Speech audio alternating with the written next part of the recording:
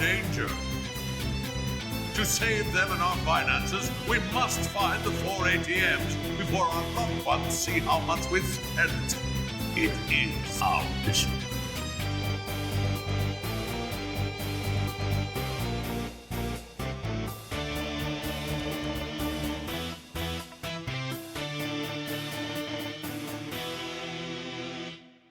Toys! Toys, yeah! Toys, toys, toys! So many freaking toys! Toys, toys, toys, toys! Techno wages his battle to find somewhere to display all his toys. No shelving space!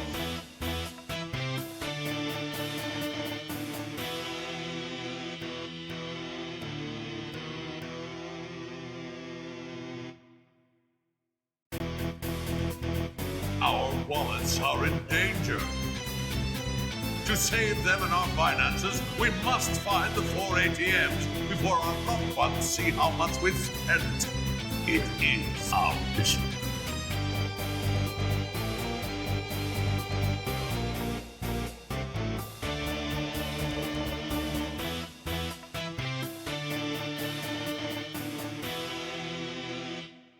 Toys!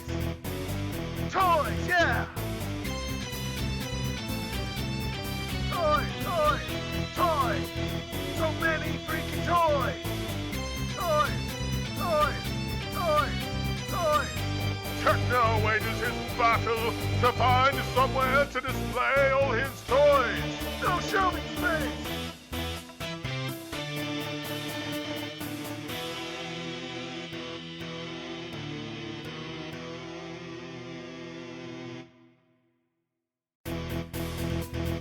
Our wallets are in danger.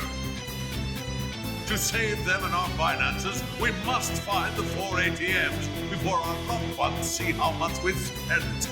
It is our mission.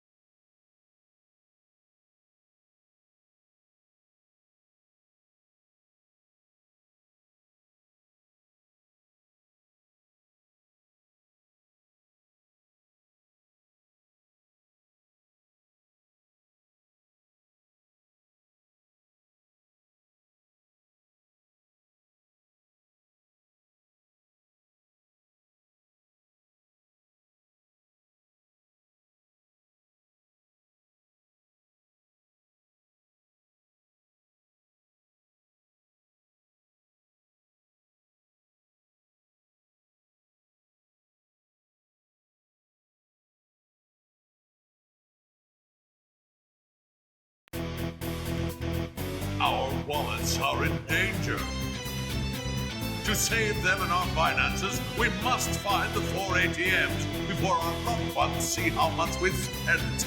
It is our mission.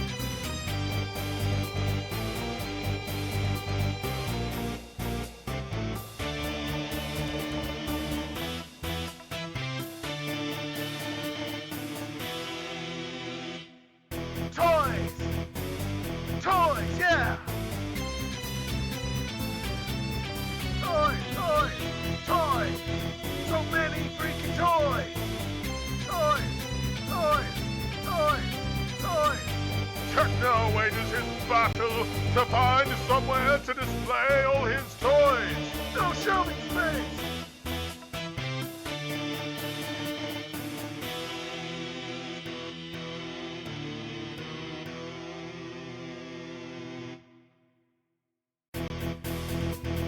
Our wallets are in danger.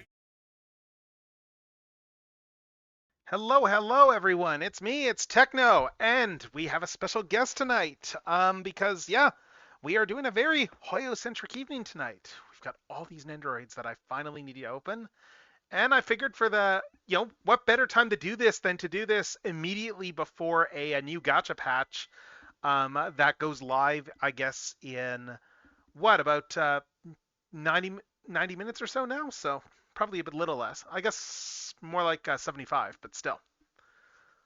So yes, we are here. We are here with our special guest, Hikari. Why don't you introduce yourself to the crowd? Hi, I'm Hika Hikari, everyone's favorite little sunflower mouse. And I am a gotcha addict. Yep, so say we all. So say we all. I'm at that point where it's like a matter of, okay, I need more, it's like I do not have time to do more gachas. Like I actually did drop Isekai Slow Life because I decided that I valued the like 20 minutes in bed every night, and then all the time in the morning just doing my catch-ups more than playing the game.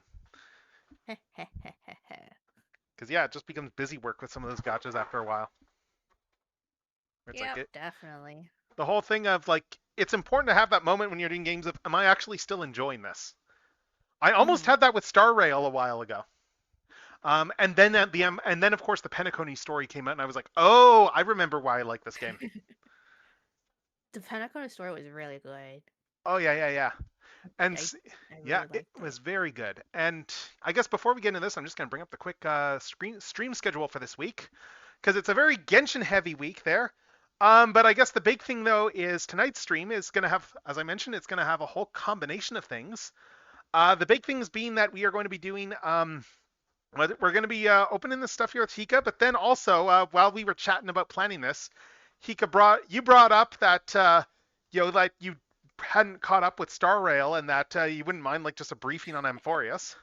Yes. Anyway, so that was my evening last night, putting together like a whole PowerPoint presentation of accompanying images to go with like my executive summary of 7 content updates worth of Amphorius story. Ha ha ha. Gave Yeah, Techno more work. That was a long evening. I was up late putting that together. But yeah, so that'll be fun to go through just to see all that. So with that said, where is my playlist of Hoyo music? So let's put on my Star Rail playlist. And let's get to this, shall we? Because we got a whole bunch of Hoyo Nendos. I've been building these up, like I do with everything, as you can see by my counts. But yeah, hello Strideways, hello Ramses. I hope you're all having great nights tonight. Hello. But yeah, so they've been doing a whole bunch of these. I have a few. I do have a few Nendos already. I have the both the Traveler Nendos. I have the Venti Nendo that they did. And I think that's all the Genshin ones that I have. I think that's all the Genshin ones they did. There is a Figma Mona. I do have that Mona as well. I think that was actually one of the earliest things I did a toy stream of. That was probably within like the first year or so anyway. But yeah. And then of course I've got this sucker here like that just lives on my desk because I could not get the Figure Arts Paimon. Like seriously, it's like Emergency ration food. Exactly, yeah. She just lives on my desk pretty much permanently. But yeah. Good. Anyway, though, so yeah, so we've got a whole bunch. We've got a bunch from Star Rail. We've got a couple from Genshin. Um, I guess I'll ask. Since you're the guest here, do you have a particular preference at all for which one we should start with? Oh. Hmm. Uh, I think. Uh, let's go with Bryden. Just because she's actually the first one of the what are they called again? The Uh, Archons? the yeah, Archons, yeah. She was the first Archon I ever got on my account after Nice. playing for like 3 or 4 years. Oh, nice, nice. Oh, Yeah, she's a wow, like because that long to get Archons. Holy cow. yeah, I've tried really hard for Zhongli, Oh man. and I tried for Farina, but both of them dodged me. Ugh. But Yeah. Raiden, she showed up. I think I had a guaranteed, Mm, and when Raiden had a rerun kind of recently, well, by recent I mean like I think last year or something. But yeah. yeah, I got her. Yeah, I've been trying to make sure I get all the Archons. I have missed a few things that weren't necessarily Archons, like Escoffier. I missed out on her this year. I really wanted her. Oh. Just Chef Girl. How can you not want a Chef Girl? Yeah, she's cute. Exactly. I Yeah. did the trial for her. She was kind of fun. Yeah. Ah. Also, I should probably give you a shout out as well too. But yeah. While I'm just moving back over here and just chatting and stuff. Figured I'd ask you again to put to the audience. Why don't you tell them about the sort of stuff you stream on your channel? Oh, gee. Well, I mostly stream gotcha games. So every Monday I do what I call Gotcha Monday, and I Mhm. just play like one, two, or maybe three of my many gotcha games that Oh, I play. But I mostly do Nikkei because I feel like a lot of my viewerships are Nikkei players, okay. and I think like when I started streaming Nikkei, there was not that many Nikkei Right. streamers because the game was still fairly new. I think when I started, it was only maybe 4 months old, Okay. 4 or 5 months old. So I feel like I got quite a community for being like one of the earliest streamers on Oh, nice, Nikkei. nice. Yeah, That's pretty good. and Yeah. then You've been doing some I cool stuff this also month as well too. yeah. Techno has been enjoying my visual novel stream. Oh yeah, no, they've been very good. Like Hika's doing a very good job of just dramatic readings of like the Fata Morgana House of Fata Morgana streams. Yeah. Ooh. I'm slowly downloading each of my VODs, and Mm. it's taking a while Yeah. because they're kind of big. Uh, I and then get. one Yeah, of they're them pretty I'm long. They're waiting. pretty long. So yeah, that makes sense.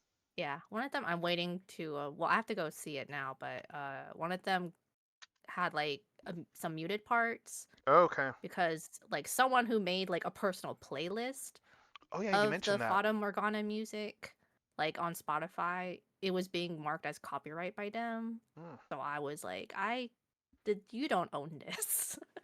You don't own this, Miss Roxy Hits. Yeah, you did mention that. Oh, that's awful. Yeah, yeah. Mhm. So I'm gonna go check later if it's unmuted, so then I can download the VOD. Okay. Yeah. Incidentally, I'm going to Yeah. show a couple things quickly. I just thought of that. It's like, oh, I should show these off too because I actually bought these like back in August and then forgot I had them until a couple of weeks ago because they were just sitting in my bag. So this was at Animethon here in August that I got these suckers. Just a couple of acrylic standees that as soon as I saw them, I was like, oh my god, I need these. Especially since I'd seen them at another con earlier in the year, had the same thought and didn't pick them up. It was like, well, I need them now. So anyway, Oh my gosh! Wait, I feel like I've seen this artist before. it's I feel possible. like I I've don't know. seen I this. need to look Yeah. up what their name is again. So that, because yeah, like I Yeah. got it at their table there, That's so convention wise. cute. Yeah, they did Oh a my silver one gosh. as well. Oh, it's so I cute. I don't have the silver, but I mean, yeah, like these are just So let's get started on Raiden Shogun. Who? Yeah, like, have you been keeping up with Genshin? I forget. Um, very loosely. Okay. Like every now and then, I see like clips Right. of the latest stuff, Okay. whatnot. Like like story wise, I don't really know what's happening, Yeah. I mean, but we I just just got like I 6.0 still just hear recently, so things. Yeah. like Yeah. it's interesting though. They kind of did the dodge with version 6 of instead of quite going to instead of going to Sneznaya, which everyone figured, Oh they kind of yeah, that's put in the in yeah. between interstitial there. Mhm. But it sounds like creator-wise that the plan is with this whole region to use this as a way to catch up on a whole bunch of like long simmering subplots. Yeah, I was thinking that. Like, I mean, we're getting like I think Durin in a few patches there from like the summer event stuff. We're getting some follow up on that. Like we've been getting some follow up on what the hell the expedition that all the knights from Mondstadt were on. Oh yeah, I remember seeing about that too. Hmm. I was like, wait, we're going back to Mondstadt? I know everything! Oh my god, and we've already got an Archie Sonic factory. You know, I upped the price a little bit of those just to try and cut down on those a little. But okay, Archie Sonic. So yeah, so I am obsessed. I was obsessed. Still it's still in the brain of like the Archie Sonic books from way back from the Sonic the Hedgehog run from the early 90s into the mid 2010s, and there was a lot of Goodness. crazy stuff that happens in those books. A lot of crazy stuff, a lot of like really stuff that you get when you have multiple writers and over 200 issues. Mhm. So I'm trying to think of a good fact. Is there I'm just trying to think if there's like a mouse or rat fact that I can think of right now. Um, hmm. I guess in terms of rat facts, I guess when I'm thinking of, there's a character. This is from way back when they did the Knuckles Chaotix comic book, like the tie-in for the Chaotix game for the 32X way back in the day. Mhm. Where like as part of that, it was you had all these characters who were drawn to a theme park, including like the Sonic cast and all the Chaotix who hadn't met yet, were all drawn to this theme park by by a carnival host named Renfeld T. Rodent, who was very much your standard like 90s Chuck E. Cheese huckster. Who was secretly working for Robotnik and trapped everyone, and then Knuckles had to team up with the Chaotix and save everybody. For some reason he was able to like I don't quite get how it works. He took Knuckles' powers there like via like his funhouse mirrors or something, and then so Knuckles couldn't beat him on his own. And Vector was very unfortunately written because you could tell that they were writing him a certain way in terms Uh-huh. of just ethnicities. It's Ken Yeah. Penders for you. That's Ken Penders writing for you. Like it came out like I saw a thing there that apparently there's documentation from like people who worked at Archie who were like, yeah, so we found this out when we were putting together the reissues that they kind of had to stop Penders at the last minute from giving Knuckles a Rasta accent back when he got introduced. But yeah, Renfeld did turn up a little bit later, again running another theme park, and this time like poisoning people with like bad carnival food because he was running drugs because they were running drugs or something like that. Because again, Ken Penders, everyone. But yeah, so we got the Raiden Shogun Nendoroid back here to get back to actual Ooh, Genshin stuff.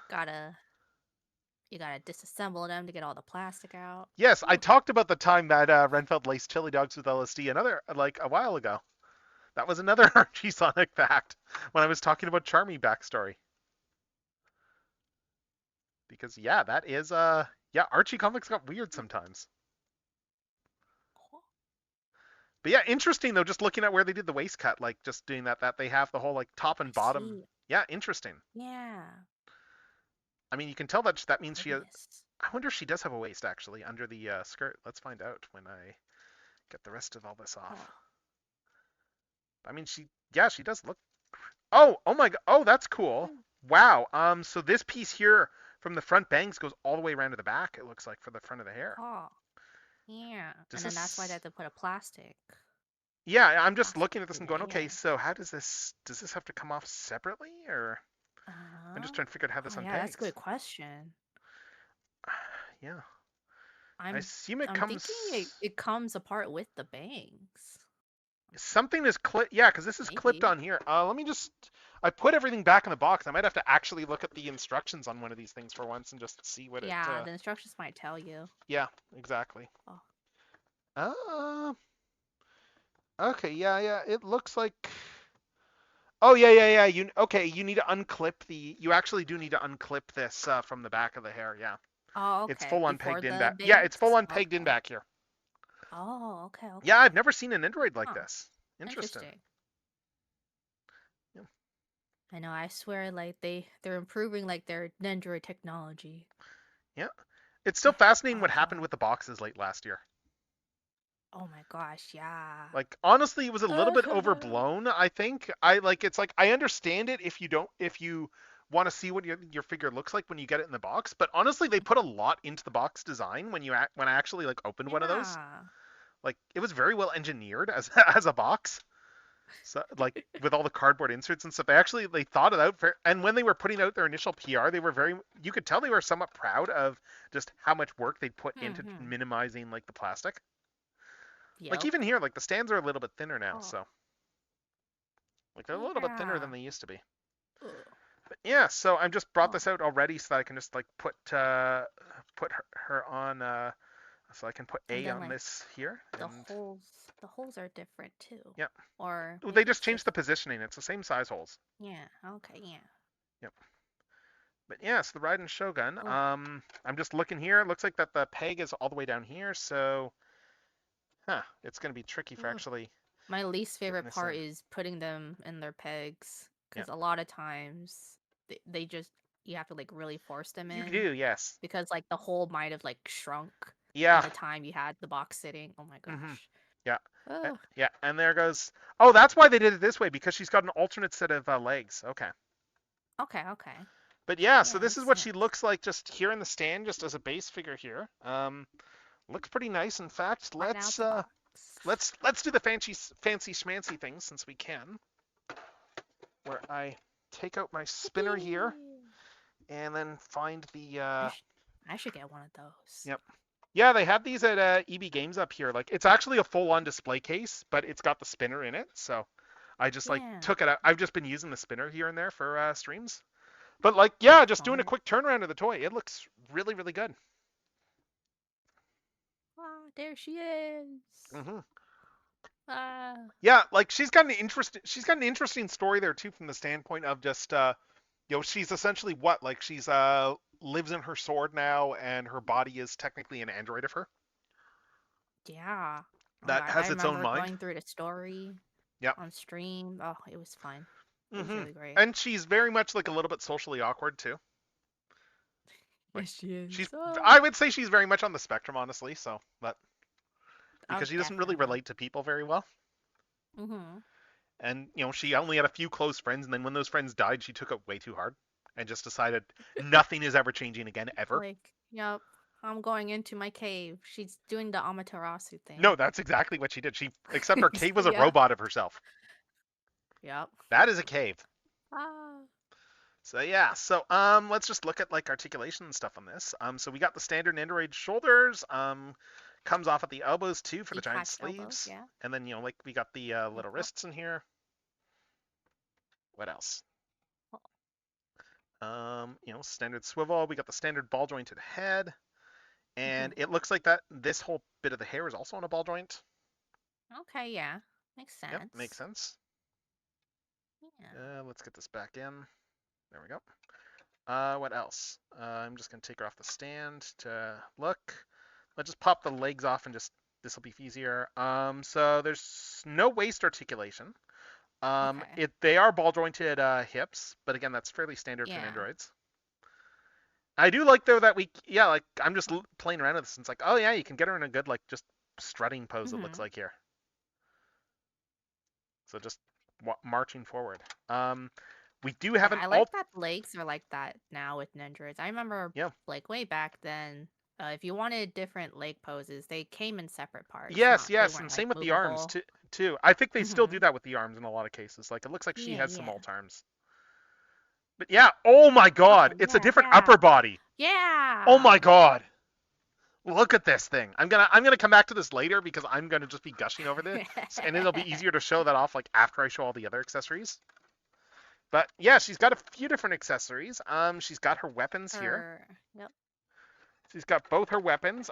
She's got like she's got her sword right here. Her sword and her And she's got her giant yeah, this is one of this is one of the polearm weapons, isn't it? Yeah, her naginata. Yeah. And what else we got here? We got like a couple of arms. We got some alternate hands. So let's see what we got for these arms. This one here, again, you can swap the hands out so you don't have to keep these same accessories in. Oh, the dongo milk. Yeah, she's got some. Oh, right, that's right. Yes, she's like hooked on dongo milk. I remember it was in her character story, I think. Yeah, it was. You're right. I remember that now. Where she was like, "Hey, traveler, go check out the town with me. I need to relate to my people." Yes. Was that the character? I'm trying to remember. Was that the same character story where her body rebelled against her? I think so. And she had to fight her own body. Yeah. Because that happens that's what happens sometimes when you put an android consciousness of yourself in a unchanging body tasked with the idea of don't let anything change. That as soon as you start disobeying your own rules, your body rebels against you. Exactly. So yes, we got that one there, and then we've also got this alternate hand here. Again, it looks like that they're just doing hold up, where's this one going? Here we go. I'm guessing that's it's just another just for like the to hold her arm up. Oh, this is probably for the sword as well. Oh, okay, yeah. I guess there's an alternate hand here for the sword too, it looks like, but yeah, this is so we can just have her holding things. It's probably going to be easy, or just have her like doing a walking type pose, like something like this. Like she's just strutting well right now. Yeah, hand on hip. Because honestly, I think that swapping this hand out probably works a little bit better for the sword. Looks like that we have another hand in here too that is like another holding hand, and that just is to replace the like the dongo milk and the open palm hands. Oh yeah. But yeah, so if I want to put this on here, let's not take the entire shoulder out, and I just want to display her with her sword for a sec here. So if we do this here, and just swap this out. Swap this out here. And I get scared when I like try to have them like hold their props and stuff because one of my androids, the Fate Merlin one. Yep. I try to make him hold his staff, Mhm. and I guess I didn't realize what was happening, but so like the upper part of his staff is like kind of like big and bulgy. Okay. Apparently, when I was trying to put the staff in his hand, the upper part was pressing against his fat head, and the staff ended up breaking. Oh no. I've had stuff where it's like something falls off a shelf and it's just like, oh no, and then it snaps. Like I had that happen with the saber altar. That's no, I can't remember if it's actually a saber face. It's the one that's very much like Sith coded. Like from Grand Order. Oh yeah. Yeah, like I had her like fall off a shelf at one point. Yeah, Heroine X. Yeah, the Heroine X one. Yeah, like in her lightsaber hand broke off. Yep. So it's like I think I still need to actually. I was able to drill the broken wrist peg out, and they do come with the spares, but I still need to get it out of the actual hand, I think. Ooh. So it's not fully repaired. Like I need to get that peg back out. But like I've got a little tiny hand drill, so I should be able to get that. I just need to break up the peg essentially to get it out. But yeah, so here she is with her sword. And then of course we got the giant polearm. Like this is the sword is her accessory. The polearm, if I remember, she's a polearm user in the game. Official, yeah. Yeah. Yep. Like this is her actual playable weapon. Yeah, her playable weapon. And yeah, I guess we can always like rest it in the little hole there too, and like that should stay pretty well. And that'll help it, yeah. Mm-hmm. Yeah, and she's just there. I'm just gonna pose her out again and spin this. We got a couple of alternate faces too, I guess. So we should look at those. Mm-hmm. I'm gonna pop this out for a second, just go over those faces, all the familiar faces. Let's see. Bald. You got that standard one. Shogun is bald. Yeah. Yeah, someone redeemed a thing. Let's Twitch for you. She's happy. Yeah. Oh, this is a nice one here. She's just happy with her friends, and this makes me really sad that they haven't done a Miko one. Oh, you're right. Oh, That would they be really should. good. Also, oh my They God, the should. Robin song is oh, this is the instrumental version, but still, oh my God, I love this song in Star Rail. And then, of course, we've got the this one feels very Raiden coded as opposed to A coded. It's just a very neutral face. Like this is very much like the like just the this is the Raiden in charge as opposed to A in charge. Because yeah, A is like her actual name, and Raiden is usually used to refer to like the actual puppet body consciousness. Yeah. Just yeah. So, but yeah, she looked really good here. Look, that's a really good pose. So let's. Oh wait, yeah. Since she's physically a puppet, like you know about the breathing thing, right? Like with Scaramouche, is the same thing happening with Raiden, where like you don't see her breath when you go to like the winter? That's a good question. I Location? assume you wouldn't, because like yeah, she wouldn't need to Yeah. breathe. Like, and I find it funny just how many like robot characters we have in the game. Oh yeah, there are. We're Oh up my to gosh, there are a few I'm trying to now. think. Is it 4 that are in the game? I'm not including just believe playable so. ones. I think so, yeah. I'm not quite clear. There's another Harbinger in 6.0 there where it's like I'm not quite clear if she's using an artificial body or not, because it's got like a giant like wind up marionette thing sticking out the back. Yeah, like that could just be a decoration. The for thing all is we because her attendant is an android, and she clearly knows how to work those things. Like, so I'm not quite sure if her body is artificial or if she's just got a bunch of accessories. Yeah. But yeah, no, yeah, the Raiden looks really nice here. Like just spinning around and thing. And then of course we need to get to the pièce de résistance. We need to get to the best accessory with this, because as the fact that I put this down as soon as I noticed it. Woo! We gotta pull her apart. Yeah, we gotta pull her back apart. This is why she disassembles to this extent, and that is because she can do her iconic pose where she, well, first, okay, it's a different ball joint. Hold up. Oh yeah. I didn't realize I they prefer had two taking neck the joints. neck out of the chest piece, so I don't have to take it out of the head. Oh yeah, normally I would, Sometimes but there's full on. Oh, I guess I could, yeah. Yeah, that actually, yeah, that's a good point. That's way easier to do. So let's do that. So we're gonna put this in here, and this is probably how she's gonna live on my shelf, because let's be honest, it is just like, it is one of the best parts about her design, like in terms of her animations. Like just, yeah, her pulling her sword out is just it's iconic. It's the pose you think of with her, like how with Maoka, like the pose you. Actually, no, I think the neutral face will work better for this. It's like how with Maoka, like the pose that you think of with Maoka is like her just standing in front of her like bike, just sunglasses on. So yeah, do that there. I'm gonna just swap in an arm. Yeah, swap in the more neutral arm here, because I think that'll fit this pose a little better.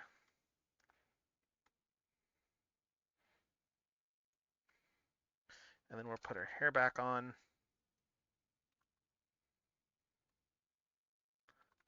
Like she's essentially pulling herself. She's essentially like doing her own, like, kind of like a face reveal, I suppose, if when you consider that she lives in her sword. Ah, there she is. Yep, and I've just got her like doing that whole stepping forward pose, and just, oh my God, she just looks so good here. Like, oh, it is a very good pose. Give us Yae Miko. Yes, yeah. They need to do more. I forget who else they're doing now. That's right. Have they released Diluc yet? I know they teased him years ago. Yeah, Diluc and Kaya, I think, are recent. Or at least, like, from what I can remember. Right. I think I've got them on pre-order. Yeah, I think I've got them both on pre-order. But yeah, I remember that now that you pointed out that yeah, that there is Kaya coming. So, and I think the impression I get just reading between the lines is that we're gonna get more Kaya stuff coming in 6.0. But and that doesn't surprise me because there's a whole bunch of like backstory to Kaya that still hasn't come to a head. Yup. Like just the fact that we know he's a spy, but he's a spy who's I like, can't wait. do I still want to actually be a? We've gotten the element with him that's like I'm a spy, but do I act? But you know what? The family that I was put into a spy on kind of treated me better than my own family ever did. Like I think the only person I'm that looking at knows his ninja right is like now. what like there's us, and I think it's implied that D-Luke also knows. Mm-mm. And oh, I just noticed too one thing as well. Before we finish her off, because we got this piece here too that was in the box. It's easy to miss, and that is Okay. because she Oh, has for an acrylic background. accessory. Yeah. I'm just pulling that out of the back of the box. It's just taped to the insert. Oh yeah, I actually never knew that's what they did with like backdrop pieces. Yeah, they don't put it, always. like, Sometimes they full on yeah. like make them part of the cardboard on the insert. Mm-hmm. Like they don't So always. like one But yeah. time, one of my Nendroids, she has a backdrop like that, but I didn't know that they like Mhm. put it in the insert, so I Oh no. thought, oh no, did I not get one? Oh Did no. I? I still think. But it was in there. Yeah, I still think one of my favorite acrylic bits that they've done is when they did the one from the VTuber Legend, from the VTuber Legend anime there. Oh yeah, yeah, Because like they yeah. put her For chat as her. an acrylic. Yes. That was So cute. yes, we can take this little acrylic standee. I didn't look and see if I don't know if they put films over these or not. I don't I don't think think they so. do. I don't think so because it was in a plastic baggie. But As long as it, yeah. yeah. I think So if it anyway, fits, so if we then it put it on doesn't. there, then we can get Raiden Shogun there just standing there with her. Yeah. Yeah, just with her whole standee there behind it. And I'm just gonna stop this thing and just get it in a good pose like that. Because yeah, she looks really good. She looks really good, and that is Heck one yeah. down for the stuff we're opening tonight. All right. Let's see. So let's put her off to the side here, and let's start pulling another Nendoroid.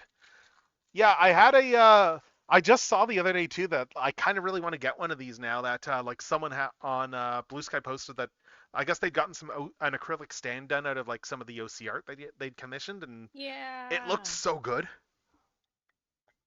Ugh, I really need to do that with yep, some OC I art. actually just put in an order for one of the like art commissions I got a while back because I was like, I don't have any of my own art to print out, but this one I'll print it out.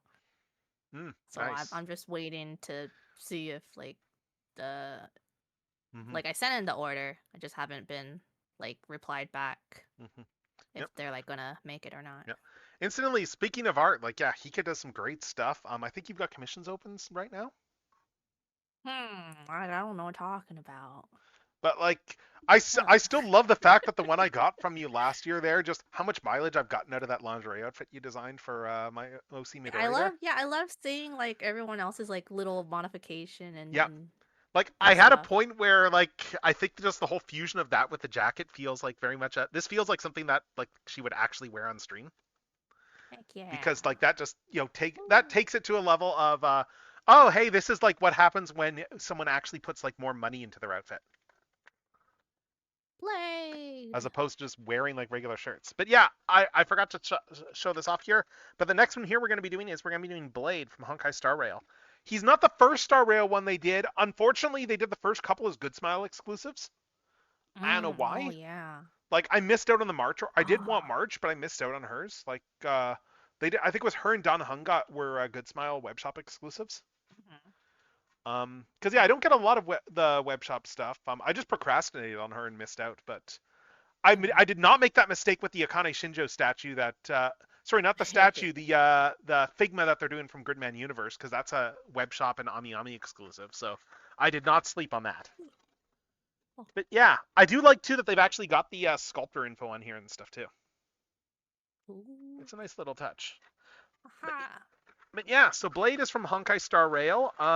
He's introduced in the 1.0 stuff, and he is one of the Stellaron Hunters, which is a faction of people that are they are essentially working behind the scenes, manipulating events, and just pulling things into place.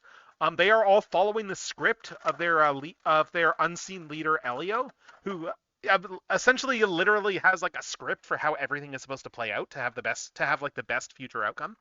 So they are essentially just playing to that script and trying to make sure it comes to pass, which is an interesting concept. And Blade is from the Xianshao Luofu, which is like a world ship, part of a fleet of world ships that they long ago their species managed to get immortality, and it didn't take them long to realize that immortality is actually the worst curse possible, because as it turns out, mortal bodies that are immortal, they can't actually they will lose their sense of self if they are alive too long, just because like their brains are not built to handle being alive that long. Like, since they're not meant to be immortal, like they'll eventually just go mad and lose themselves. And Blade is very much like in the process of that. He Like wants to die. like yeah, he is very much in that slow process where he is like losing himself. Like he's forgotten a lot about himself already, like his own name and stuff like that. Mm-hmm. But yeah, like yeah, so he basically defines himself by his sword. Yeah, like he's not too far gone at this. He's not too far gone. I think he's forgotten enough that he's okay for now, but I've been wanting to pull for him, but either I just don't have any funds, or someone else that I right. want more is with his banner. Yeah, I did get him back in the day, which is nice, but oh, choose. I have been like buffing my Evernight lately too, and like she has like gotten pretty strong. Like I have actually been finally going out and farming for items. I need to do that in Genshin too at some point. Like a friend of mine has full on been bugging me about how, yeah, I go to use your characters in some of the multiplayer stuff, and you need better equipment. I always just use one of my friends what's it E6 Acheron. Oh, nice, nice. Yeah, yeah. There's a like local artist I bought a bunch of stuff from that has a E6 Firefly there that I will use a lot. Sheesh. Yeah, yeah, yeah. It's like I've made the joke to her that's like, yeah, Making I it guess I comes to kind of helped art. buy that. So because like I bought a bunch of like I bought a bunch of pricey commissions from her last year Yeah, yeah. because she was doing like file card commissions, which were really really nice. So it's like just like full like it was crazy just the fact she was doing that like for convention stuff where it's like, oh yeah, I'm taking a few of these where it's like I will go and get these printed on cards like before the end of the weekend, like do the art and they'll be printed on like holographic foil cards. Like seriously, like crazy good that. And speaking of, I'm just trying to find where's Blades? Is there still stuff in his box, or let me see. I'm just trying to find his stand because I'm realizing I don't have a stand handy for Blade. He Oh yeah, doesn't there's want still a stuff in the box. stand. That's why. I left that in the box. Oh, and he does have a little acrylic thing on the back too. Yeah, yeah.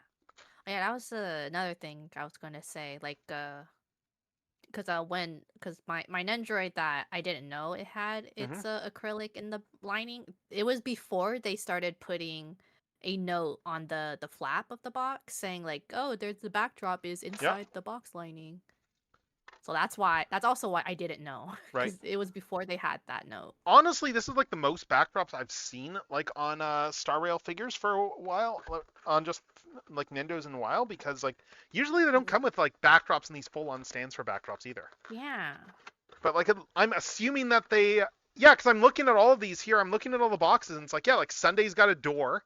No, that's not a door. That's a bird cage. Oh my god, plot relevant. Robin's got a stage accessory. Oh.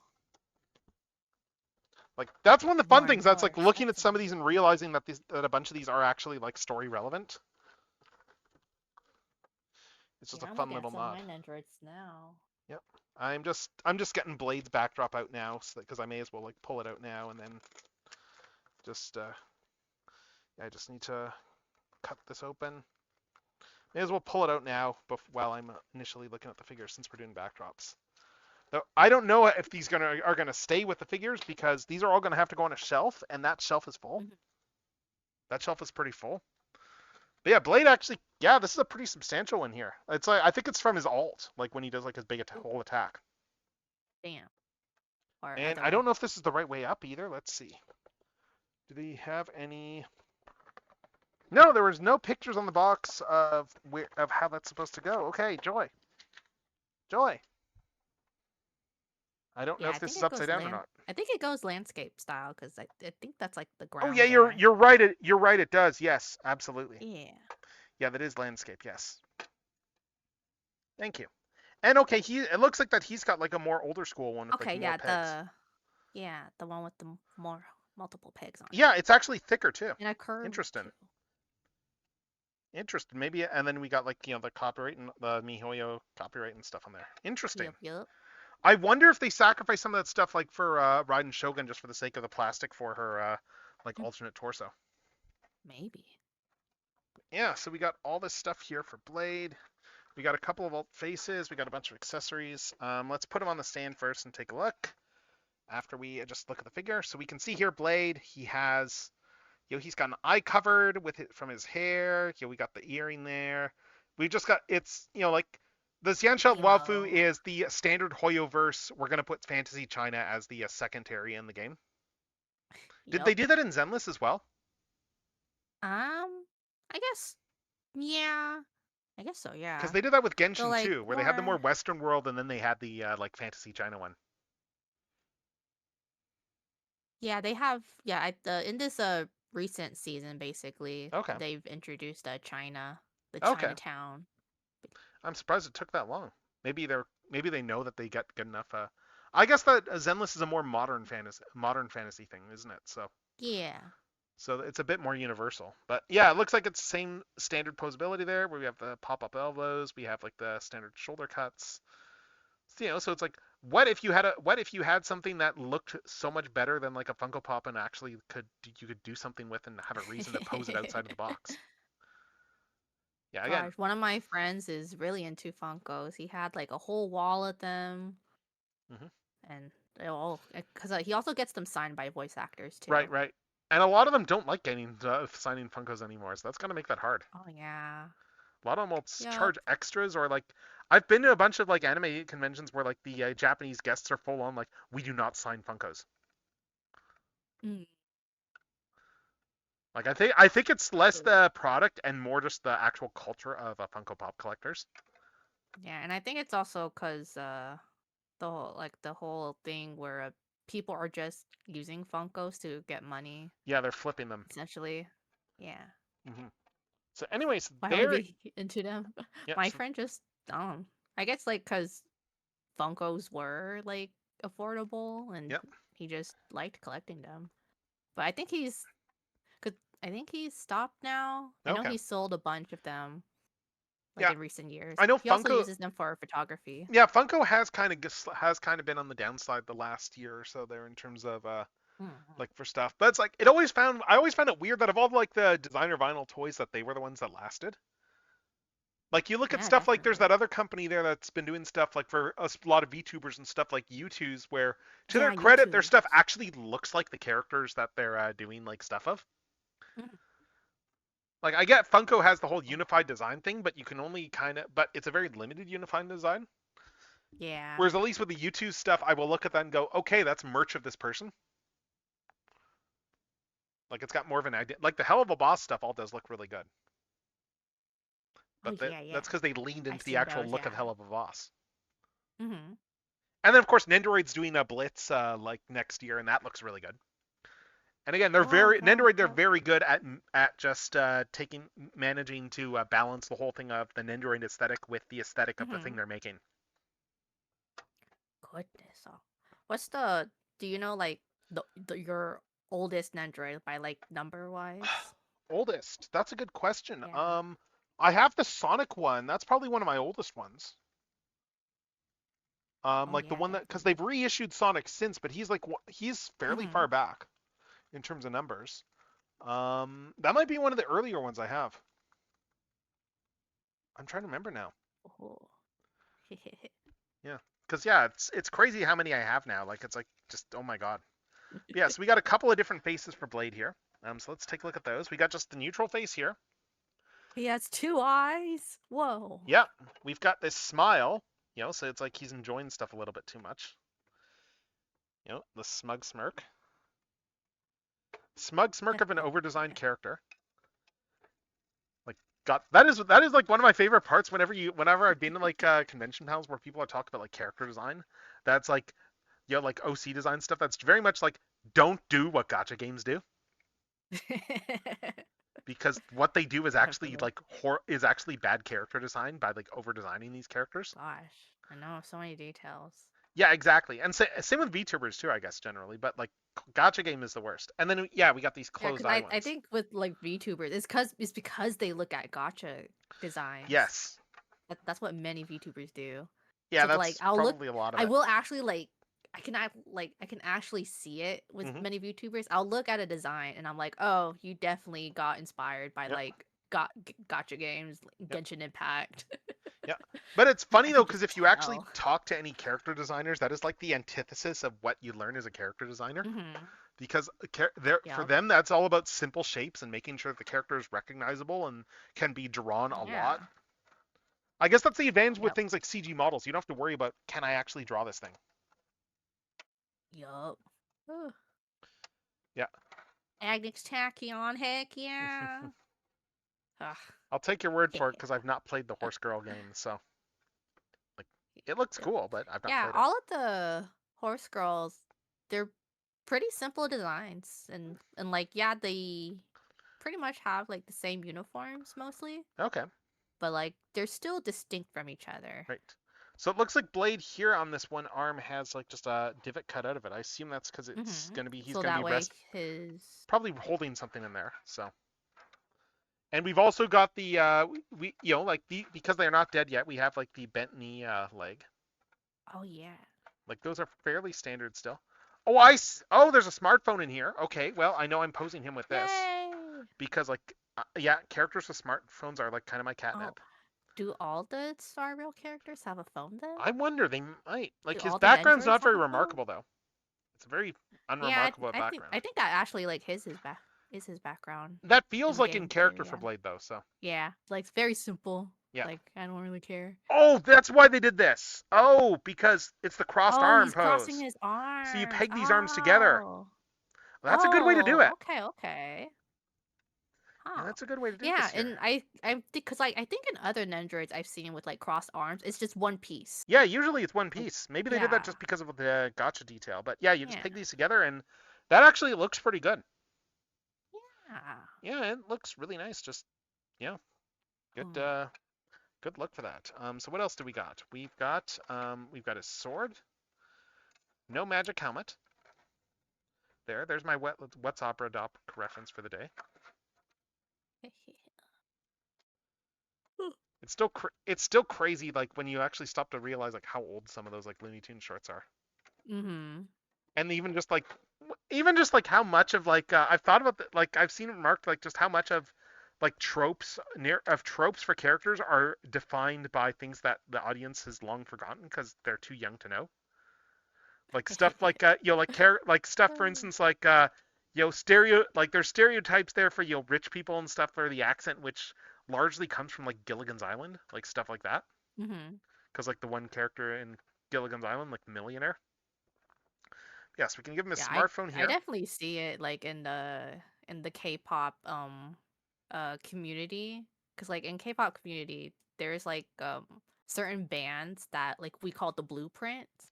Okay. And then newer K-pop fans now, they don't even know it. So I'll see TikToks where it's those like if you know this song, jump in and start dancing to it. So like whenever they play an old K-pop song, it's always just one person who's the only one who knows it, and all the younger fans they're just like, I don't know what this is. Oh no. I just feel so the children are losing our ancient texts. Yeah. No, that goes for everything though. So in general, I mean, like you get that with like things like anime all the time. But then it's like how when I finally watched Macross like years and years, like I only watched Macross. I think it was last year that I finally watched it. And it's like I was aware of how much of a important text it is in the history of like a lot of the super robot stuff. And it very much and you watch it and it's very clear that oh my god, this is like one of the formative texts. But it's Yep. just crazy I hadn't seen it for that long, though I I knew a remember lot about the lore. the Nyan Nyan dance. That was such a trend back in the day. But now anime fans don't know the Nyan Nyan dance. Yeah, it's Some of them don't even know the caramel dansen. yeah, it's crazy. Oh. All right, I'm just putting this one here just because this is probably a bit of a better like smartphone hand. Oh, cool. It's like he's oh nice. He's actually talking to. Oh my god, I can actually get him talking on his phone. And it looks like he's just like it looks like he's ghosting who he's like dismissively ghosting whoever he's talking to. This is actually kind of great. He answered the phone, but he's not saying anything. He's just listening, and then he's gonna hang up. Yeah, exactly.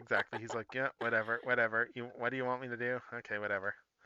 Yeah, it looks like though that he only has the right hands there for the swords and stuff, so we either have to do the phone or we have to do the sword, which is kind of sucks as a choice. Because yeah, the sword just goes over here. I know some of my androids. I'm like, but I want them to have all of their props. Yeah, and honestly, for this one, it'd probably make sense to change the face out to like something that's a little bit less, like just eyes closed. But I mean, the sword looks good. It's a well done sword. Yeah. Like, good job on the paint and stuff. Like again, like you can never really like Nendoroids. They very much do not shirk like when they're doing what they're doing with these things. I'm just putting these hands back on because I really like them. The craftsmanship is amazing. Yes. In Nendoroids now. I mean, like it better be considering what Nendoroids cost now, but. Yeah, I know. I remember when they cost like half what they cost now, and it was like, sweet, these are like fairly affordable. They were like what, as low as I want to say as low as $15. Yeah, I mean, same with like Figmas too. Figmas were pretty cheap as well. Yep, everything was very cheap. And also like back then you also had like we had that period for like probably like 5 years or so where like the Canadian dollar was like really good, so you could actually get stuff fairly affordably. Yeah, and that was the era in which all the initial like third-party Transformers stuff started, which was like dangerous because it was actually possible to buy everything for like a couple of years until everyone started putting stuff out, and then it became okay, maybe you get stuff from one or two companies. All right, so yeah, I'm just putting the blade stuff away here. Let's put all this back in his box. I'm just debating. Do I want to keep the? I guess I'll keep the stand up for now here. But like, yeah, I mean, he looks pretty good here though, just with like the arms crossed. Yeah. Oh yeah. Figure arts. Yeah. Figure arts is oh my god. Like I do not buy many figure arts these days. Like I need to care about a character to buy it. I mean, but it's not just figure arts too. It's like also, I mean, I think that, and that's one thing I find interesting that you're starting to see competitors that are like taking advantage of that. Like look at Blockies for instance. Like Blockies is everywhere these days, and that's because everything is so expensive that you got a company that can like do a cheap price point that has like very good functionality with everything. And yeah, let's see. So let's decrease that. Yeah, the third-party masterpieces and stuff. Yep. All right, sweet, excellent. I just got word that it's like the stuff that I ordered from like the NYCC Hasbro Pulse exclusives that I had someone middleman for me just arrived. So that'll be a future stream. But yeah, so we got those two down now. So we got 3 more to go. We got Zhongli, we got Robin, we got Sunday. I think I'm going to do Zhongli because we may as well do like the siblings like at the same time. Yeah. Oh yeah, I was also looking at Ami Ami just now. Nice. And there's a Fugue figure here. It's very beautiful. And somehow it's only 43 USD. Oh, nice. And it's a 8th scale figure as well. Cool. I'm surprised by that price. Yeah. Because this looks more like a figure that'd be $80. Well, I'm looking at this here, and we've actually got the ads in a couple minutes. Since we're in between figures, I'm just going to start the ad run now and fill my drink while I'm at it. So we will be right back after ads are done. All right, so let's see. Let's wait for this to run, and yep. Okay, sweet, and we're on it. Yeah, okay, and we're on ads now, and oh right, I don't actually have Discord on the ad page. What? Because why would I? So whoever's getting ads can only hear. Whoever's not getting the ads and is just getting the screen can only hear me right now. Okay then. Well, I will fill the tea in any case, but yeah, no, I'm looking forward to the to the stuff that the PulseCon stuff there. Like that's the Nemesis Prime, and they finally did another so with a different outfit. So given the Emperor's like one of my favorite Star Wars characters, yeah, I am hyped.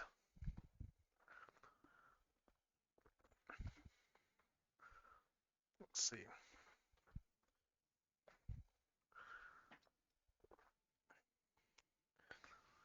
All right, that's a minute into the ads.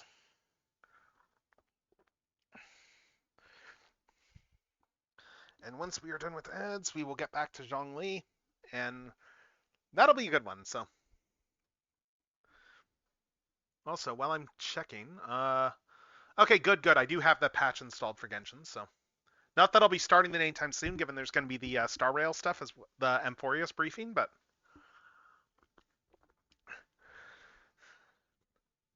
I should be able to speed through that. Like 60 slides isn't that bad. I've done enough convention presentations to have an idea of roughly how long that'll take me.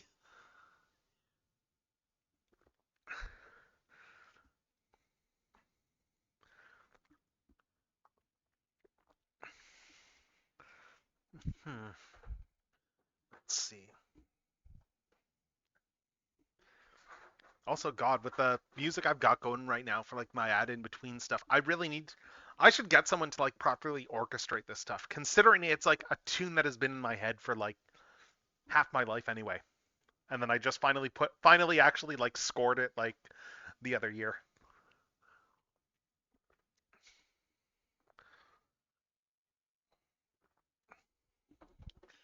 Let's see.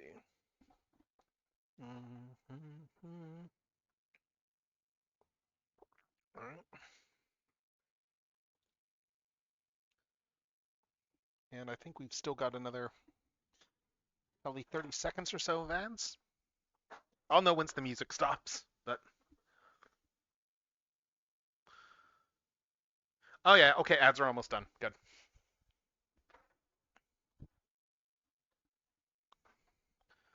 All right.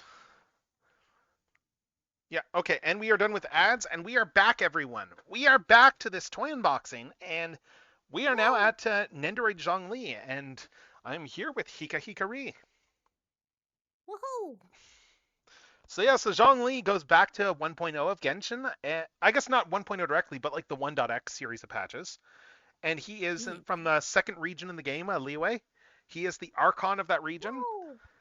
And he can take a bunch of different forms, but these days he takes this form. He's an old man. Oh yeah. He is very much like the old man who does not look like an old man. And who does and want this wine. Yeah. The. He's essentially what happens when you have a god who's been around long enough to have that thought of, you know what? Do my people actually need me anymore? Or have they outgrown me? He just hangs around. So his entire story was an elaborate faking his own death because he wanted to test his own people and see if they could go on without him. Because he was kind of getting disillusioned and was like, you know what? It's like I think they'll be fine without me. Like I like that. Like I like all this the world. There's still lots to see and do and everything like that. Like some good, like a good like osmanthus wine and stuff like that. And then every now and then he talks about, oh, I miss my friends. Yeah. And and then you get the stuff where it's like, yeah, he works as a consultant for Hu Tao, like who runs a funeral parlor. Yeah. Who I still love how Hu Tao runs a funeral parlor like it's a business that anyone would generally frequent, and is like, we're doing sales and promotions. Yeah. Because you need a coffin? Yes, you do. It's like, how about a 2-for-1 deal on funerals? Like, she's the type of person who will actually do that sort of thing. Yep. And she will, and she's not even being like just facetious. She is like being completely serious. Of yeah, we're cutting this really good deal right now. She's Everybody needs to prepare their funeral. yeah, it's important work. It is important work, honestly, like funeral rites. So Her like little story from the lantern rite was really sweet. I'm still mad at myself because I need to watch through that at some point because I was stupid and I thought I'd done all the Lantern Rite stuff and I forgot I hadn't done all the story stuff in Lantern Rite. Ah, So I missed most of her story. it was really nice. Yeah, I need to watch through that at some point. So I've got the outfit, but it's like I felt really dumb that I missed doing the whole story because her stuff is usually pretty good. I don't even have Hu Tao. I do have most of the Genshin cast at this point, but that's what happens when you do get battle passes and stuff. So Yeah. you do get enough that you can generally pull for like 80% of the characters or so. And oh my god, I just realized I did the stupid thing and I forgot to pick one of the freebies last patch Oh. because I couldn't decide which one to get. Ah. So I forgot to Me actually too, no. redeem one. I was gonna do that last night too. Oh, that's what happened. I was busy working on the Emphoria slides and didn't even think to check Genshin. And it was like only limited time, right? Yeah. It was just like the 45 days or Yeah. whatever. Ah. So it's like, yeah, I didn't even Well. think to. I didn't even think to open Genshin, and because if I had, I would have remembered. But I was like, oh, I'll do this tomorrow, like Sunday, when I was like just chatting with a friend and being like, I still can't decide which one to pull. Oh my god, I am dumb. I am dumb. But yeah, so anyway, now speaking of support. characters that aren't dumb, we got Zhongli right here. Like, I got the battle pass. I did get the battle pass, but I didn't get that. So that's like, because yeah, I was agonizing which character to grab that on because it was like I don't really play many of these characters often. Like, yeah. So he is he is very good aesthetics. He is the type of character that is. Yeah, Zhongli is very much the type of character where, how would I define him? He would be the cheat character for people in terms of like for like that one guy. The whole I'm straight but character design wise. Yeah. But I mean, like, also he was like one of those characters that when he dropped, like he was very much the yeah, that's right, women play Genshin too, because he did very very well for Hoyo in terms of how much money they made off of him. Like, they made a crazy amount of money off of Zhongli. Yeah, he does have a waist, but it doesn't really turn. Raiden too. Yeah. But I mean, like, it was proof that just from the standpoint of the game, that the legs the game had. It's still incidentally kind of nuts when you stop to think about just how much Hoyo redefined the entire gacha genre with Genshin. It really did. Considering how much stuff is out there that Like, all so fundamentally much so owes itself to Genshin Impact. Yeah, so much so, like, people who are playing like other gacha games, they just immediately go, "Oh, Genshin did this 1st," and it's like, no, they did not. I mean, I remember seeing the ads and was like, "Wait, this is like it's a lot very Breath in the Wild, but it's a gacha game." So, and then I was getting so many YouTube ads because that was before I started getting YouTube Premium because I was sick of ads. But I got so many Genshin ads back in the day, like when the game was like almost out. Wow. I saw an article recently which was just talking about like how much money they made off the game and stuff, and how it's like they don't make nearly as much anymore on Genshin Impact, but they do. But it still like makes them. I think it still makes the most for them of all their games. Yeah, I believe so. Like, yeah. and they still and what they make off of Genshin is still like way more than like they're still like up there in the industry. I think it's just that that much more crowded with how many gacha games are out there. Definitely. Because like there's a lot of stuff, like new games coming.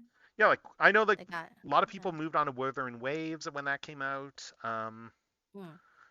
There's, but I mean, like Infinity Nikki is one that I kind of had to like eventually throw my hands up on. I was gonna finally give it a try, but then I saw the things that have been happening to it, and I'm like, I have not followed that. So what's been going on with that?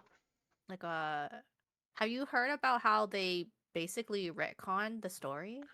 No, because I didn't Yeah. get far enough in the story because Oh, okay, okay. I kept meaning to do. This is part of the reason I didn't keep up with it. That I was like, well, you know what? Obviously, I needed to save the story for when I'm streaming. Yeah. And then we kept getting limited time events, and I only had time for the Mm-hmm. limited time events. Yeah. So I just got very Let's see. little story done. I guess very simply from like what I can remember about it, um, when they finally decided to introduce multiplayer, Hmm. they wanted to come up with a way of explaining why multiplayer works in universe. Like, oh, there's a Yep. reason. There's like a story reason that there's two Nikki's. Okay. But rather than just being like, oh, ha ha ha, it's just, Nikki, she travels all the universes, and Yeah, that's the easy explanation. that's why you could potentially see another one. Ha ha Hmm. ha. Instead of doing that, they decided to completely rewrite the entire story, even from the beginning. Wait, So what? like, if you were to log in to Infinity Nikki now, they're gonna force you to do the beginning tutorial again. How did they rewrite the story? Now I'm curious. Yeah, so Like do you I'm unboxing remember Zhongli, but I'm also very yeah. curious about this. So I'm So, do you remember like well when you like first come in and you like have to free that lady out of yeah. the chains and stuff? Hmm. That doesn't happen anymore. Or What yeah, I happens think now? they either that doesn't happen anymore or they changed it, Is it no something like longer that. an But isekai? yeah, it's not exactly an isekai anymore. It's more like with the travelers in Genshin Mm, Impact. It's more like that. So Nikki, she is basically like a multiverse hero. okay. I know it's a That's essentially franchise what in it China, but is. Yeah. That's they did that just to explain away multiplayer. oh my god. So being like, "Oh yeah, you're actually seeing the ghost of a Nikki from another universe. Okay. That's why there's two of them in here." A little And overcomplicated, they but okay. just they completely changed up the entire beginning of the story. And aside from that, um players have been very upset because they introduced an 11th accessory, I believe. Okay. So like you before it was just a standard like 10-piece outfit Right. for like a whole outfit. And then they introduced an 11th, which would then make the gotcha itself much more complicated, and Mm, people saw that as just being very predatory and greedy. And on I'm top of that, they introduced the die system, ooh. which you still have to do gotcha for. Oh. Oh no. Yeah. So there's just layers upon Oh layers no. of gotcha and RNG Because in Infinity I will be Nikki. honest, the game is very much one from with what I've played. It feels exactly up my alley because hey, it's open Mm. world exploration, but also you can craft outfits.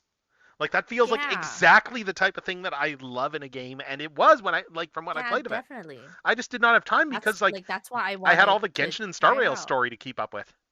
I also thought the camera system was very like it was super super detailed. Like you could even control aperture and stuff, Oh yeah, f-stop. that's I was right. just like, They "Oh built my it around like god." doing photos because of like fashion photos and Yeah. stuff. Yeah, it makes sense. Like that was like also why Mhm. I wanted to start getting into it, cuz Yeah, I just really like taking photos in video games. right. It's a really fun thing to do. Hmm.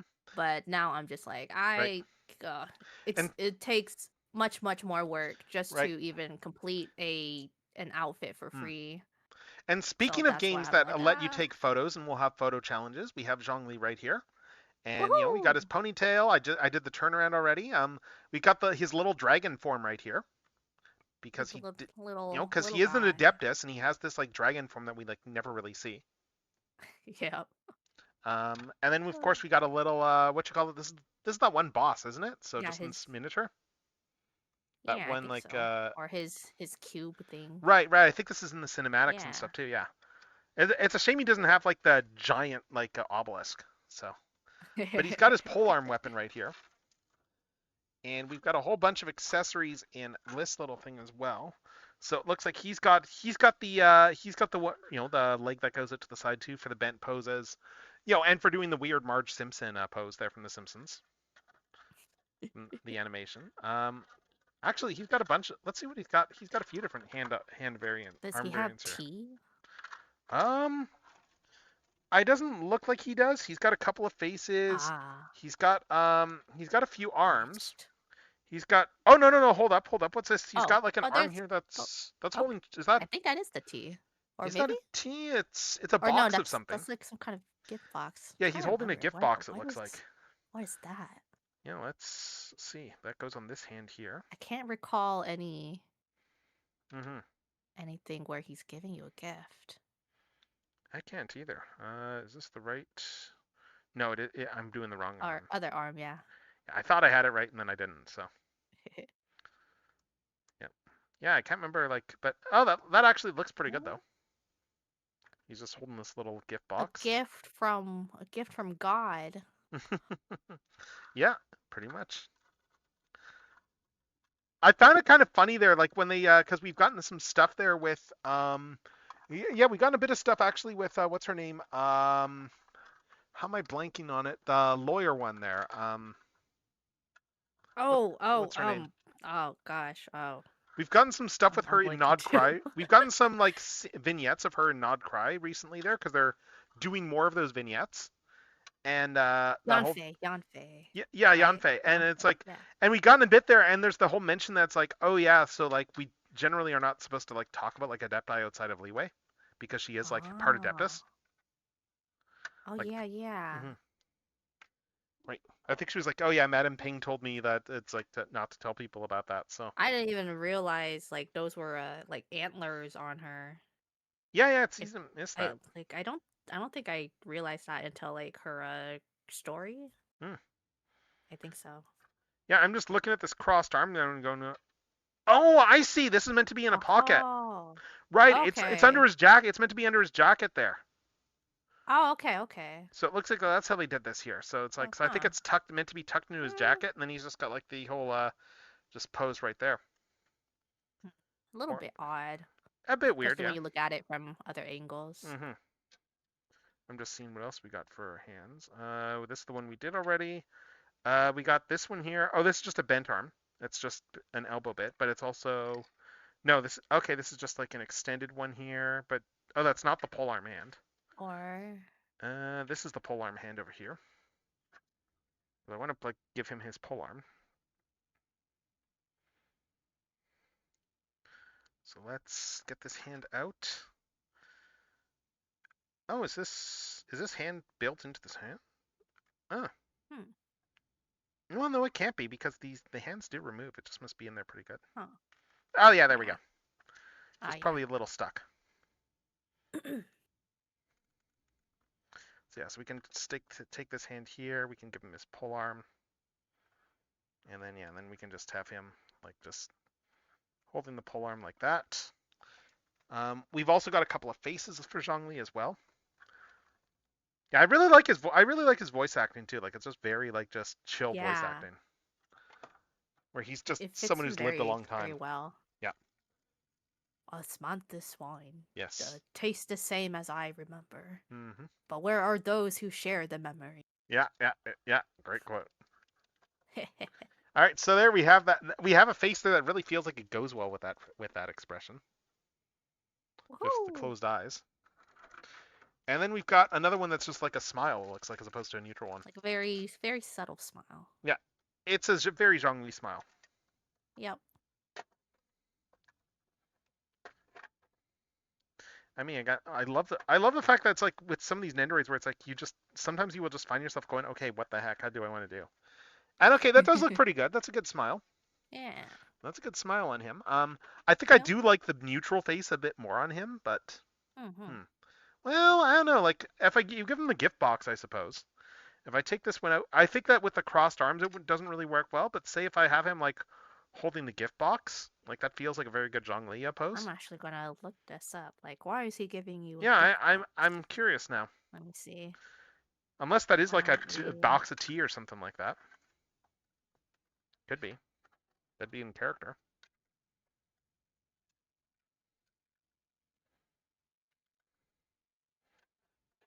Yeah. Mantis wine. Da da da da da da. Yeah, so we got all that there. Just putting these things away a bit. Probably gonna just keep him out there with keep him out with his little dragon form and then like the little bauble. And we will just put this on the spinner while I put this stuff away. He doesn't seem to have a backdrop looking in his box.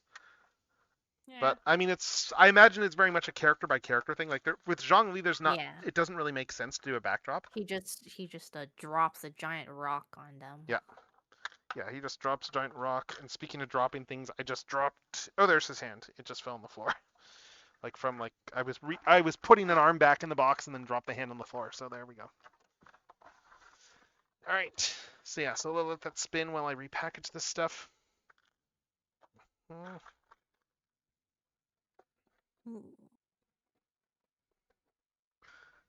Yeah, God, they are.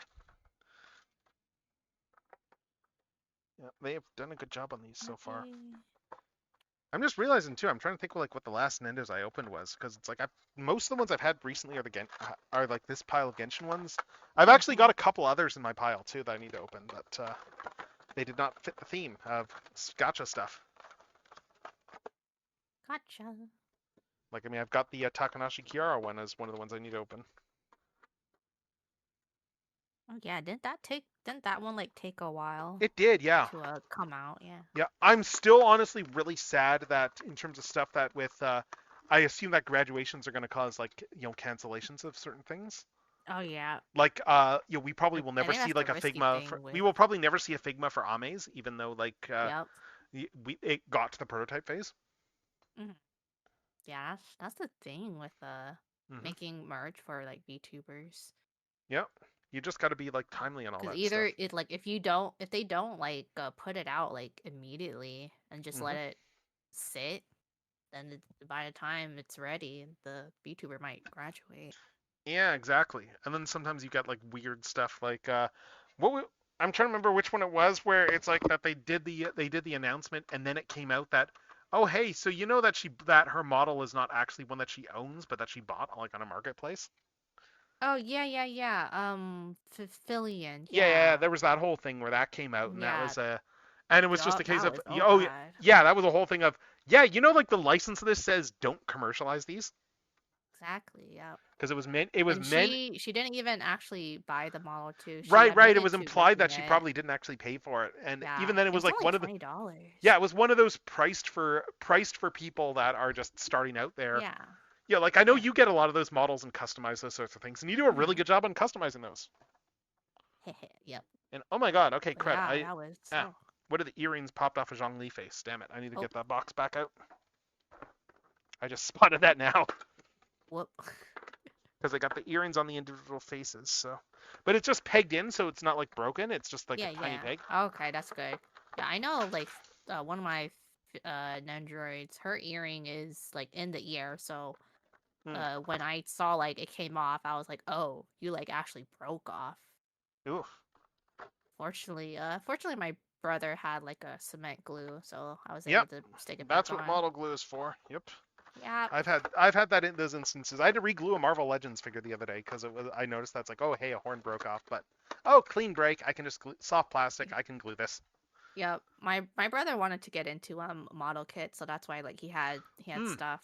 So like anytime I needed to fix up my figures or anything, I just take his kit.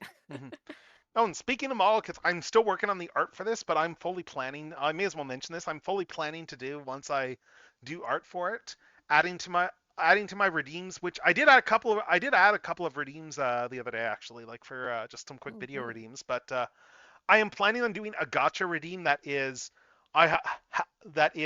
so I got a whole bunch of the Blockies Defender figures for Transformers stuff. They're all they're smaller. They're even smaller Blockies than like the Galaxy class ones. And I got them partly because if you get the first 3 waves and the extra kit, you get all the parts to do Devastator. Oh. But then, of course, that's a reason I bought them. And then the other reason was I found out that they did a Shatterglass Optimus in that scale. So then I went, well, I'm buying one of these cases anyway. I may as well just get Devastator. Yeah. But my plan is to gacha opening those and make that a redeem.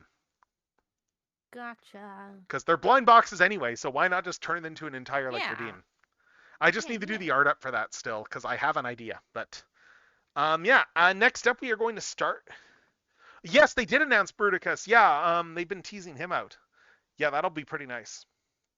Again, Blockies is killing it with all the fandom stuff. Like, I know you love the Saint Seiya stuff there, Ramses. I've got a box of Kamen Rider double ones I need to open at some point. And that should be happening sooner than later. I had to reschedule that one to TBA because the person I was collabing with, she just got last minute wasn't able to do it. Like, and so yeah, that's being rescheduled right now.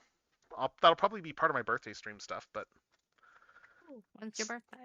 that is going to be beginning of November, that first weekend of November. So that I'm Oh, doing okay, streams. okay. So I'm still starting to put stuff together. I'll like in terms of because I want to have people on and I want to do stuff. I'm starting to organize things. So because it's like I'll do a couple of days of streaming. But yeah, so next up we have Robin, who is from the Penacony arc in Honkai Star Rail. She is like a famous singer. She's got I a love number of songs her. on the soundtrack, and they're good songs. Too bad she dodged me. Yeah, I'm glad I pulled her. Like she was one of the ones I definitely wanted. I did not get Firefly, which made me upset, but like I really wanted Firefly. But oh well, it happens. Yep. So let's get the standout. But yeah, so she is from Penacony, which essentially is. How did I put it in the? I'm just trying to remember what I used for what the terminology I used in the slides was when I did like a really quick recap of story so far. I think I said Wish.com Disneyland because that's essentially Penacony. Like even when I think about it more and more, especially keeping like things like Knights of Guinevere in mind, it really is that whole like Disneyland and the dark side of Disneyland story. Because they do touch on the idea of, oh hey, there's people that live here that are kind of like the forgotten underclass. That do not really mesh with the entire like vibe, and that a lot of this is fairly hollow as much as it looks really cool. Yeah, it's Six Flags, but it doesn't have the old guy dancing, so who cares? Who cares if you don't have the old guy dancing in like ads? Yeah, so Robin though, like yeah, all she's her hair. Yeah. Oh yeah, all the hair, and then she's got like all her goodness different accessories gracious. there too. Like How do you the peg halo is a her? separate piece. Yeah, every time like there's characters with like a lot of hair, I'm always like, how do you peg them? Yeah, it looks like it's just like straightforward with this one. And they even put like a little styrofoam block just to separate the hair out from the body. Yeah, to help out, yeah. Yeah, just for stability in the packaging. That's good. All the plastic. Yep. It's a pain, but I'd rather have it than not have it. Like just in the long run. Yeah, like she's got a really good design though, so. And again, like she's got like her songs are pretty good too. Like that is like half the reason I've had her in my party at times, just that her song comes up. Yeah, that's why Zenless Zone Zero, they also have a singer type character. And that's why I got her, because I like characters who are the songstress type. The power of music will save you. And oh my god, I'm remembering too Penacony in the 2.0 update there. Like, because we got like her one song there, and then with the whole like when you're out doing the stuff with Firefly and it's all like very melancholic. Yeah. And then they do the whole fake out with Firefly's death, and then it's like, oh my god, this song, I can't not think of Firefly now when I hear this song. Again, like that's what I mean when I say like that Hoyo like just kind of sucked me in on the story for these things. That's like, every now and then, like with the stories they write, it's just like wow. Yeah. It's like, I mean, like Genshin has. I'm very curious to see how Genshin goes like with the next one because I know Natlan got like mixed reception from the fan base, from what I understand. Yeah. But like before that though, the like all the stuff there with like Farina there, like when they did the what's it called? Stupid brain, too much stuff in there.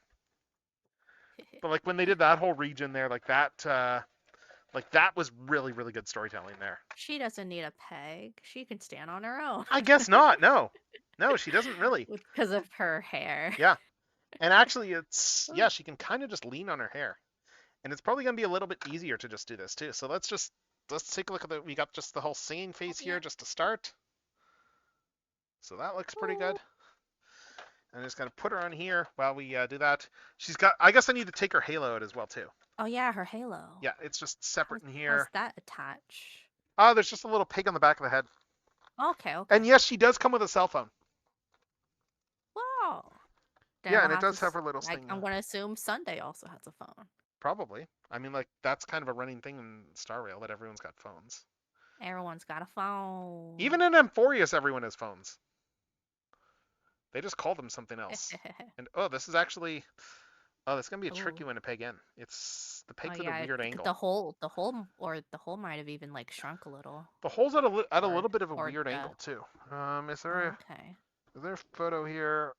Right, that's because this is okay. Yeah, no, it's not that shrunk. It's that it's meant to be off to the side a little bit. Okay, okay. Oh yeah, yeah, yeah. Like so this is Okay. gonna be tricky, especially since it's clear plastic. Mhm. So I guess I can always just do that if I don't want to put it any further. Yeah. I guess it's supposed to kind of just. Okay, there we go. Yeah, I think I've got it now. I yeah. think that's pretty much how it's supposed to go. As long as it's not gonna like Yeah, pop off. as long as I don't drop her, it should be good. But Yeah. with the she looks good with the halo though. Whoa! And I'm She's just so looking at this cute. here. She comes with what? A couple of. Yeah, she's got a couple of different arms. She's got her staff. She's got just looking at the stuff in the box, it looks like her budget went in her hair. So I'm just grabbing her faces out. Interesting though too that they individually wrap all the faces now. I don't think they used to. Yeah.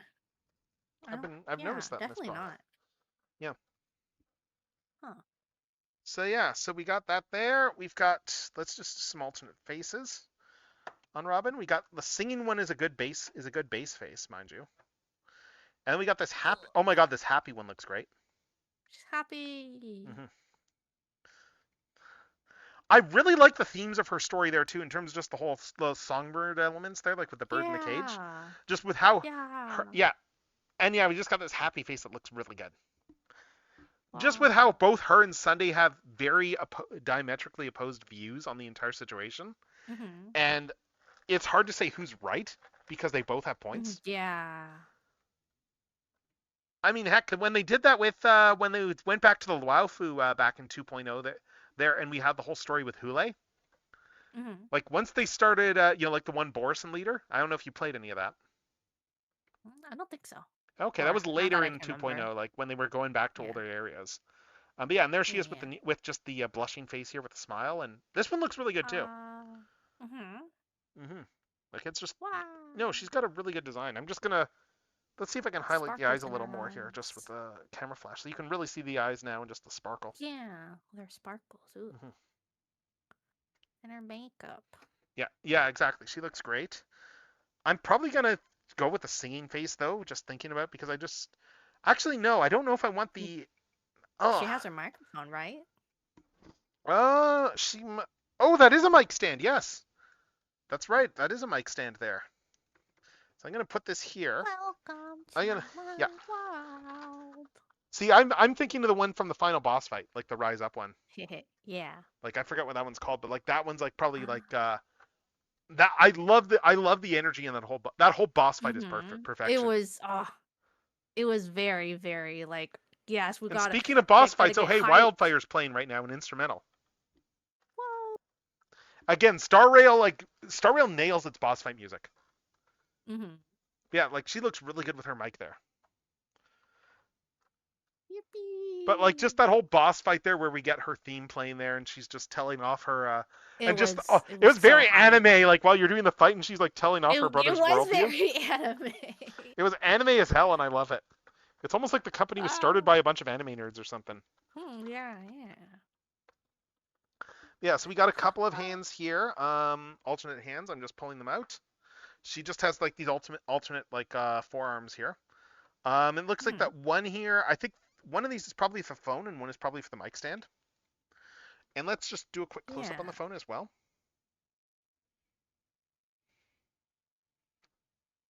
Yeah, so we got the phone. It's got her signature on it. Yeah, and there's a little bird on there too. Woohoo! Not to be confused with other bird logos, it's just like a bird.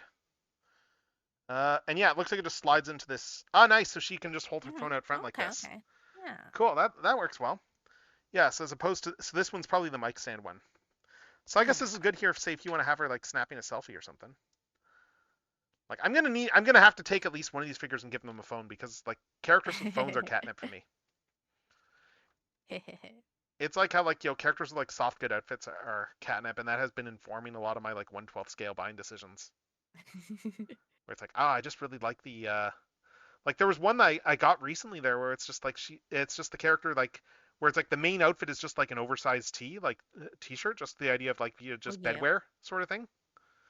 And I really like what they did with the glasses on that figure. I need to find the one set that they went on the floor somewhere, but like they full on have like the glasses on this wire piece there. There's like 3 different types of glasses there, and you have to like clip the wire for these things, and then just like bend the glasses yourself and stuff to get them on the head. But yeah, so we got her phone right here for selfies and stuff, and then we got the other hand here, and I think this one's for holding the mic stand. Let's see. But yeah, God, Wildfires. I love when a game has like a big climactic boss fight early on, and then it has like the most banger song. Like it's like how with what you call it, like the recent like how am I forgetting the name? Like the recent Sonic one, like they did that as well. And like by having like the first boss fight with like just like probably like the best boss fight song in the game. And it's not that the others are bad, it's just the first one's just so good it sets a tone. But yeah, so there's Robin. She's holding her mic stand now, and she has her phone out. I don't know if I'm gonna actually use this. She does actually have a bent knee as well too. Oh yes, Frontiers. Yes, yes. Yeah, like Frontiers really did that well, cooked on the music for that game. But then it's a Sonic game. Usually, the one redeeming thing of a Sonic game, if it's not good, is the music. Like, there's one exception I can think of to that rule, and it's telling because no one talks about even the music from that game. And that is what you call it. That one is the one that BioWare did actually, like the DS or the DS RPG that BioWare did. That no one talks about. See, I'm just putting this thing in here.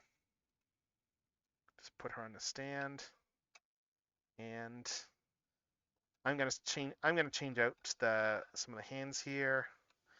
Just get her with a spread one, because she is an idol. So let's see if I can do the mic stand here, and just get her just holding her mic stand like that.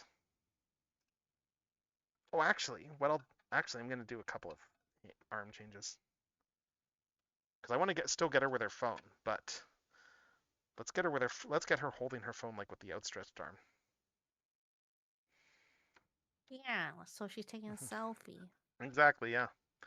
I'm trying to remember too if they've done the Trailblazer yet, like even as like a web shop. Let me see. I don't know if they have, because I'd love to get Stella. Like I don't really give a crap about like about the male one, but I don't think anybody does. Nope, looks like not. Okay. The Because yeah, like let's see. Because yeah, I know all the The fan only stuff Star uses Rail. the female avatar Yeah. for Star Rail, and for Zenless, didn't they just full on make both of them canon? Yeah, both of them are canon. And then I feel like the one, well, I think they use the male like a bit more in like official like stuff like trailers and whatnot. Okay. But it feels like the female one is better written. Hmm. I think it's just because like they're different personality. They both have their own individual Oh, personality. that's interesting. Yeah. Yeah. So like the sister, she's a bit more like bouncy and and hyper and stuff. The brother, he's a bit more cool headed. And Chill.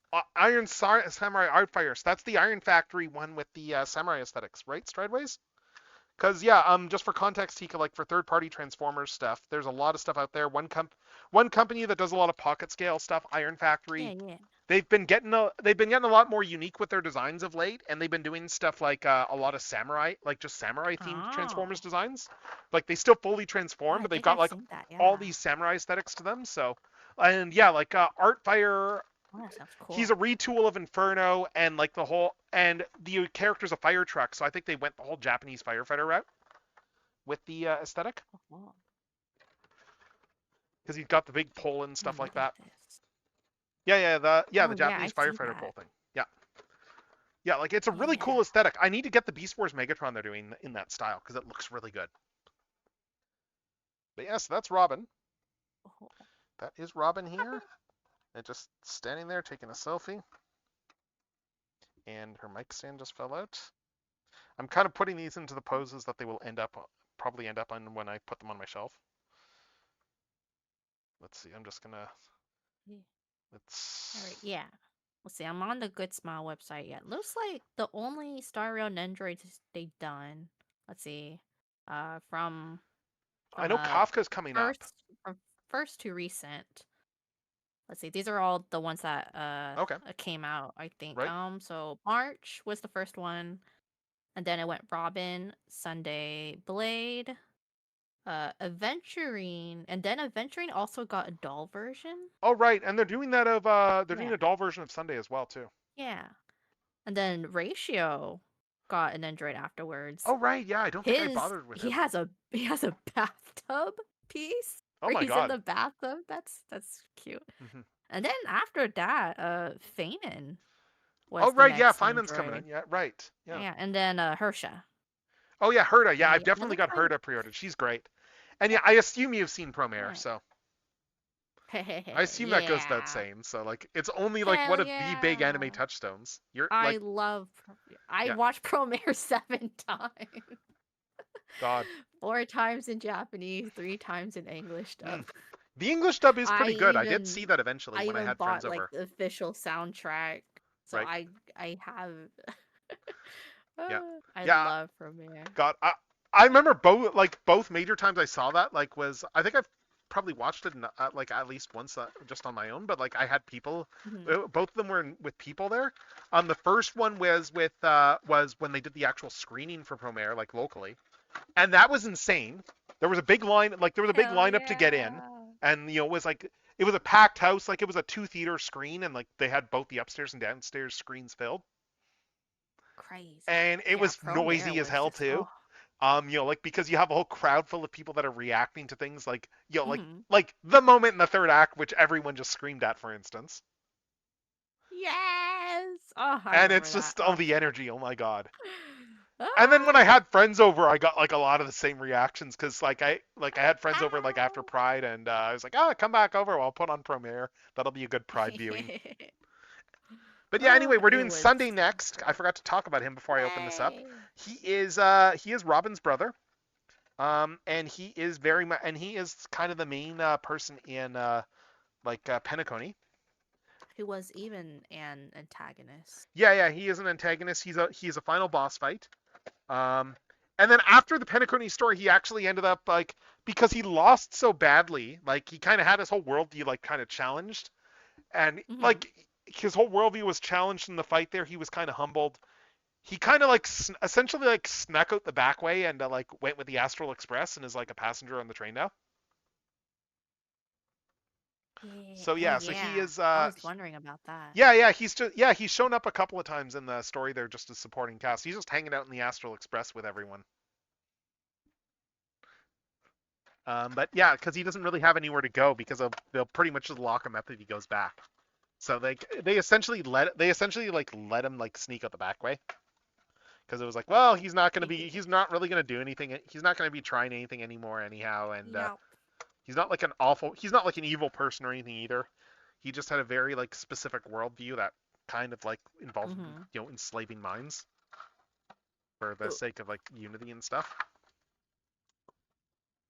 But yeah, I still love the ending for like the Penacony storyline with how that went in terms of Yup. like, that was the moment I think that made me sit up Well- and take notice just with how they ended that story with. It was good, and then there's the part of me that was kind of had a few questions, and I kind of brushed them aside. And then you have the characters kind of going like, all right, that was pretty good. That was good. We got a nice conclusion. Everyone's happy. It's all working out fairly well. And then someone goes, something doesn't make sense about this ending. And then it's like, yeah, Misha's not actually alive. So how did we see him outside of the dream? Yeah. And then when they point that out, it's a, wait, oh my God, you're right moment. And then you realize this is all a dream still, and we didn't win the fight. God. That was a good twist. Oh my gosh. You can I think only I pull that noticed once, too. and they I was pulled it like, very wait well. a second. Why? Mhm. God, oh, that was crazy. Yeah, that is the kind of twist you can only pull once in the history of a game. Because, like, Mhm. you can only get away with it one time. Basically. Just, like, challenging your players. But when So you do it well, good. and they did it well. Mm-hmm. And then we got the real boss fight. Whoa! So, yeah, so Sunday here. Sunday. Yeah, there's someone in the local Monday, market scene who's a Tuesday. big Sunday fan.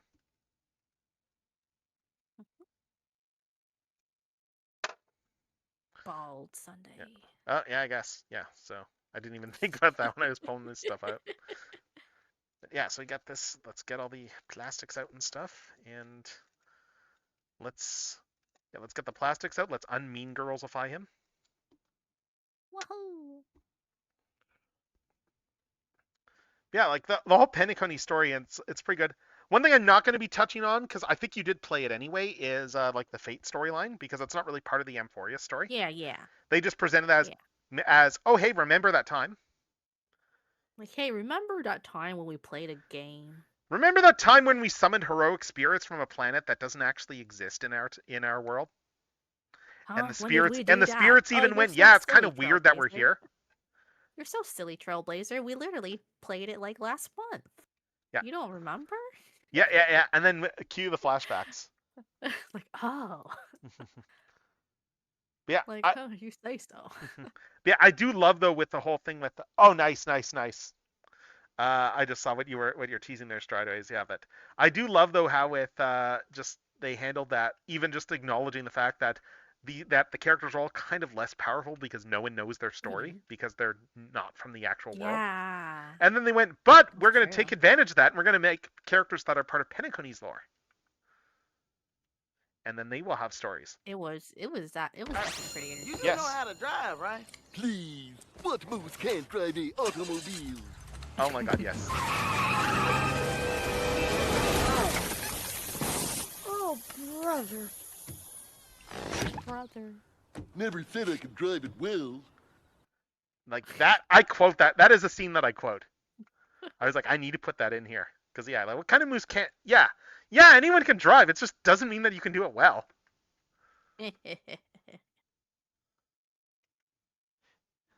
Yes, that is like... honestly, that movie is like one of my favorite guilty pleasure films. I have seen that movie so many times. Like, and there was just so much I love about it, just from a conceptual standpoint. Like, they clearly had a lot of fun doing it. And yeah, there, Sunday has his halo back there.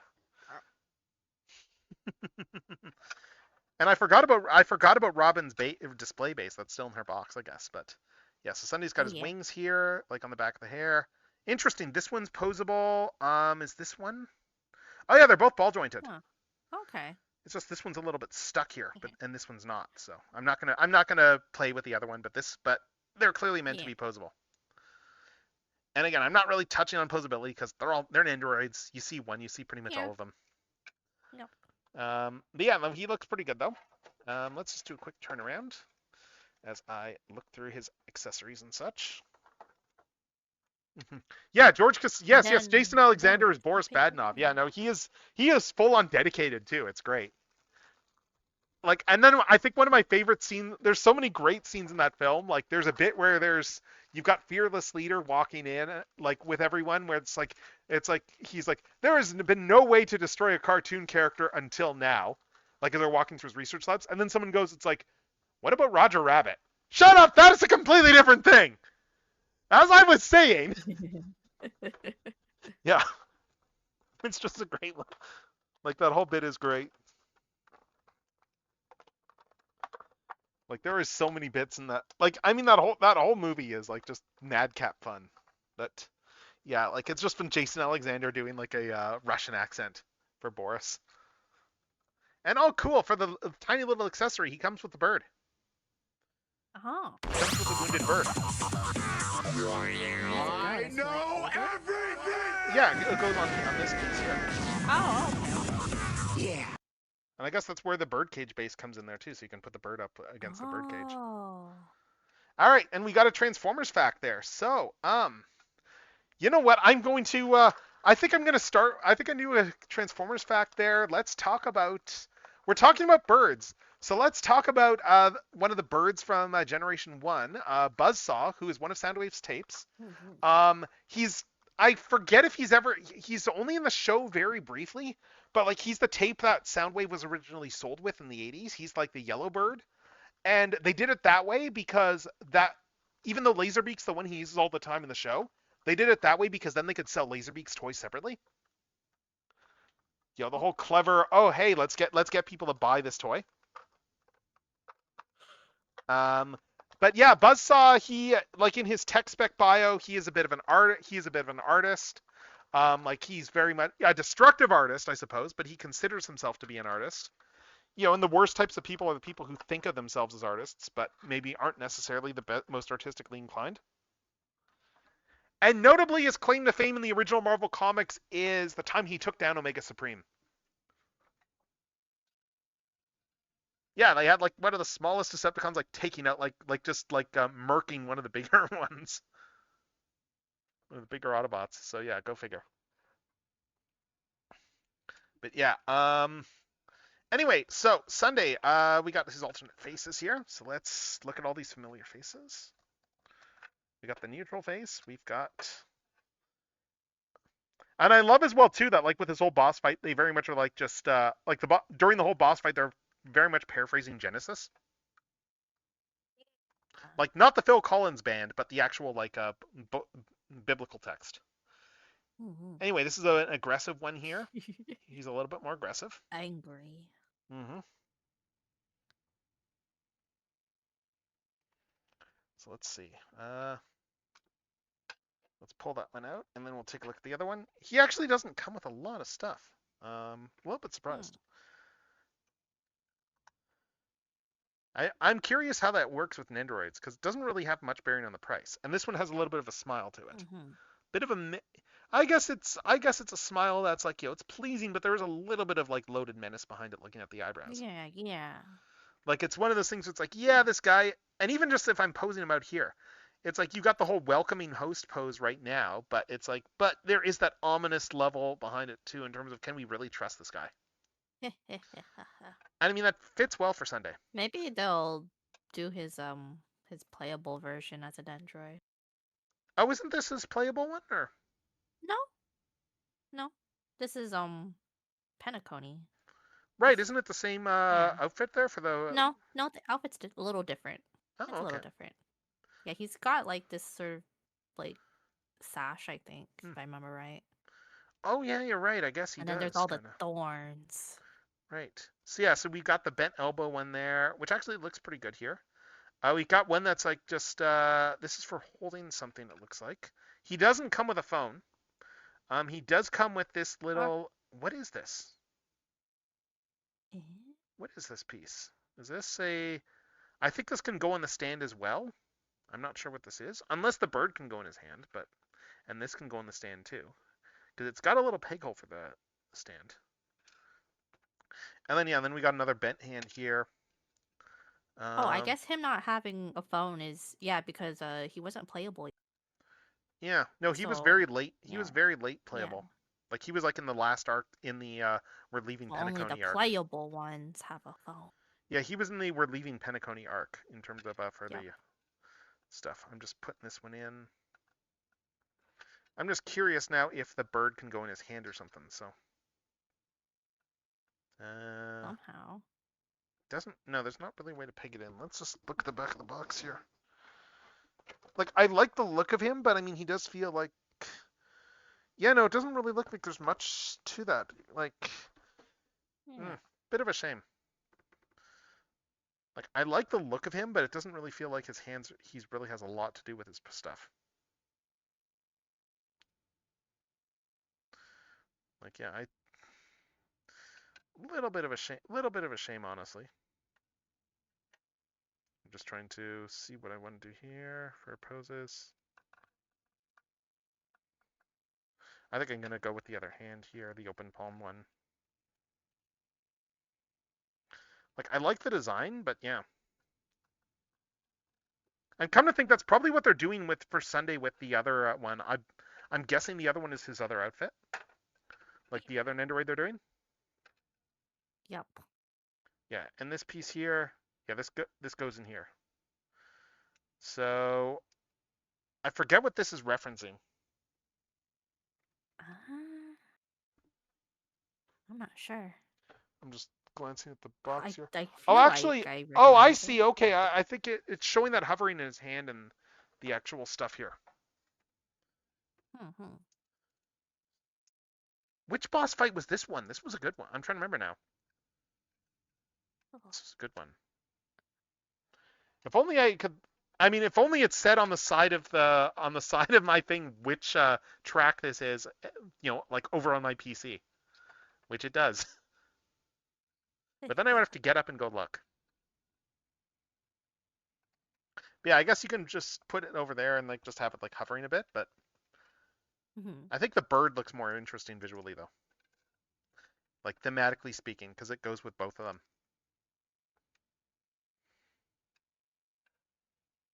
So I'm gonna put this stuff back in the box, and then we're gonna go look at where's the tray?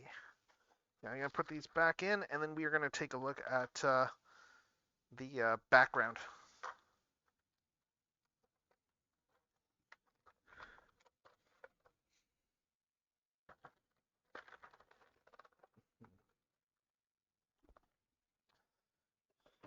Yeah, it's interesting too how they've been like giving everyone new forms. Like, I think that if there's an issue with Star Rail, it's that some of the earlier characters really did not age as well in terms of people playing them.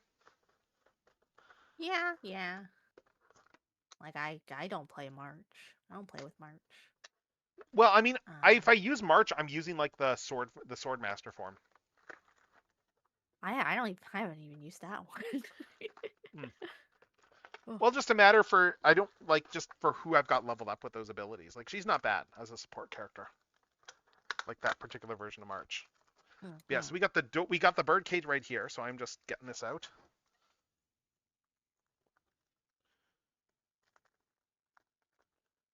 I'm surprised though that they haven't. I know that they haven't taken advantage for some of the casting stuff though for Star Rail. Like, they have like Amelie like cast in the game, but her character doesn't really have anything to do that's singing.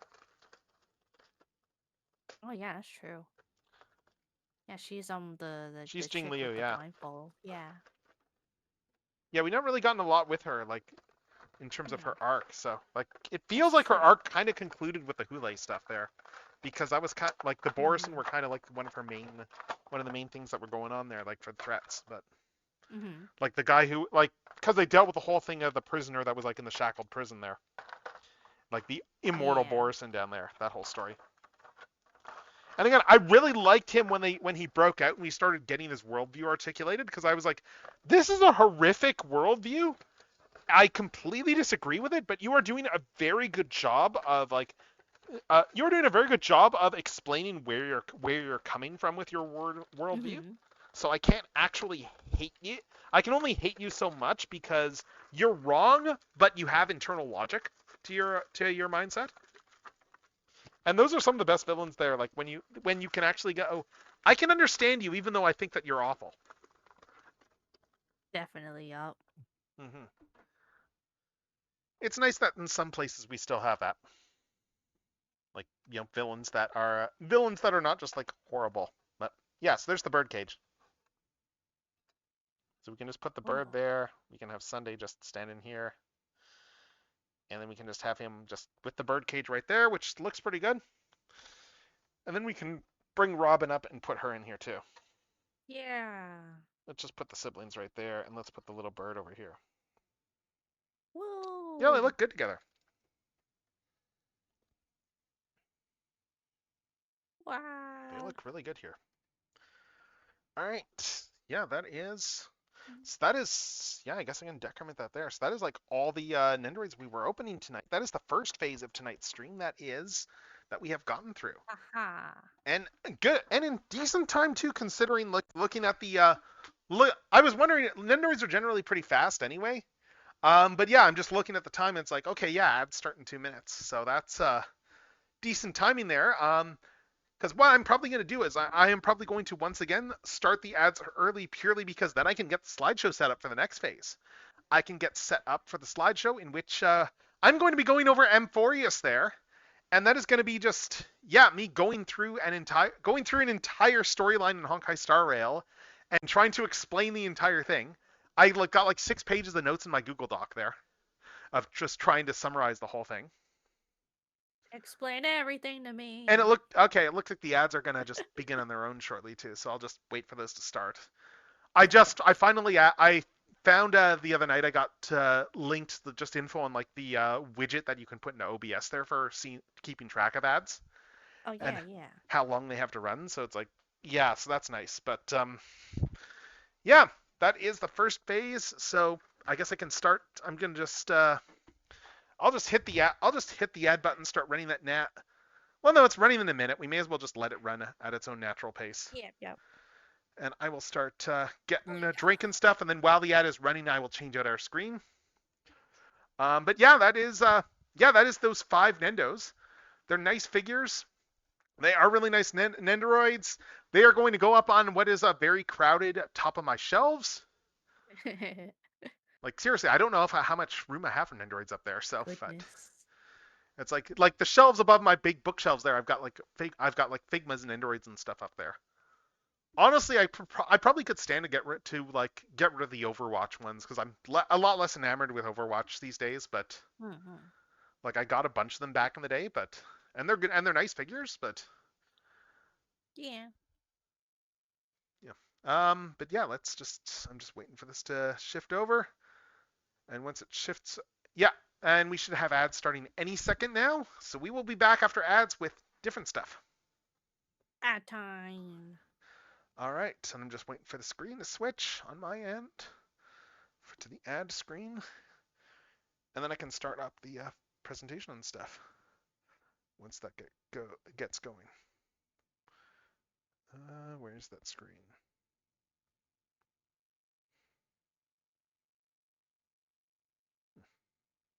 Okay, I'm waiting for the. It's still saying ad starting soon. It's taking its sweet time starting the ad.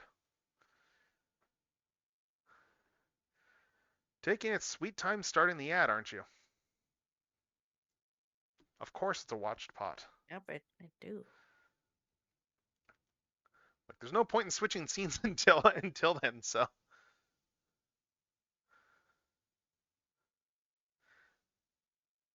And just with the Star Rail music that's going right now, and just the chill Star Rail music, I'm just kind of going, really? It's just like, oh. Oh, there we go. All right, so now I can start switching the. Yeah, it should auto switch to that screen once I pick it. Not mini player, collab scene there, and then I'll start the PowerPoint up.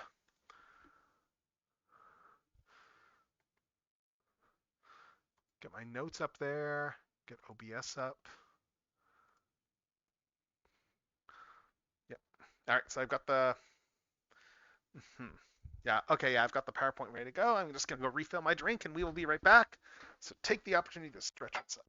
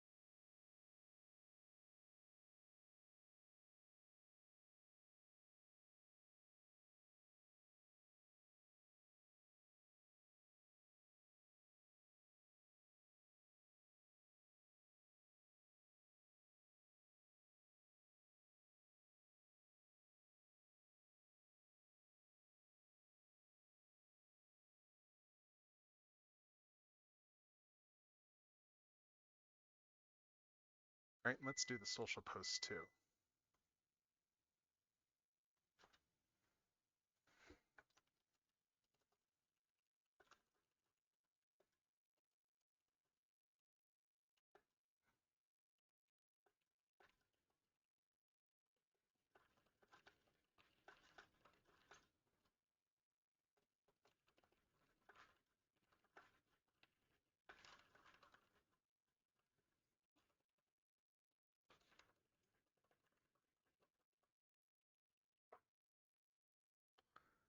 Let's see. All right, where are those photos?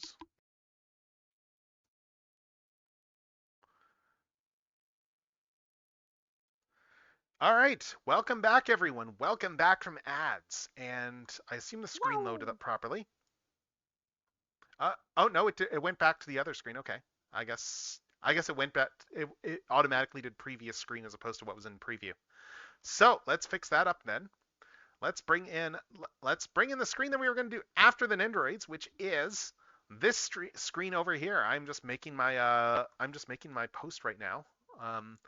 Advertising this in blue sky there. Once I dig up a bunch of Nendoroid photos and put these all in here.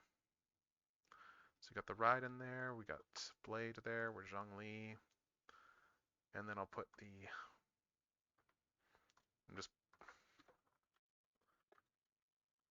let's see.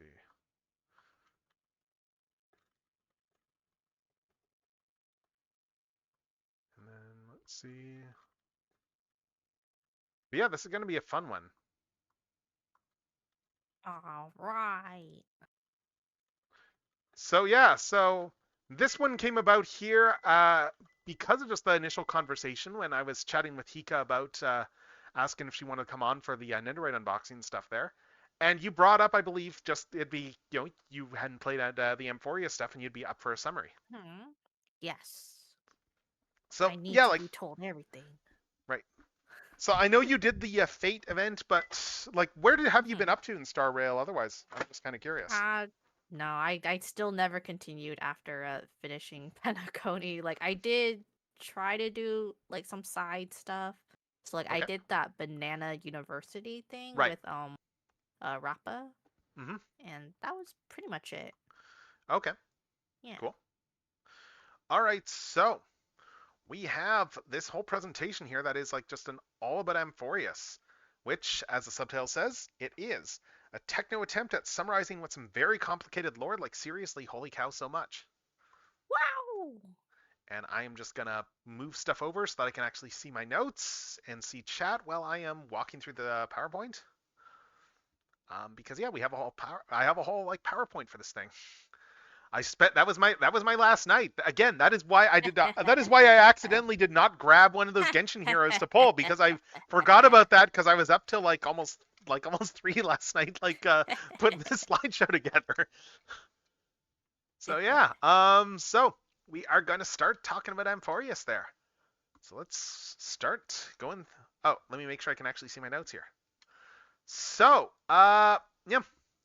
So first we're just going to talk a little bit about the story so far in Star Rail there. Because yeah, we've had a bunch of stuff going on. We have the Herta space station stuff, or as I termed it there, the tutorial outpost. Where we first meet everybody and stuff and learn about how to play the game and fight our first mini boss and such. Then of course we got Ice Age minus Scrat, over on Belobog. It's an icy planet that's frozen over. And we resolved the problems that they had there, and we covered up the dark truths that probably shouldn't come out because they're very politically inconvenient dark truths. We then went to the anti-immortality fleet there, as I mentioned, with the Xiansha Lualfu, where it's one of the many world ships there, which is it's not a thing that you get enough in science fiction. The idea of like a ship that's just so big that it's like as far as you can tell, it looks like a planet on the inside. Like you don't get that. You get that sometimes, but not much these days. Definitely. Yeah, and then of course there's the Wish.com Disney, Penacony as referenced there, which was the last area. Mm-hmm. And that was a fun one. So yeah, with all that stuff said, we're going to be going to next up. The next area, of course, is going to be the Amphorius stuff there. And before we really get into that, I do have to I have to pose a question to the audience. What if you made God and then had consequences? And that is a thesis statement for Amphorius here. What? Crazy. So, Gosh. anyway, Oh. so next stop is Amphorius on the Astral Express. We had a couple of new passengers join. Oh my god. Wish.com was the movie Wish. That's true. Anyway, so when we ended Penacony there, we ended it with a couple of new passengers joining the Astral Express. We had Sunday, as we already discussed, and we also had Black Swan, who is a memo keeper from the Garden of Recollection. She stuck around as well and is joining us for a time. As far as the memo keepers, they seem kind of. We've gotten hints that they're not, that the whole idea of people whose job is to keep track of all the memories and remember everything aren't necessarily all on the up and up, and there are darker sides to that. But we've also gotten the Black Swan is essentially like one of the, she's one of the better ones. Like she's not one of the more morally compromised ones, like out of the memo keepers and stuff in the garden. But anyway, the next stop, as it turns out, is Amphorius, which is a world that is hidden away. The Trailblaze has never been to Amphorius. In fact, no one has really been to Amphorius. You can barely see, the planet is largely hidden away from the rest of the universe. I think you can only see it through its reflection or whatever. And the Garden of Recollection has been trying to get in there as well to check it out, and they haven't been able to. They keep getting stopped. The whole planet is shielded essentially there from any outsiders. That's what it looks like from space, incidentally. Just that giant infinity symbol. Oh. Wow. And we also learn that unlike a lot of planets are usually based around a single path, or we had what was it? Preservation, I guess would have been Belobog. Oh yeah. With Penacony, what was that? Penacony was the Harmony. A lot of and the Hunt, of course, was the Xianzhou Lafu. Unlike those places, Amphorius actually has 3 paths that are all competing with one another. Goodness gracious. For the fate of the planet. And we don't know which ones yet. We just know that there's 3 paths. So I guess the question at this point then becomes, well, who is joining us on this one? We got Dan Hung, who's coming down with us. It's been a while since he's got. Yeah, he hasn't had much of a spotlight in a bit, so it's nice that they're getting Dan Hung some stuff to do. And then of course, the Trailblazer, because she's got to go with everything. The Trash Lord herself. Intergalactic baller. Yes, the intergalactic baseballer. Yeah. But who's surprisingly not coming is March, because she's kind of feeling under the weather. She's not really feeling up to coming down. And we'll come back to that. We'll come back to the fact that March is kind of not feeling herself and stuff. So anyway, we decide to take a train. We can't land the whole Astral Express there. It's too big and stuff, and just a matter of it's going to be tricky to get in there. So we take a train car. We're just going to take a single train car, get in there, and we're going to get down and check out the planet. And you know what? We get a warm welcome when we go down there. A very, very, very warm welcome. Because we get shot down. Oh. Yeah, train crashes. Train car crashes. No. And when we wake, my room, did it? Yeah, and then we find ourselves waking up. Donna Hung wakes us up and is like, "Are you all right? Is everything okay?" It's like you were really out of it. It's try to give me CPR again. Yeah, you were really out of it. It's almost like you almost seemed like you died there or something. I was afraid you were dead or something like that. We're gonna come back to that later. He should have given me CPR just like in the very first time. Also, we find that we can't actually contact the Astral Express. We've got no signal. Oh, no. We can't get any signals out. We're fully cut off. Yeah, no, we can't get a hold of any of them. Yeah, and they've lost contact with us too, on their end. But yeah, so we get there, and then we start wandering our way through the world of Amphorius, and we start learning a bunch about stuff. For instance, the world is very much in a what seems like a very apocalyptic state. A lot of the civilization has fallen at this point there. It's very much in the twilight of its existence. A lot of lot of those types of planets there. And we learn a little bit about some of the stuff. We learn about the mythical beings known as Titans. Um, these were like, Titans. yeah, it's a very Greco-Roman world. And the Titans were essentially like godlike beings there that came down. That each of them is empowered by a core flame, and they all represent different things. So for instance, you have there's like the Time Titan, you've got the Titan of Strife, you've got the Titan of Trickery, you've got the Titan of Death. Like they're all representing different aspects, kind of like a pantheon of gods. Yeah, yeah. And the core flames are their power sources. They are the embodiment of that Titan's power. Like the one over there is Kefli, that's pictured there is Kefli there. Who is pretty much a nerd at this point. I think he's more or less dead, but he's like the world-bearing Titan. All right. We also learn, because we've run into a couple of people here, we learn about the Chrysos heirs. While this world does have humans as well, it also has these Chrysos heirs. They are a race of golden-blooded enhanced humans, essentially. So They're kind of like they're like demigods? Yeah, they're kind of demigods. Yeah, yeah, okay. yeah. They a bit longer lived, they're stronger, that sort of thing there. Yeah. And they have been engaging in this quest called the Flame Chase Journey because what happened was the Titans all kind of fell into disarray, started dying, started getting corrupted, started going to war. And there was a prophecy of the Flame Chase Journey, which was the idea that the world can be saved with the Era Nova, like a new era for the world, if all of the Titans are slain and their core flames are gathered by the Chrysos heirs, and then all taken in. So then all of them, because the Chrysos heirs are powerful enough to take a core flame into themselves and become empowered by it.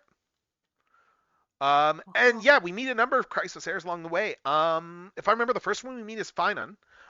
He's like a heroic warrior character. We learned a little bit about him. He came from very humble beginnings. Like Finan's not actually like his birth name. He took that name after his village was destroyed. And he made his way to the Golden City, became a bit of a hero, like swordsman. Very much, very, very hero coded. Very, your archetypical hero coded. Looks like a hero. Yeah. We also meet this trio here. We meet Tribi here, the trio of Tribios, Trin, and Trian. They are very much they are a 3-in-1, if you know the whole trope with the fates and everything like that. Yeah. But their actual ability is not really seeing the future or anything like that. They are in fact demigods. They have the powers of one of the Titans. A number of the Titans have already been by this point in the story. A number of the Titans have already been slain and empowered different Chrysos heirs.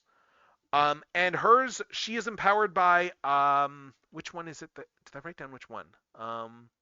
She has the. Sorry, I'm just checking this. I didn't write down the name of the one, but she power-wise is more like the Greek god Janus, more in that the god of doorways. Yeah. Like a god that's more associated with doorways. She's able to make shortcuts essentially through teleport people through space and time and stuff. Okay. And yeah, she's a 3-in-1. They're all very much aspects of the same person. She split into 3 ages ago. Oh, okay. So they're all kind of different aspects of the same being, but they're all connected. Yeah. And anyway, Finan and Tribi take us to the holy city, Akama. There's a lot of bathhouses in Akama, and Akama is very unlike the rest of the planet. The rest of the planet is very much a very apocalyptic wasteland there, where it's ruins and there's no one living and there's monsters everywhere. But not Akama. Akama is and there's no day and night either. The sky, so there's no day and night at this point. Yeah, but anyway, so the holy city, it is eternal day, and that is, if you remember that picture I showed of Kefli there, that's because he has this giant artificial thing on his back, the Dawn device, which was made by a bunch of scholars eons ago, which essentially provides artificial light for the whole area around the holy city, and protects it from the dark and monsters and stuff like that. As a result, it shields the city there. And it's the home, and it's and it's pretty much peaceful in this whole area. Like the people who live there, like they don't really know war or anything like that. It's fairly peaceful, Mhm. very Athens coded sort of thing. I remember coming here for that kind of Diner Dash event Hmm. thing. Yeah, that's where a Oh, lot of the events are set. Yeah, and oh. it's here that we meet the leader of the Chrysos heirs, who is Aglaia. She's the weaver of the golden Yeah. thread. Like her whole ability is she essentially controls like all these. She's a weaver type, I guess, kind of like Okay, okay. what's her name? Arachne, I suppose. There, Oh, like from okay. Greek mythology, like just the whole. Yeah. She has like she is capable of using like her threads to like as intelligence, I suppose, there and reach out and observe everything and see everything, incident and hear everything. So she kind of knows like everything that's going on. I tried to pull for her, but I didn't have enough Hmm. funds. She's also blind, incidentally. Like she's got Oh. like yeah, Oh. she's got like this sight there, like is Huh. able to see like all over like via the thread. So she's kind of like got better than sight. Oh, okay. So if I remember in Oh, lore, I I think she like actually that. did blind herself once she got her abilities. Like she also is a demigod. Oh. Um, Uh-huh. but yeah, like she's a weaver. She's a skilled weaver. Like before she became the leader of the Flame Chase journey and stuff. Like she was full on like Mm-hmm. like seamstress and stuff.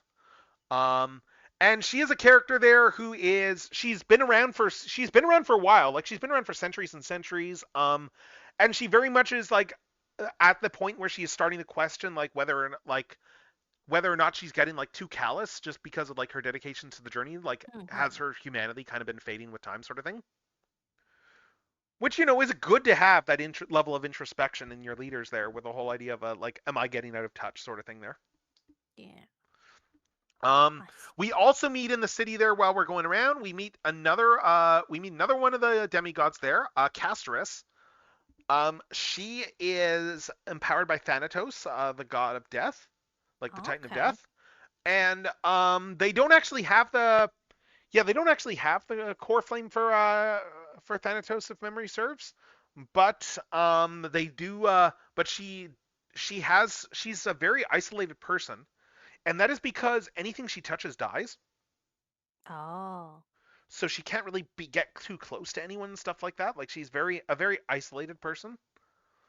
And incidentally, much later when we actually do get some backstory on her, uh, what they've been doing in some of the Star Rail patches is they have taken advantage of the whole Ufotable deal there to like animate stuff Mm-hmm. that's not necessarily action scenes, Oh, okay. but that is like we got like a really good story cutscene with her that was like Ooh. anything but actually, but was like very like emotional there and just showing like backstory and stuff.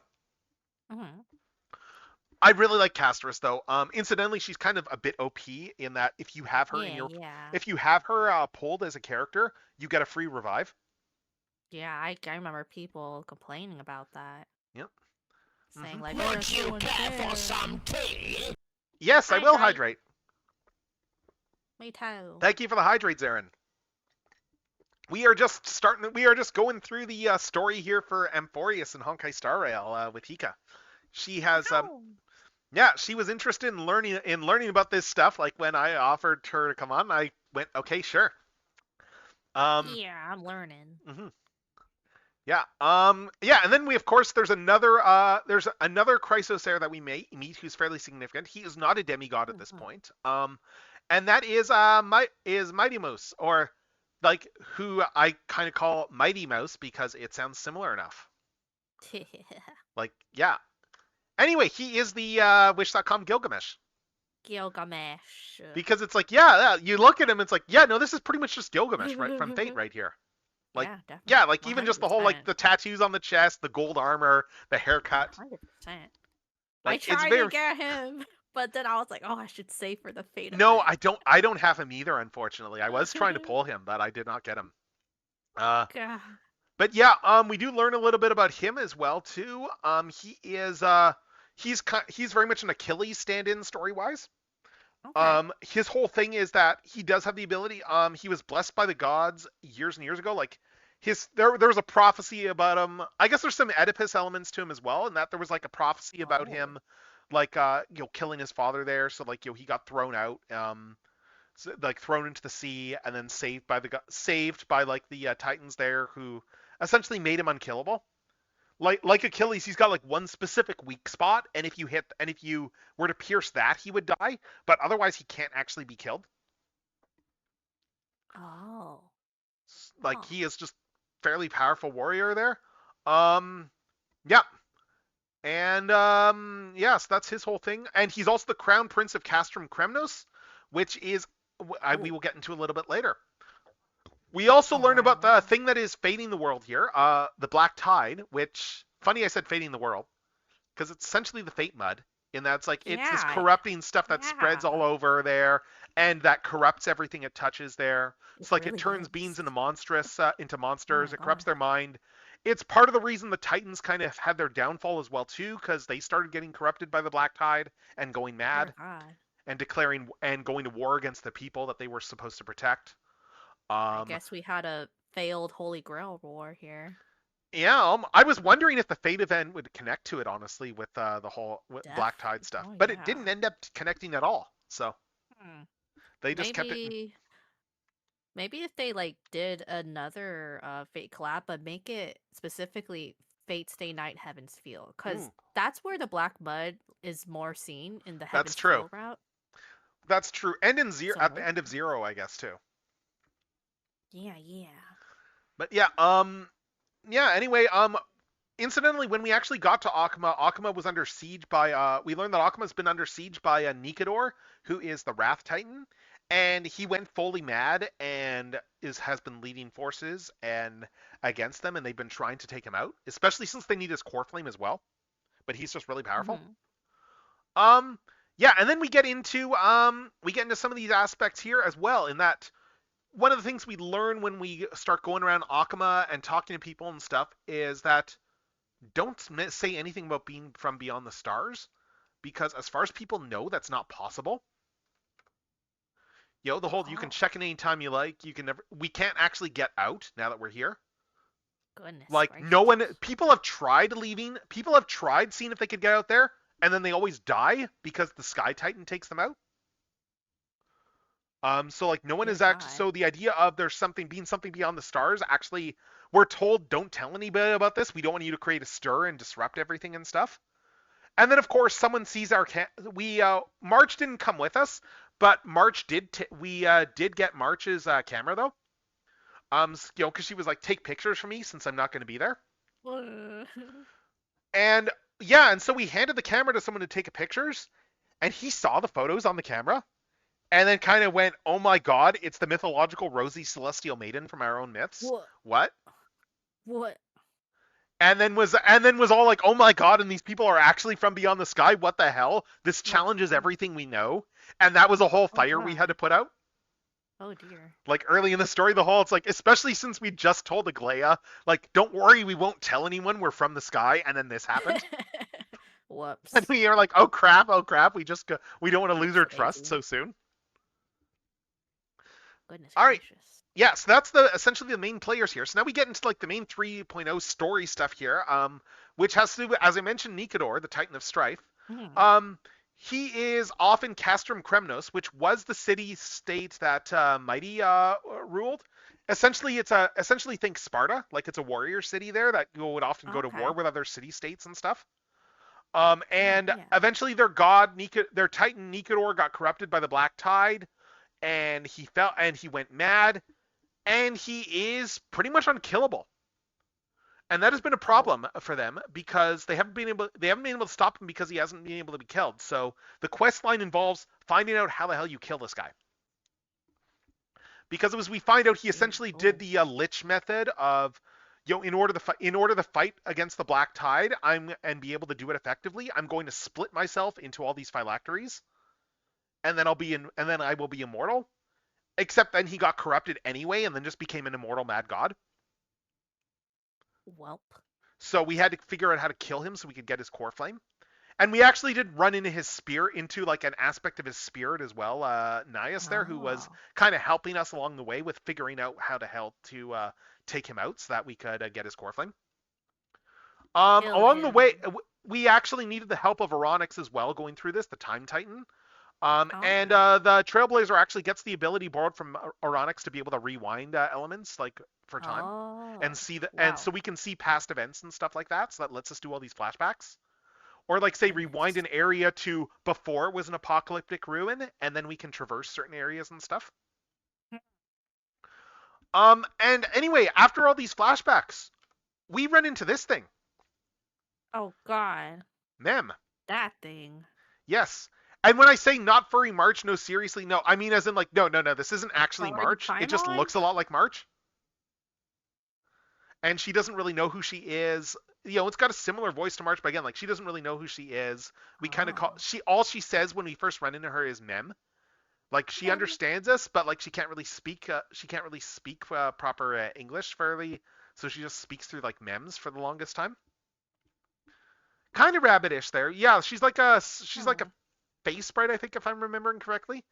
But yeah, so like she starts hanging around us and becomes like our travel companion. Or emergency ration.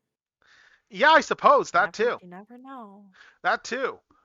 Meanwhile, amidst all this, we have an aside outside of Amphorius because everyone's favorite genius, Herda, is trying to get an audience with Noose, the Aeon Whoa. of Erudition.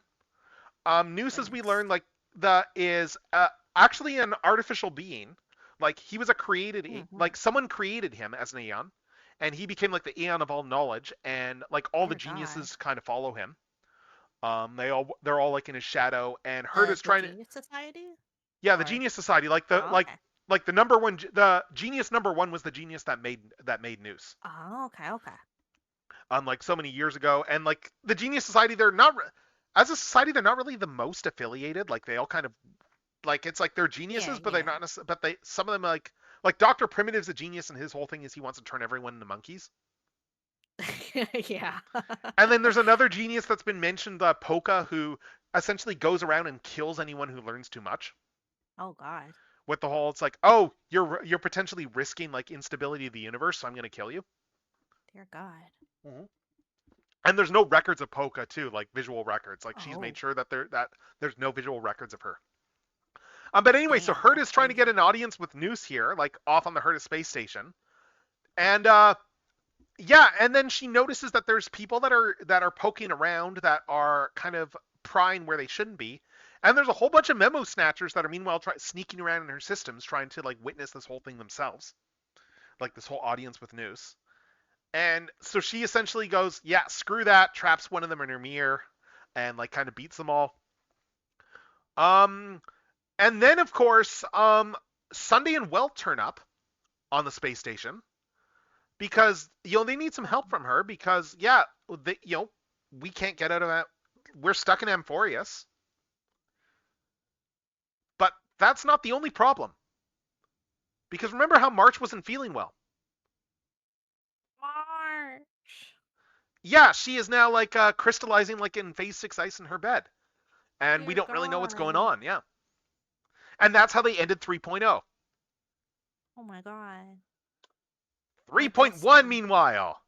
Hi, 3. Gilgamesh. Yeah, exactly. This is like a totally Gilgamesh coded pose here.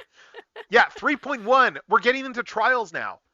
Because one of the things with the core flames, when you gather the core flames, is that in order to actually be able to carry it, you need to pass a trial. The trials are different for Mhm. each core flame. And the idea, anyway, is that they're going to have Finon do the trial for the core flame the core flame of strife, and he's going to get it, and he is going to then become the demigod of strife. Because they actually did ask Mighty first, and Mighty was like, "No, I don't want it." He's like, "I don't want the response. I don't want the burden of becoming a Titan. There, you can have it, Finon. I want the burden of being a demigod." Except Finon fails the trial and isn't Oh. able to pass it. So then it actually ends up. So then, as a result of that, it actually ends up. You meanwhile have a whole thing going on with Mighty there, where one of his fellow countrymen is like, "Hey, yeah. So now that we beat Nikador, now that we've taken out the evil god, we should go back to our homeland. We should take it back. We should resettle it. We should resell it. You should be our king like you're supposed to be because you're the crown prince." And Mighty is very much, no, I don't want any of that responsibility. I don't want that weight on my shoulders. Like he's a bit traumatized from like having to go to war against his father and stuff. because his father kind of went mad with power and was trying to like conquer everyone. Um, but in the end, he ends up having to. Let's see. In the end, though, Mighty ends up having to do the trial. He ends up having to do the trial, and he has to, in order to save everyone there, and takes it himself, and he becomes the, he becomes the demigod of strife, and he takes up his position there in Castrum Kremnos as essentially like a man on the wall type thing, where he is going to be like the one that holds the line. Because who better than someone that can't die? Yeah. And he actually does have a bit there, like him and Finon are rivals and they're friends. Like there's a bit where he full on is telling Finon, yeah, so just so you know, this is how to kill me in case anything happens. Like he straight up tells Finon, like, if you ever need to kill me, this is how. Yeah, I was getting a vibe between them because like in that diner dash event, anytime they interact, right, the rivalry, I was just like, oh my gosh. Yeah, they're like friendly rivals. We also meet in 3.1. We meet Hyacine here. She is a healer type. Barbara. Yeah, she's very much a healer type there. She is actually a descendant of the people who lived in Aquila there, which is like essentially a floating. It's a sky domain. That is where the Sky Titan was, and everyone there died a while back, and she's like a descendant from the bloodline of like one of their great warriors. So like she's probably going to be the one eventually that has to go to the Sky Titan and take that. But with the Sky Titan, they've all very much gone, you know what, that's going to be one of the last ones we take. Because that's going to be one of the hardest to get. Like we can get there, but it's going to be one of the hardest ones to take. So we're going to save that one to the end. Oh. But like the fact that they took out Nikador is kind of like just reinvigorated the Flame Chase journey, because it's like, okay, yeah, that was one of the really hard ones. Now we can actually get down to business, and we might be able to actually fulfill this prophecy. So yeah, that all happens there. We also run into, while all this stuff is going on, we run into an ominous guy, the Flame Reaver. He is this really powerful guy who seems to be around the Black Tide whenever it's showing up there. He is specifically like hunting Chrysos heirs, trying to kill them all, take their core flames. Yeah. Oh yeah. He's crazy powerful. Like he's got the whole He's got the whole mysterious mask. Doesn't really speak or anything like that. Like we can't really understand his speech. And it's just like like very much like overflowing with power. And doesn't seem to be like it's very much the type of guy where it's like you can delay him, but you can't really kill him. And there was actually an encounter there where one of the things that happened there was, so Tribby ended up getting cornered by this guy. Tribby at one point went to go talk to Aronix, and like the three of them to try and get Aronix's help, because the Time Titan. They haven't taken the Time Titan's core flame because they've been an ally to the Flame Chase journey. It was Aronix that originally gave the prophecy to Tribios. Like Tribby is the one that came up with that originated the Flame Chase journey prophecy way back when. So like she's pretty old. Even though she looks like kids, she's like really old. But yeah, so she goes to get Aronix's help to get the core flame. And then the Flame Reaver ambushes her, and one of Trivia, and which one is it there? It is, right, Trianne sacrifices herself in order to save her sisters. Like, she pushes them away through a gate, and then, like, sacrifices, and to save them all. Oh. Yeah, and also, we are also learning around this time, too, with Tribby, that she is aging in reverse.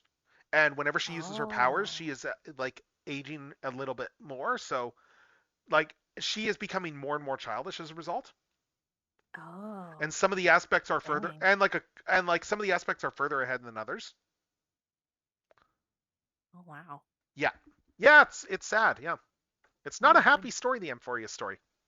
Goodness gracious. Yeah, but anyway, the Flame Reaver, Mighty, he's the reason that Mighty ends up taking the trial there, so that he can power up and beat the Flame Reaver, and they get back they get back Trianne's body there, and are able to do like a proper funeral and stuff like that. Also, amidst the whole story, we end up going to the Grove of Epiphany. This is another area. It is an area that is essentially like a world tree type area there, where it's a whole library that's built like on the branches of a tree that is the embodiment of the Titan of Wisdom, like the Knowledge Titan. Oh yeah. Except that by the time we get there, yes, the Black Tide got there and has been overrunning the Oh. area now, and all the scholars are dead. Oh. Yeah, except for one, Everyone. and that is Anaxa. This guy. Oh, I got him. Yeah. He's that smug, contrarian, smart guy who is like the smartest guy in the room and isn't afraid to say that he's the smartest guy in the room. Dear God. And who is like, he's the guy who's smug and who's smug about like how much he knows there.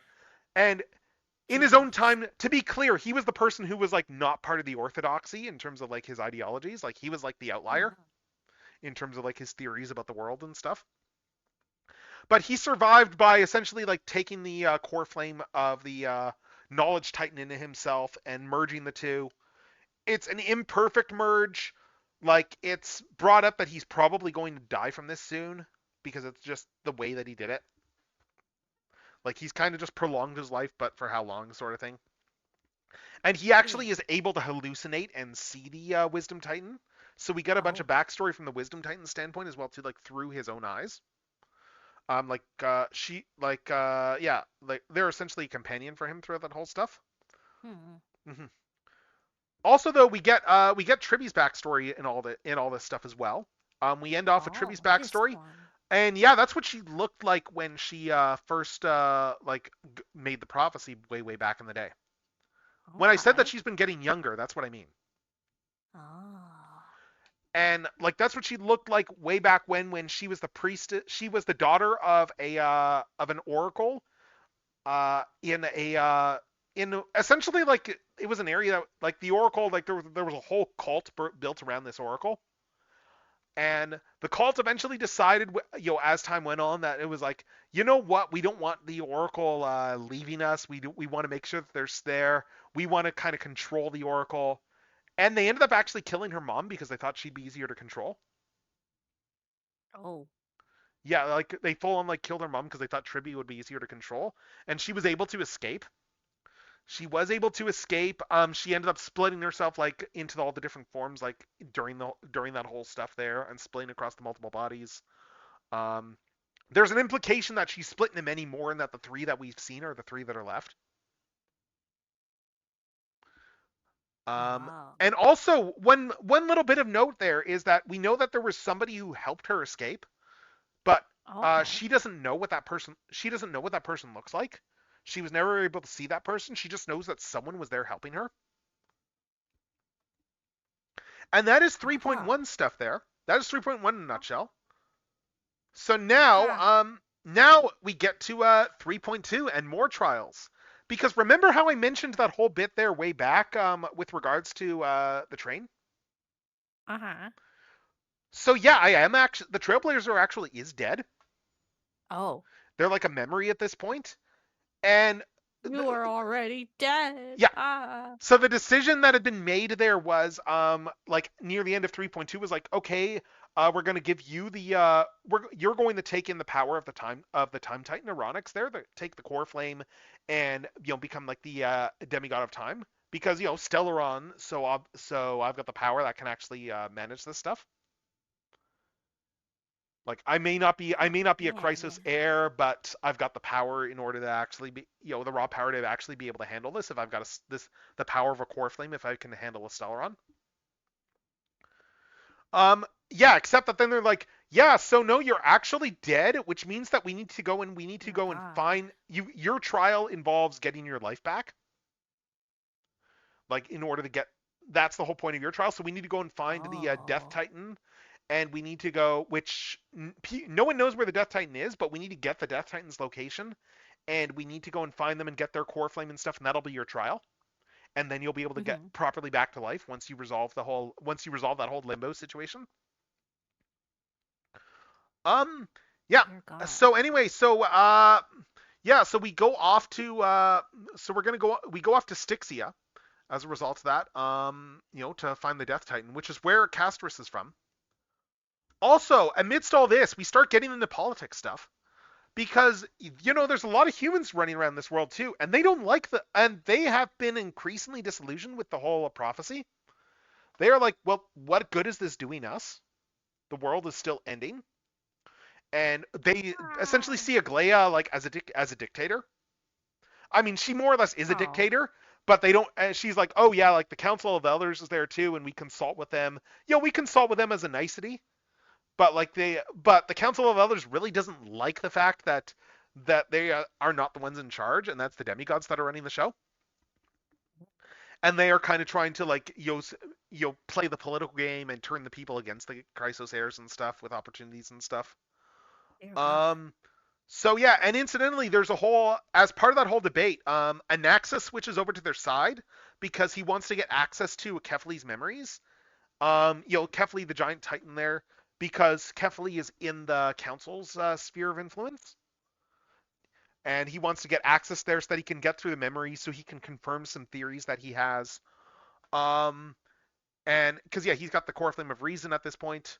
And also to our surprise, Castorus also switches sides too, to everybody's surprise. Oh. And as we learn, that's because the council knows where the Death Titan is, and she did that because she wants to go to because she needed to get that information and learn where the Death Titan was. And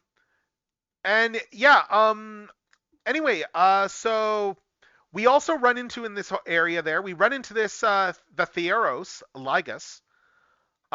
You can tell I've got feelings about this guy. He's like a robot. Anyway though, but he's like an observer there. He's kind of like the one that's like he's hanging around the council and stuff there. He's playing the whole card of it's like, oh yeah, I'm an observer. I'm just watching everything here and stuff. I don't really have a skin in the game. He seems a little bit sussy, but like that's that anyway, he shows up in the story at this point. And we also, as our guide going to Styxia, we get recruited Cypher here, who is an old friend of Aglaia.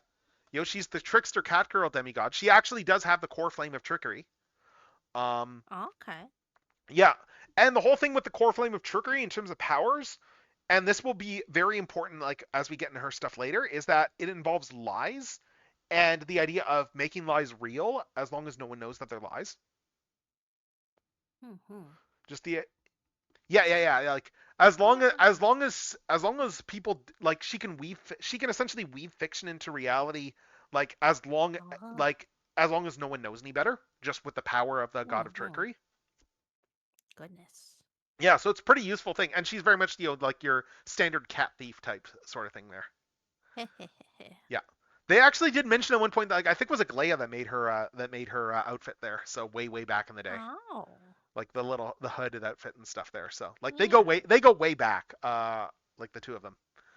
Like I think she was a kid when she first met Aglaia, but yeah.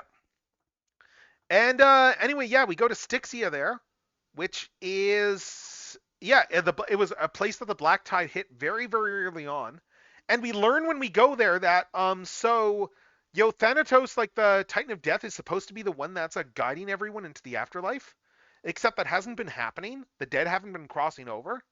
Like the whole passage has more or less been clogged up.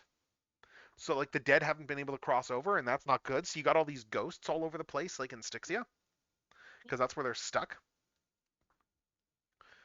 And as a result there, so when we go through all the core flame stuff there, because we find out that what happened was it had to do with the fact of the fall of the Death Titan there, where because it's we get into all the Castorus lore. I'm just trying to remember all the specifics here. Because we find out in terms of Castorus lore, we get a major reveal about the nature of the Titans, which is that the Titans in the era before this era were once demigods themselves. Okay. And they did their own version of a flame chase journey, and they got core flames, and they got empowered, and then they became the Titans.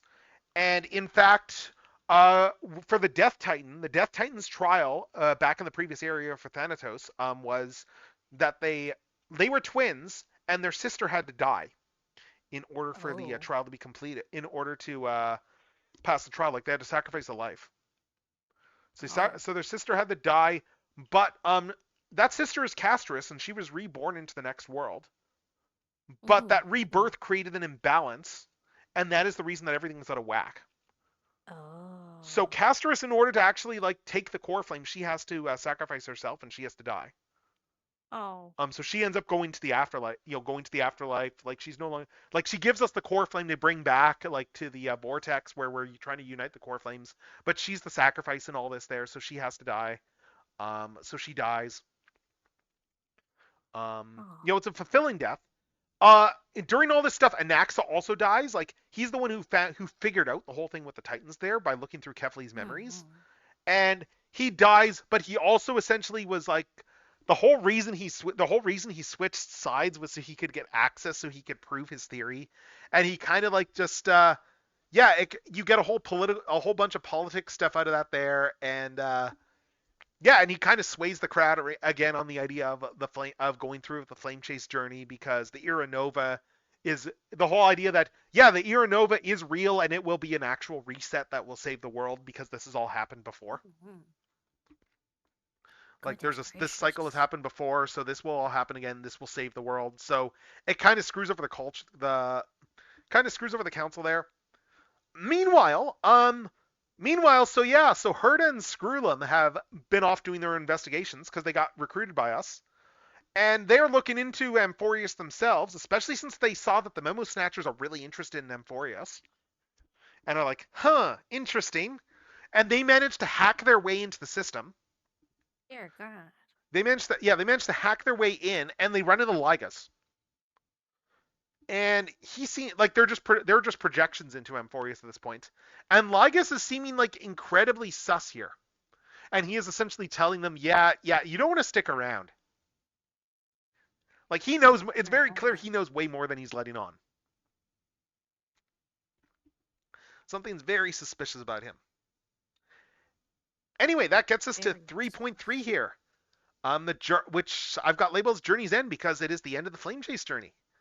And we are introduced to, not long after all the stuff that went down with Castrus and stuff, we are ambushed, us and Cypher are ambushed by the Cleaners, who are a faction that is, like, they're a secret faction among the humans there that has been killing Chrysos heirs.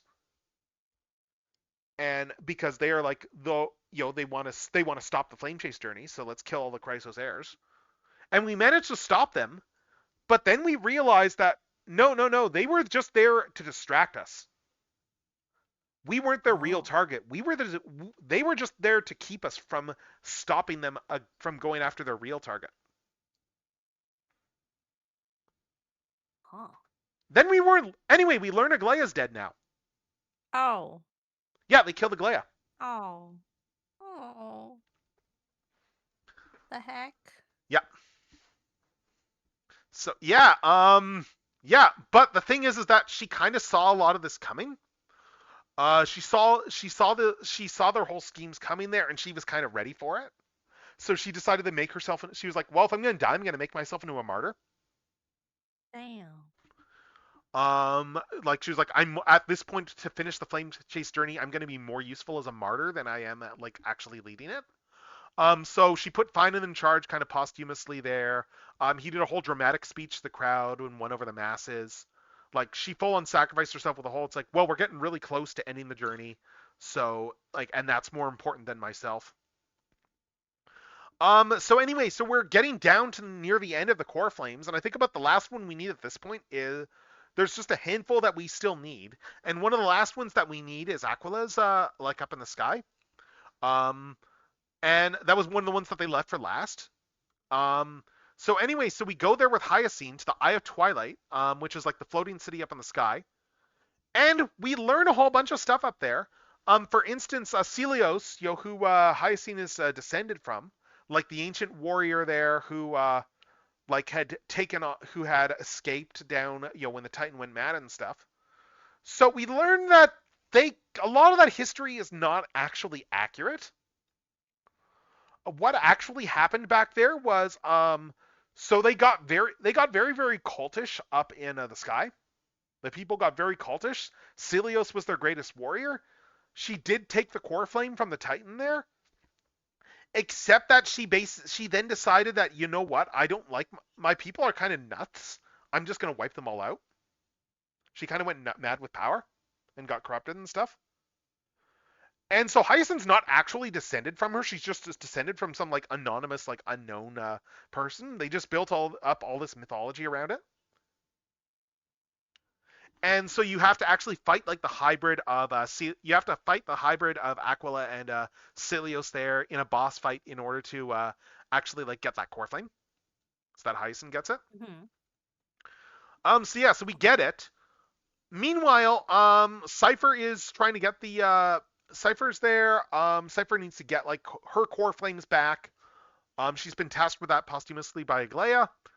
And she is evading court. She's meanwhile getting attacked by all the cleaners as well too. The cleaners are full on going after her. And they're trying to stop her. She's outwitting them. Unfortunately, also on her tail is the Flame Reaver. And she's only able to evade him trick him for so long before he takes her out. Like, yeah, we got a whole death scene. We got a whole like death scene for her. Damn. Yeah. What the heck? Mm-hmm. Like she's outwitting him until she's not, and then he's too fast for her, and then like just impales her with his sword. Dang. So she dies, Oh but we learn a couple of things in the process. There's a couple of we learn about a couple, and when she dies, like all of her lies are undone. And as a result of that, we learn about a couple of very significant things. First of all, we learn that the Titan that she killed for trickery, not who was Zagreus, not actually dead. That was the first big lie. Bartholos, this little trickster imp that has been around like since like the beginning of the storyline, that's just a recurring character, is actually Zagreus in disguise, and that was her first big lie, that she killed him. And he's carrying around his core flame and stuff there, so he's able to like hightail it back and get that back to get the core flame back to them and stuff. Like, yeah, I think he's been carrying around like the world-bearing core flame as well too, like in secret. So they knew that Cypher had the core flame, but they didn't know where she had it. The other big lie though. So, you know how I mentioned the Dawn device way back? So they alluded to this a couple of times, that Cypher spent some time in a convent where she was like in disguise at a convent there, like just as one of her many trickery things. And during that whole period, she had a point where like the master of the order that built the Dawn device was dying, and he told her that in confidence she was the only one in the room that the Dawn device has power to light Akama for 300 years. So that's not what she told everybody. She told everyone that it lasted forever. And it's been 1,000 years since the Dawn device was turned on. So it turns off. Because it has been because the eternal light of the holy city has been entirely sustained by Cypher's lie this entire time.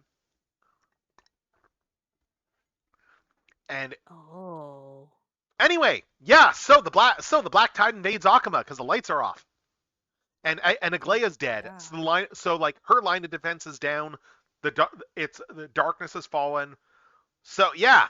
So the Black Tide invades, and it is very much apocalyptic, and is like a race to get back to the vortex with all the core flames that we can try and reset everything and save the day.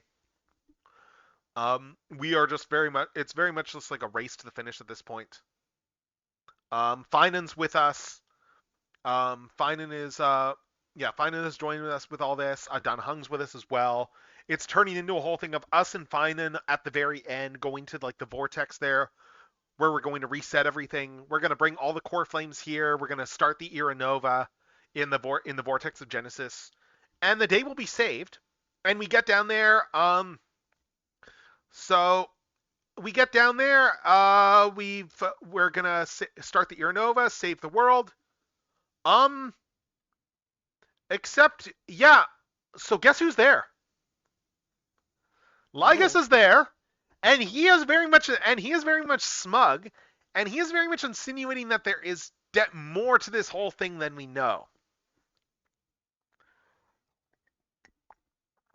He is very smug about all this stuff there, a little too creepily, ominously smug.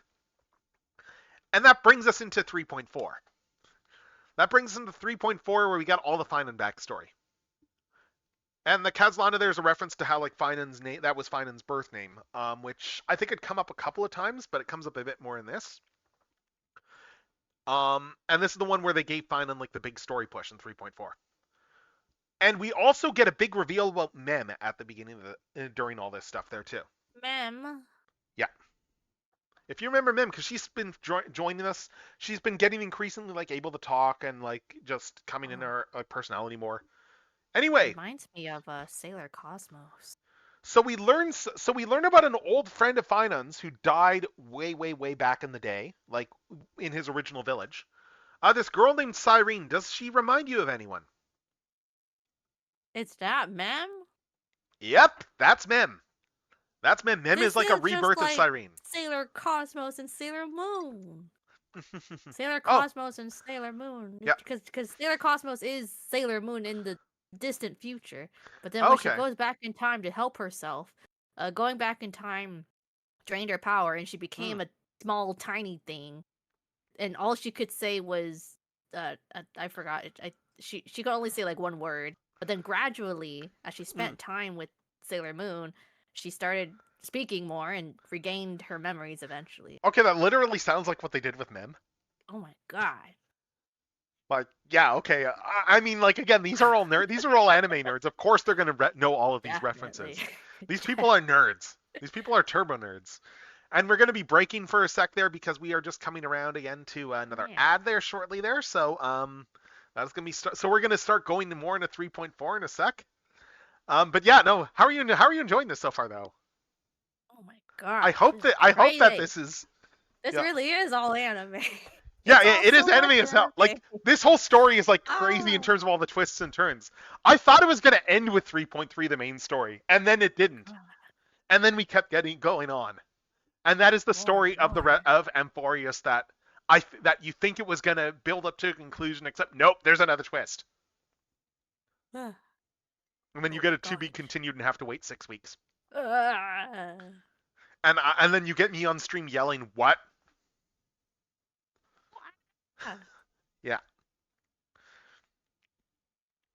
But yeah, I am just let's see. I'm waiting for ads to kick in here because those should be starting anytime. But yeah, no, yeah, this honestly, like, this is why I keep playing this game. This is why I can't pick up on any other gacha games, because I need to like actually make sure I do all this story. Me with Endless Zone Zero. I'm really enjoying this Endless Zone Zero story. Oh, that's fantastic. That is fantastic.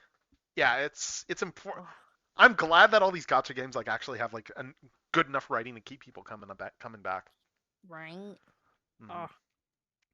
And now I see what I've been missing out in Star Rail. Yeah. Ah. Oh, wow, like, considering that it's like that whole ad starting soon thing goes for a while. Oh my god. Just looking out over the thing and oh, here we go. There's the ad. There's the ad.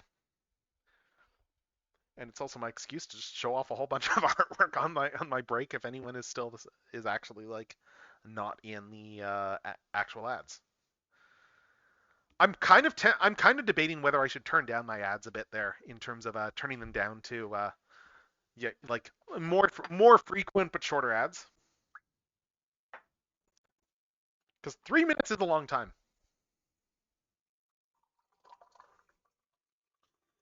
Yeah, let's see. I'm still debating too what I want to do for like birthday stream stuff. Like, I sort of want to do something OC related in terms of some sort of presentation, but I'm not sure what.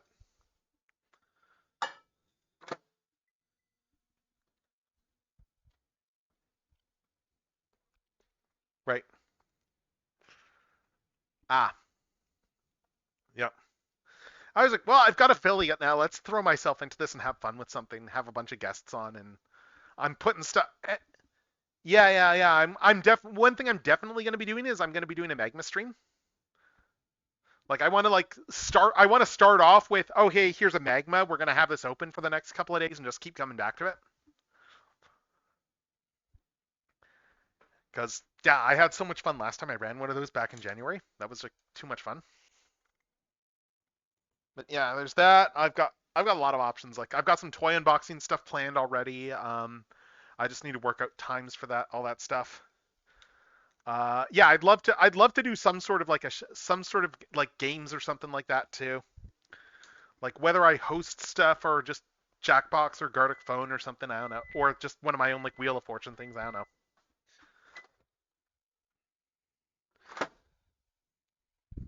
All right, there we go, and tea is warmed. Yeah, I was going to ask you tonight anyway, like while we were out like chatting, like if that was something you were interested in. So we can always talk about that afterwards.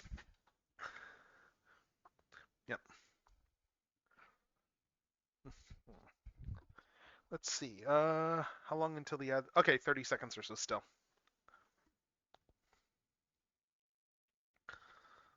Hmm. Let's see.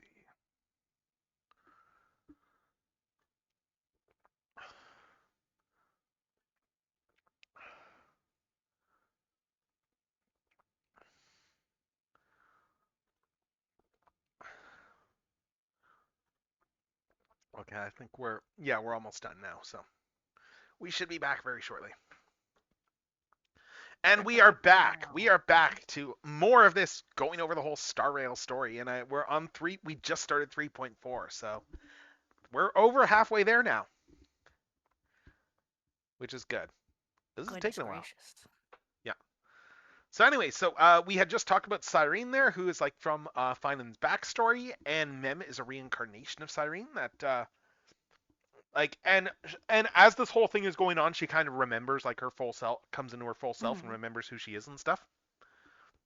So again, like as Hika pointed out, this is I guess pretty much a Sailor Moon plot point. Yeah, yep. 100%. Mm-hmm. Yeah. And we also we also learn a whole bunch of we learn a whole bunch of stuff about Lygus as well too. Like Herta and Screwla managed to get into contact with us as well. One thing we find out during all this is that so time passes at a different rate in Amphorius. Like it passes much faster than the outside world. And anyway,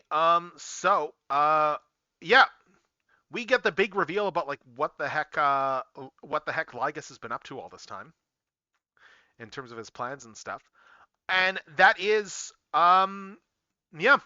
he has been manipulating it. He has been the actual power behind the throne in Amphorius. He has been the one that has been he's essentially like the person that has been pulling the strings of the entire world. Like the way everything has been going. And as I said, like thinks he's IDW Shockwave or something. The Transformers fans in here will know exactly where I'm getting at in terms of just to give context on Shockwave. By the end of the IDW continuity, like Shockwave in that universe essentially was responsible for pretty much like every major event in the timeline. Like to the point where we get a reveal late in the story that oh hey, last time he got beat, he actually got sent back in time. And then he proceeded to orchestrate all of the events of the Transformers timeline in that world there, and orchestrate their entire history so that it played out as he knew it to play out. Also, that like millions and millions of years later, he could then debunk the entire religion. Oh my gosh. Yeah, it was entirely a whole. It's like I'm going to prove that your entire civilization's mythology is a lie by being the guy responsible for all of it. Jeez. Yeah, it is like Galaxy. IDW Shockwave is like super Galaxy Brain. Like he is full on like, and there was crazy cyclical stuff going on because he is causing conditions that his younger self is unknowing. He is full on setting things up for his younger self that his younger self is unwittingly playing into. And like just full on creating the conditions for his younger self to do certain things and stuff like that. And it is crazy storytelling, and it is like, oh my god, just the way that everything is his fault in the end. Like it's Zoom on steroids. So, sorry, not Zoom. It's Reverse Flash on steroids. But anyway, so we learn also from we learn about what the deal with Amphorius is, and this is a concept that has been touched on in things like Simulated Universe and stuff in some of the Star Rail lore. So people who are paying attention, which doesn't include me, knew a bit more about what was going on. And that is that Amphorius is a scepter. So the scepters, these are essentially like giant world-sized supercomputers that were created by a acolyte of Nous eons ago during like one of the many wars where like there was like there was a couple of rulers there that had like an anti-organic war that were like empowered by Nous. And funnily enough, like one of those lords who was doing an anti-organic, the second Rupert, like these guys have all come up in simulated universe lore. The second one was actually an organic guy who kind of went nuts and waged the whole anti-organic war, and he's the one who built all the scepters, like under Noos's guidance. And yeah, these are these giant, massive supercomputers. There, they were created. They're all imitations of Nous. And they're insanely powerful, like extrapolation computers. Like they can do all kinds of crazy stuff. And Amphorius is Scepter Omega 13, which was once part of Noos's body way, way back in the day. And this one has been running, and this is one of the few scepters that was never like shut down. Like it was isolated, it was never shut down, and it's been extrapolating all this time on Noos's behalf to try and find the prime mover of life. And that's what all the experiments in Amphorius have been about. Except then Lygus turned up, and he decided instead to turn all of the experiments instead of turning them down the path of erudition and doing all these infinite cycles, he turned it instead to destruction. Because so he has been trying to steer the entire world here to like as an incubator for Iron Tomb, a Lord Ravager of destruction. And yeah, so his whole plan here is, he is trying to turn this whole thing into a super weapon, and his whole plan is he is trying to destroy Nous. He is trying to pervert Noos's thing and use it to destroy Nous. It's like he wants to kill the Aeon of erudition. What? Yeah, so he is using the scepter there, and this is why everything ends badly, and that's why there's the Black Tide and everything. He has basically perverted this entire program and taken it over and rewritten it all. And everything has been engineered to steer the entire thing towards birthing like and training like powerful being of destruction. Like that is like that is going to be an avatar of Nanook. But Nanook doesn't really care. Yeah. Well, we do know that Nanook did gaze on Amphorius at one point, and that further empowered this all. So it's a matter of when this thing is born. Gosh. Like, and it's getting really close. It's getting really close for Iron Tomb to be born, and it's going to be really powerful. It's going to be really ugly when it gets out. Anyway, and then the Flame Reaver shows up as well, in the whole vortex, and gets into a fight with Finan, and the mask comes off during the fight.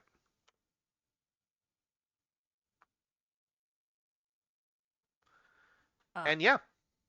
What? Yes, and this is where we find out the whole story of the Flame Reaver. And that maybe the Flame Reaver is not like the evil force of destruction we thought all this time, because as it turns out, once upon a cycle, they got here. There's been many attempts at doing the there was many cycles ago. This whole thing happened before, and the Flame Chase Journey happened, and Finan was the last one standing, and he was going to bring about the Era Nova. And then Lygus turned up, and Lygus got all smug and confident and told him about like, oh yeah, once you do this, this is going to cement my plans. It's going to birth Iron Tomb. It's going to rain destruction. And Finan, and actually Cyrene was with him as well too. They went, screw that. Screw your plans.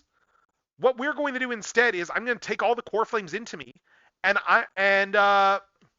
Cyrene was a priestess of Veronix, like the Time Titan. We are going to reset the timeline. We're going to reset the cycle. I'm going to use all this power to reset the cycle there, and I'm going to do whatever I can to stop you. Oh my god. And so he kept taking core, and I'm going to try and get the power by taking these core flames in. I don't have enough power now to stop you, but maybe in another cycle, if I gather all the core flames and gain the power of 2 sets of core flames or more sets of core flames, I will get powerful enough to stop you. And all the while, as well, Cyrene is very much in the mindset of, if we can get because she's erotic, she's time, she's all about like remembrance and stuff too. That maybe we can get like Fuli, the Aeon of Remembrance, to help out with all this as well too, by like creating all these cycles and all these memories and stuff. So anyway, Finon starts on this whole cycle there. Initially, he starts out by like allying with everyone, telling them everything, helping them out and everything, and then more cycles happen, more cycles happen, more cycles happen. Anyway, so there was a number that is associated with Finon. This is the number of cycles that Finon went through.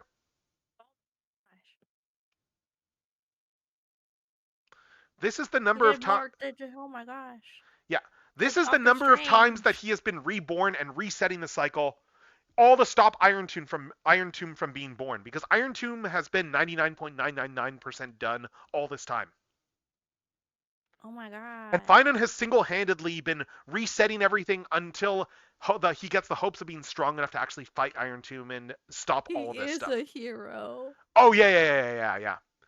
So, and like the Flame Reaver, the reason the Flame Reaver looks the way he is because after like when you've taken in like this many cores, considering like take this number, multiply that by 12, that's the number of cores that the Flame Reaver has in him.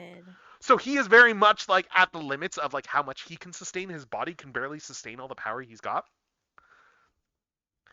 And anyway, Finon then takes in all the stuff there, melds with the Flame Reaver, takes in his power, and manages to and actually we get a whole cutscene where he actually makes a go at like directly attacking Nanook even. Like he cuts Nanook in the face. Like that's Nanook there. That's like how crazy but that's as powerful as but for all his power, that's all he's able to do. Like he is not strong enough. He is still not strong enough after all these cycles to stop this. And so they decide to put the trust in you, the Trailblazer, as the hero of the next cycle and try something new and reset the cycle again with the Trailblazer. And Finon is going to take all the cores into himself. He is going to reset the world, and he is going to be the world-bearing titan of the next cycle, and he is going to try and it's up to you to try and stop Lygus now. Oh, goodness. All right. Anyway, so one more time, because 3.5 is the last cycle. God. And I like putting like little cheeky references here. And we actually do reunite with Cyrene in this cycle. She's no longer Mem at this point. She's back to being Cyrene now. Okay. And we go back further than we've ever been in the cycle to like the very, very first Flame Chase journey. Because as it turns out, like Aglaia is leader of the journey, but she's the most recent leader of the journey. The original leader of the Flame Chase journey was Saridra, who was she was the first one who took up the prophecy, took up arms, and essentially was like very Alexander the Greatish vibes in terms of she just goes around conquering. She has done a lot of conquest. Like she's been conquering like all of Amphorius there. Putting to death her enemies. Like fairly brutal and stuff like that in that sense there. Like unforgiving, like recruiting the Crisis Heirs as her followers. I thought she was like some kind of ice march. No, she's got nothing to do with March. Okay. But she's like pretty powerful though, and we know that she died way back when, like in the timeline, which is why we never saw her before. And we also meet as well her attendant Tysilens, who is a mermaid. I got her. Nice. Yeah, she's a mermaid. Like her underwater kingdom was one of the first ones to fall to the Black Tide, and so she came above, and she serves Saridra. She's actually got the ability. Saridra has the power of law for her Titan there. And that's actually part of the reason we got sent back, because we were like, we need to try and get the core flame of law, because whoever gets the core flame of law can rewrite the rules of the world. And we need to figure out a way to rewrite the rules of the world to stop Lygus. Except, of course, that by the time we get back there, Lygus has already been talking to Saridra and trying to win her over to his side. Because, of course, he is. Because he's not going to let us interfere with his grand plan in the making that has been like delayed for so long. And yeah, and Hycillens actually has the ability, like, she can project illusions, kind of like a siren song sort of thing. Like, so she can, like, put people under a Yeah, trance there so yeah. that they can't see what's so Okay. that, like, what looks like, so it's one of those things where it's like what looks like a a party and stuff like that. There's actually other Mm, stuff going on beneath the surface that only the people not in the trance can see. okay. Um, so yeah. Anyway, so we're appealing to Cerebro. We're trying to get her help, and Lygas's response to all of this stuff is he's already warned us, stay out of my business. I don't want you interfering. This is your last warning. We ignore him. So then he shoves us outside the world into the Examith. And just essentially, like, like, it's essentially an observation level, like, outside the world where time moves at a much more normal pace. Because he's trying to stop us from interfering, and he's got sysadmin privileges. So anyway, so we're stuck here. We're locked into this whole era here. Um, and we would be stuck here, except then someone shows up to get us out. Evil March. Evernight shows up. Anti-March. She looks just like March. We don't know anything about her, except it's like, what the heck's going on here? She gives us the world-bearing core flame that we were after, in order to reset the world again and try and do the new era.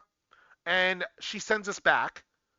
1,000 years have now passed, What the? and we're now, like, in the final stages of the flame chase journey. And we also learned that in this cycle, stuff played out differently because everyone essentially redirected themselves to try and stop Lygas. Uh-huh. So, like, everyone has been fighting against Lygas this whole time over these 1,000 years, waiting for us to come back in order to try and finish the job. Uh-huh. And Lygas is he's full on imprisoned at this point there, and we are the ones that have to unite all the core flames and stop him. And, like, all the Chrysos heirs are pretty much gone except for Hycillens at this point. She's been keeping Lygas trapped this whole time. Like, they full on use the Law Titan to rewrite the rules there in order to, like, trap Lygas. And anyway, so we have to stop him then. And yeah, so when we re-encounter Lygas, we actually finally learn more Lygas lore, and we learn what the hell his deal is, because we learn his true identity. Because yeah, he's not just like some mere automaton. Like, he is in fact Xandar One Kurabara, who in lore for Star Rail is Noose's creator. He is genius number one. Oh. Genius number Or one. rather he is, I suppose, an echo of genius number one. And the reason I bring that up there is you've played through the storyline there with like the Sumeru storyline, right? Yeah, yeah. Do you remember Illugitori's name? No, not at all. Because yeah, as it turns out, Xandar One Kurabara can also be shortened to Zandik, which says everything you need to know about. It's one of your Hoyoverse parallel characters. Oh my gosh. So he's essentially a parallel for the Doctor there. And like the Doctor, there's like multiple versions of him that are running around trying to kill Noose. That are all trying different strategies. Like, this is just one of them. Like, the original Xandar is, like, dead, but, like, there's multiple versions of him that are running around trying different strategies to kill him. And this one is taking the I'm going to use destruction to kill Noose strategy. Mm-hmm. And yeah, so that is like his whole that's his whole motivation. That he is. You remember I asked that question way back about creating God. That's where That's where that comes from. Because what happened? We learn his mindset and rationale. He created Noose. Like, I don't think he intended to create, like, the whole Aeon there, but like he did. His creation grew beyond him, became the Aeon of knowledge. He doesn't like it because in his mind, Noose has gated knowledge. Because Noose knows everything, Noose prevents people from learning more, and Noose is essentially like the limit of knowledge, and Noose won't let anyone learn anything that's too dangerous to, like, for the universe itself and stuff like that. Okay. And so he is, yeah, he very much wants Noose. He wants Noose dead. He wants to like trigger the Aeon War that's been long prophesied in the process there and stuff. And yeah, so so he is very much just trying to just unshackle the universe in his mind, sort of thing there. Okay. Yeah. and that's why he's doing and however though, because of our stratagems, because of all our plans, because of everything, we are able to actually reset a bunch of the progress there on Iron Tomb there and rewind the clock a bit there. So it's going to take longer it's going to push it longer for it to finish Iron Tomb as a result there. And we managed to seal off Lygus in his own little loop so that he can't actually like interfere with us. We seal him, we firewall him off. And with that in mind, yeah, so he's sealed off now. He can't really interfere. We sealed him in the Exomyth.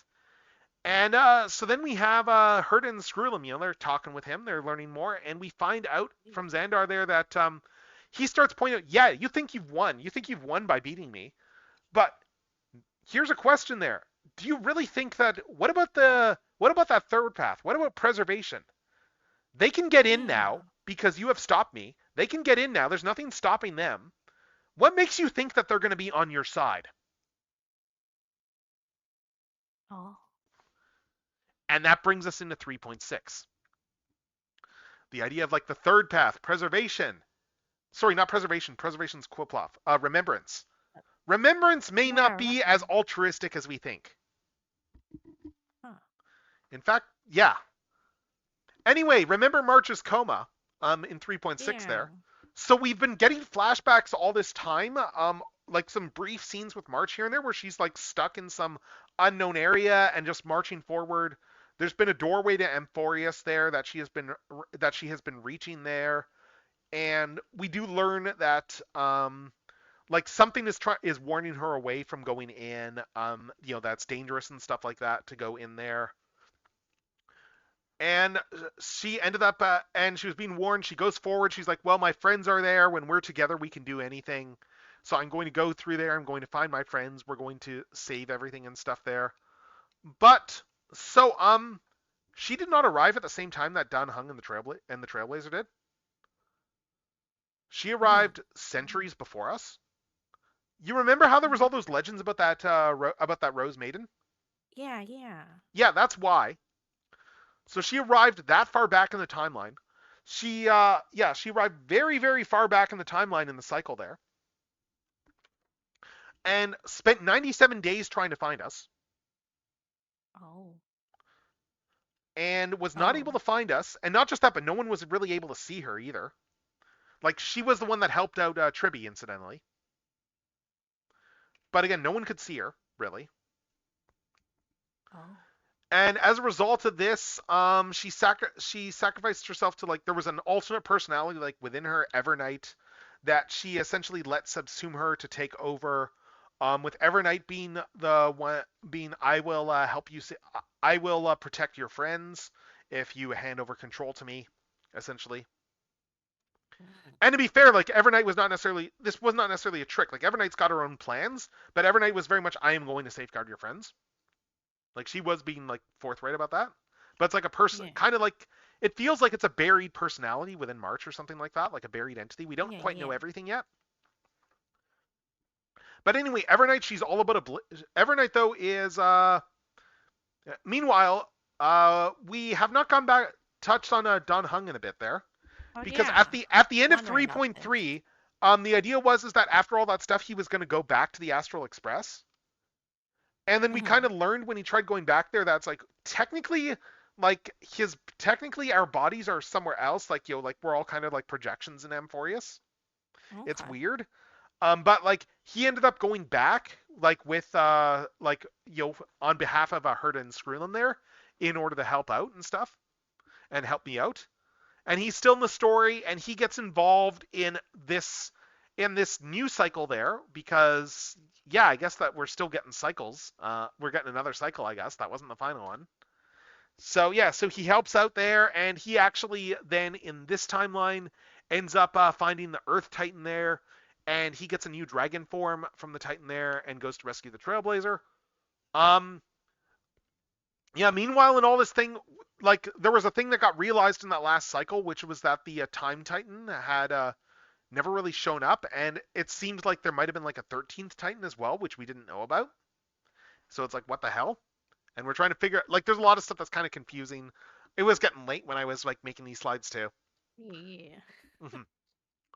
Anyway, one thing that starts coming up here as well is, so ever since 3.0, there has been this plot device, this book, as I've written, that we have been getting that has been slowly filling up over all these stories, and that has been giving us like lore on all the different demigods, like just their whole life stories, just for whole lore chapters and stuff like that. And it does give you like gems if you actually read these things too. So there's reason to read it all, but. And it was a bit slow in the earlier stuff back when the voice actors were all kind of like just withholding work there because Yeah. a lot of that wasn't voiced. Yeah. But yeah, so it was so anyway, so we find out that as I've written actually does have plot relevance, and that this book, Cyrene is the author of this, and she has essentially been spending every cycle she has been going into Amphorius, into like the central repository there of this like massive computer there, and like uploading the whole life story there. She has essentially been creating a massive repository, like to try and, with the idea being to, she is doing all this for the benefit of Fuli, for the remembrance, to trying to track the Eon there, and like the remembrance will be our salvation. We'll stop Iron Tomb and save everything and stuff. Hmm. That has been her whole aim. She's been doing this these past 30 million cycles. All this stuff has been getting recorded in the cycle all this time. And Evernight, meanwhile, is plotting like amidst all this. But also plotting here is, we also learn there's more insidious factions in the garden. Like Black Swan fills us in on some of this here, because she is like, yeah, so I'm one of the better people. I'm a standard memo keeper, but there's some of us that are actually like willing, more less altruistic in terms of their ends. There was a whole faction within the garden that they want Lygas's plan to come to pass, because they want to see an Aeon die so that they can record it. And these memo keepers also, a number of these memo keepers also believe that when everything ends, that Fuli is going to recreate everything from memories. So they are very much motivated on the mindset of, yeah, we want to like speed up the end of the universe. So we want to we want to help instigate this war and get memories of all this stuff there, gain the memories of a god's death. They also want Newsteads. They're like not very altruistic either. They're actually like just as bad as Lygas there. Damn. Yeah. And anyway, Evernight is working against this faction. Evernight's whole plan there is to stop Lygas's stop all of this by torching the entire repository of knowledge. Like, it's a mindset of, if I like torch all of these 30 million records that Cyrene has been uploading all this time, if I like consign all of Amphorius to oblivion and wipe it out, that will undo all the Iron Tomb progress. That will stop Iron Tomb from being. That will save my friends. That will save everything, but at the cost of everything on Amphorius. It's the whole sacrificing the world, like for the sake of her friends and the universe and stuff. And yeah, yeah. But anyway, though, so now we come back to how we had March's camera, because all those photos that we were taking there, with the whole "wish you were here" thing with March and stuff like that, all the memories and stuff, all of that allows March to reawaken inside Evernight's body. And they have a conversation, they have a heart-to-heart, and she takes Evernight's place and reunites with us. Like, Evernight is very clearly there to protect, it feels like she's there to protect March. And we get teased. We actually got a lore trailer there that it is implied that March is actually like some sort of offshoot of Fuli. Oh, okay. Yeah, we got that teased in a lore trailer there, that she is some sort of offshoot of Fuli. It's not which makes it it's ambiguous, because of that trailer. That's like, wait, is Fuli actually dead? Because like there's all these and the whole pink-haired girl thing might be like a thing that's like just an offshoot of like spawn of Fuli sort of thing. Oh, hello, Lilat Knight. Hello. Thank you for the raid. Hello, everybody. Yeah. Hello, I'm General Techno here, your friendly neighborhood affiliated antagonist, and I'm here tonight with Hika Hikari.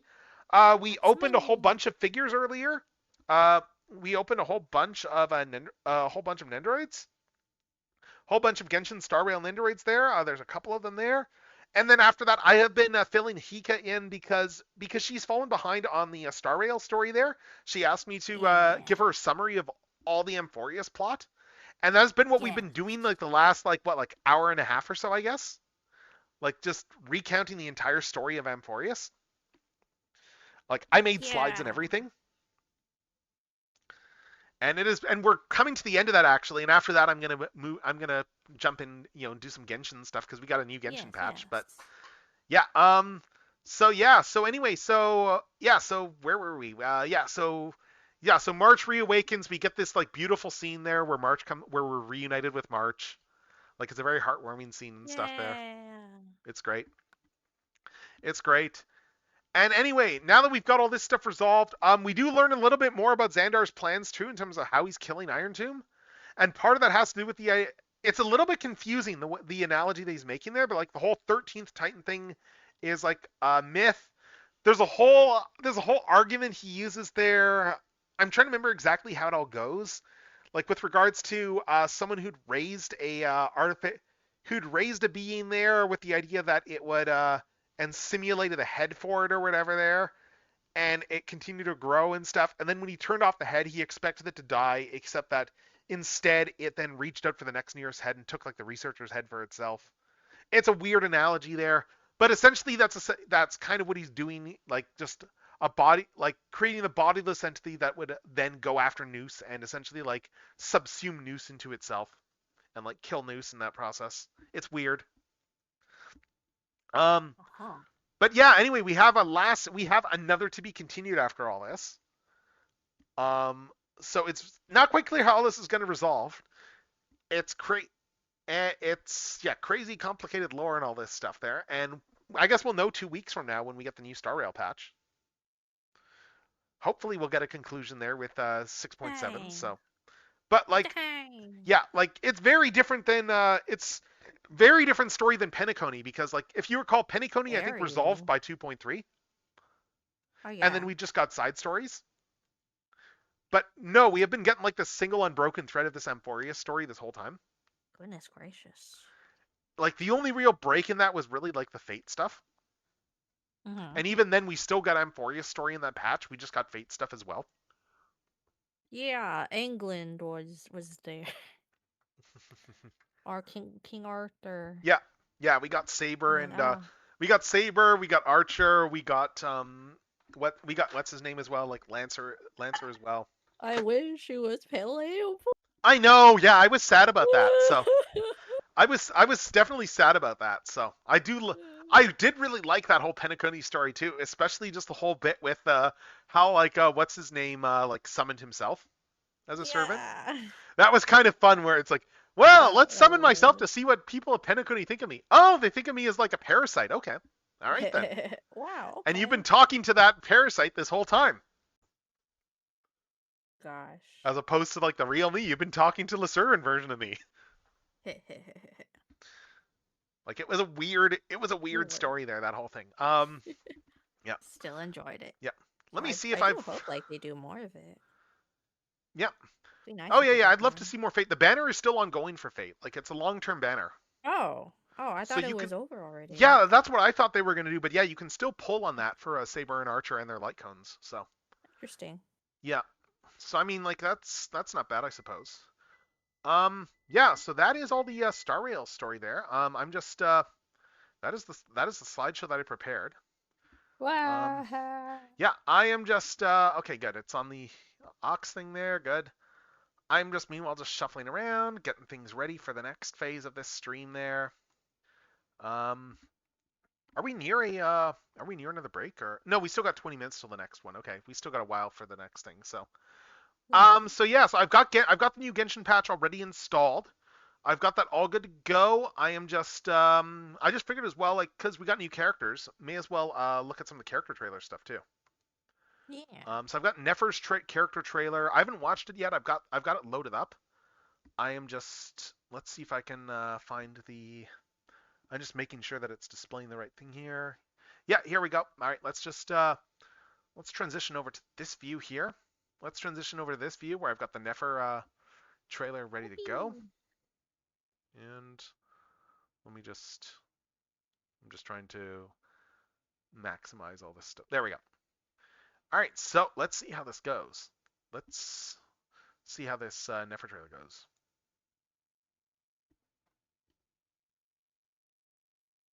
I don't want her.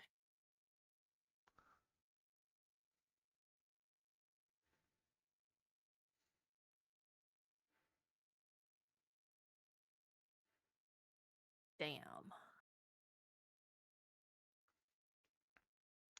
Oh my God, he's back. Yeah, Ooh. my boy. Damn.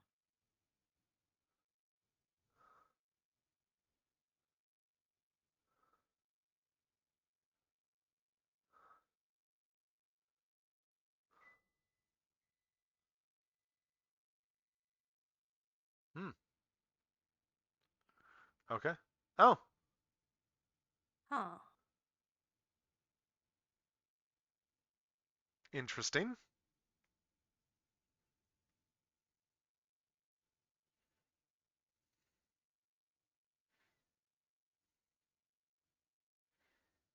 I'm getting ZZZ Interesting. vibes from this. Yeah. I'm really not sure what Huh. to. I'm really curious where they're going with Nefer in this next patch. There's a bunch of people I know who've not been enthused about getting her. To me, it's like, I'm sorry, but Egyptian cat themed person, yeah, I need that. I want her. I want her now.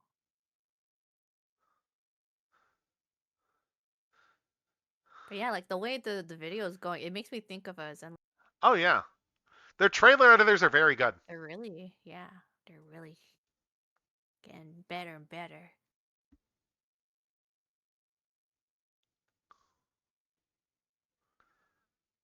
Huh?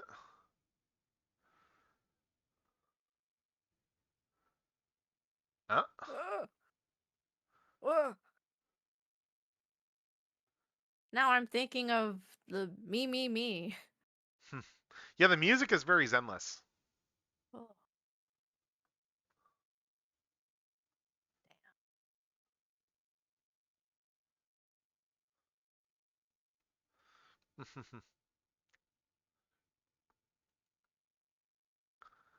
Interesting. I need this woman. Yeah, interesting. Yeah, I'm very curious where they're going with Nefer here in terms of stuff. I'm just let's get Genshin started up then. I still need to do the final like I've got it installed. It just needs to do the whole like final Yeah. start it up and then you have to restart it and everything. So we may as well start in on Yeah, that. sure. Let's see. You know what? I'm gonna do the ad break a little bit early with that said, and just do that now since Yeah. just get that done while I'm getting set up. So if you want to stick around for Genshin stuff, by all means, feel free. But My dog has been bothering me to go potty, so I'm gonna take my dogs out. okay, all right. Yeah. Are And you ducking then out from the whole yeah. thing or okay? Yeah, Well, I'll duck out from here, yeah. all right. Yeah, thanks for coming in though, all the same. So yeah, feel free to Yeah. stick around and watch. But yeah, we will be back after this ad for checking out the new Genshin patch Woo! as soon as the ad runs.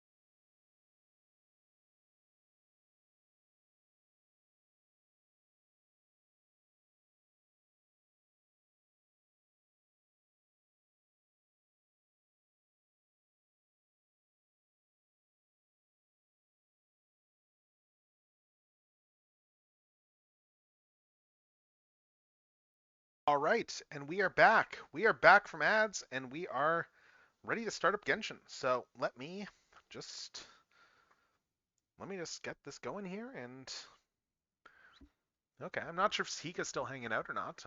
But I know she was going to take her dogs out. So if Hika comes back, she's absolutely welcome. But it looks like she's still hanging out in like audio anyway. So let's switch over to Genshin.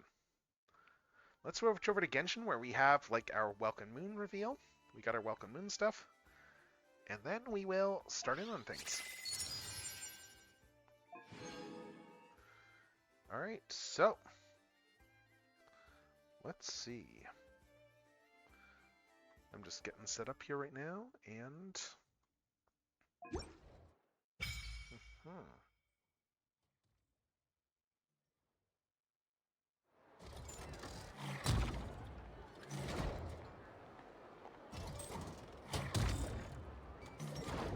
see. So we got a whole new gameplay mode here. So let's just look through, let's grab things, let's get set up, let's check things out. We got this Artful Odyssey web event now, cool. We got pre-registration rewards, which I did. We've got the usual compensation, maintenance stuff. And we've got... yeah, we got more progress on this here, on the to temper thyself. We've got Elegy for Faded Moonlight. Okay, new quests there. We got new test runs for characters. So we got the test run for Nefer here. We got Invitation to Wonderland here, this new area. We've got Phantom Night Candlelight. Okay, yeah, okay, so we got a bunch of Wonderland stuff. We finished that. Okay, we've got some new challenges here. So we're gonna start all this out.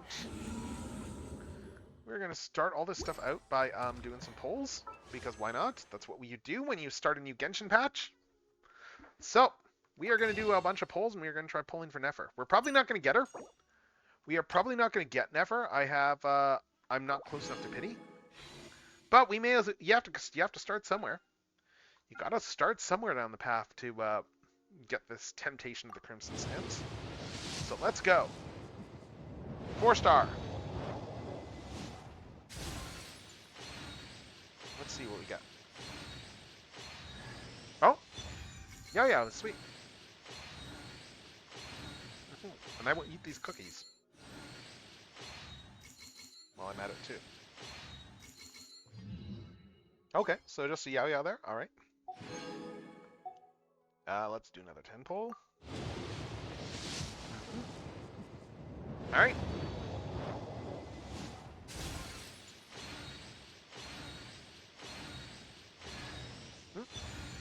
All right.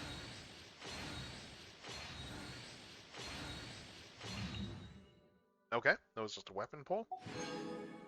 We're not having great luck on some of these pulls. All right, and then we are going to do another one here. Yeah, again, what I expected more or less. We might do some more pulls later.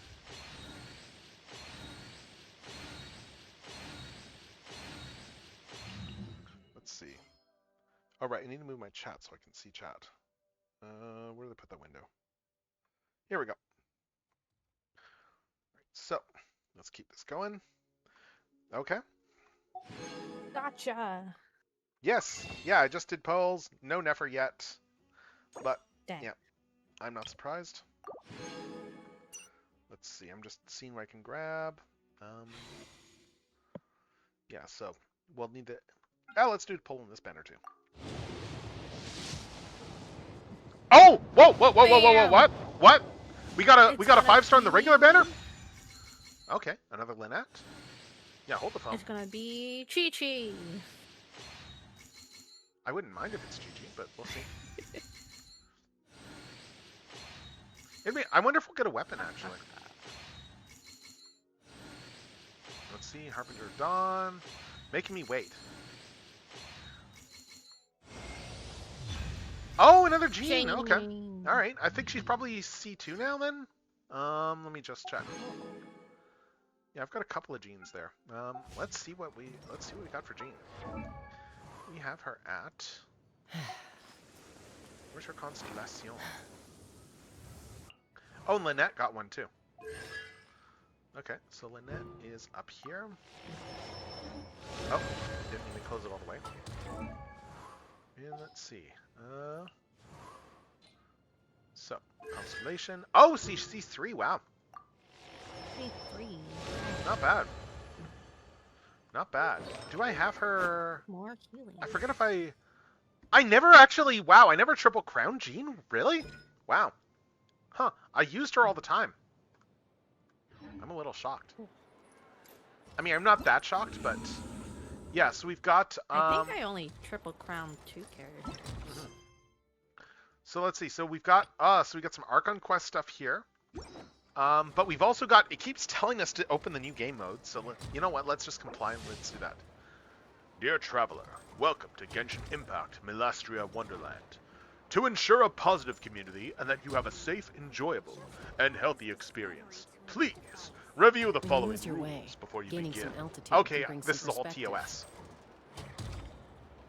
Okay, impersonation. It is strictly forbidden to impersonate other travelers or official staff. Okay, okay. Advertising and phishing. Okay, so you can't advertise, okay. Yes, you can't sell stuff through here. Fair, no abuse or threats. Harmful or, okay, harmful or sensitive content. Okay, yeah, alright. Extremism.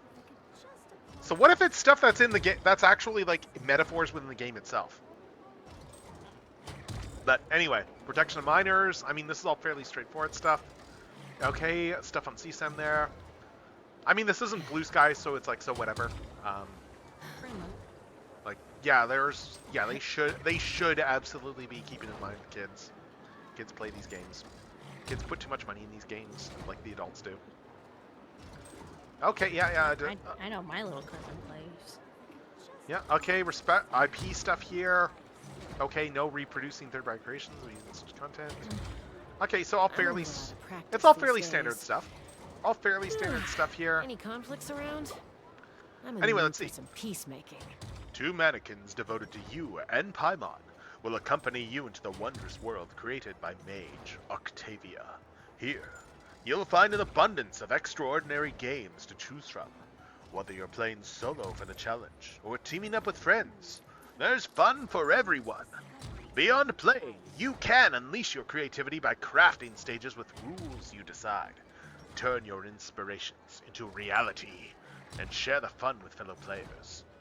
While enjoying the games, you can also relive the experiences sealed by Mage Octavia in this wonderland and collect various cosmetic items. To be led by the whispers Okay. of the abyss. Oh, so there's an Archon Quest chapter that Surviving is we... tough. Okay, Taming the beast so there's an Archon What is Quest there? interlude chapter that will understand this a bit more. Okay. What is this? The new gameplay mode, you mean? Yeah, what is this? I've not kept up, so I usually, at this point, I don't even bother with the trailers. I just, like, find out when I start the game. I'm a little curious, though, now. Let's just start this and see what happens. Imagine, if you can believe it, a whole other world within this universe. Universe. In that world, people found supreme bliss in what can best be described as lucid dreams. Reality became blurred, or rather, redefined. But outside of their flawless reality, the problems of the material world remained. Right. And in the end, the cold, hard truths of the real world caught up to them in the reality to which they had escaped. Okay, so we're playing Kamen Rider Z? Deep in the dark ruins, another soul who was fleeing destruction discovered the final remains of this world. Interesting. These 2 terminals were once a means for the dreamers to manage the outside world. Now, they form part of the Mage's collection. The Mage once tried to form a world from things she had gleaned in her eclectic experience. But as the calm observer, Interesting. she never found that spark of inspiration to bring everything together. Before fate caught up to the wandering mage, she paid one more visit to her wise and learned friends. She learned much during their time together, and although she did not find the answer, her loneliness faded away in time.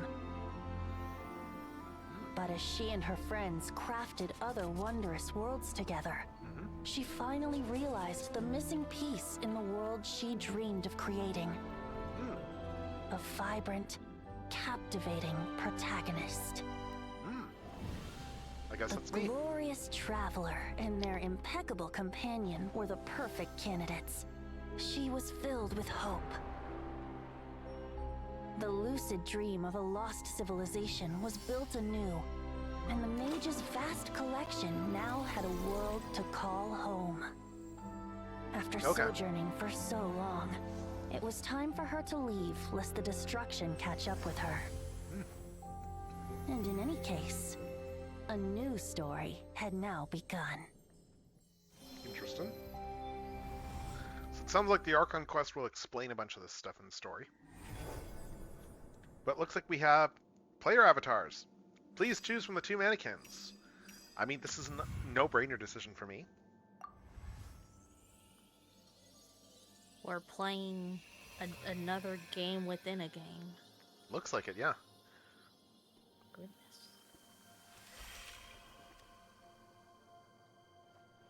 All right.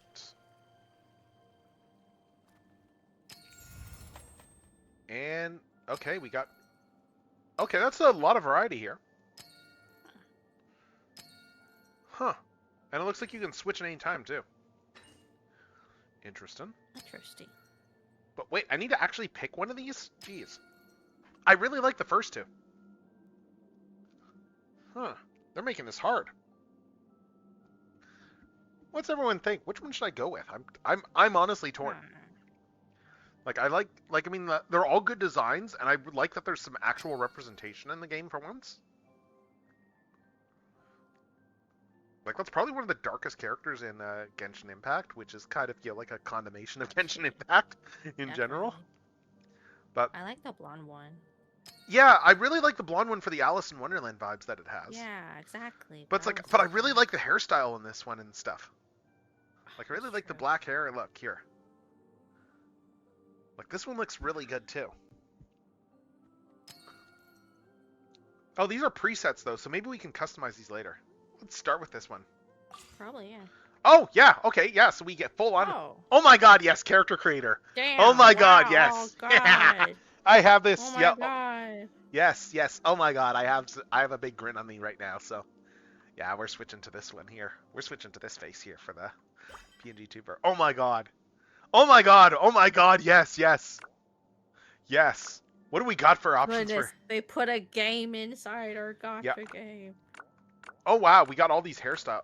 Oh yeah, they got all the different hairstyles. Okay. Oh, okay, so it didn't really matter, honestly. No, it didn't.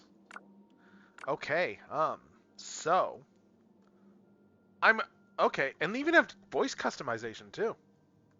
Oh my goodness, this is just an okay. So is this gonna? Cause like going by based on what the disclaimer was saying, is this gonna be an MMO inside of Genshin? I think it's in multiplayer mode. I'm wondering. I haven't looked into it too much. I'm wondering if this is like Roblox-ish in terms of like player-made levels or something. Sincerest greetings, traveler in Paimon. Sincerest greetings, traveler in Paimon. Sincerest greetings, traveler in Paimon. Sincerest greetings, traveler in Paimon. Sincerest greetings, traveler in Paimon. Sincerest greetings, traveler in Paimon. This is hard. Hmm. And oh wow, okay, wow, look at, oh my god, they actually have skin tone range in Genshin for once. Oh my god.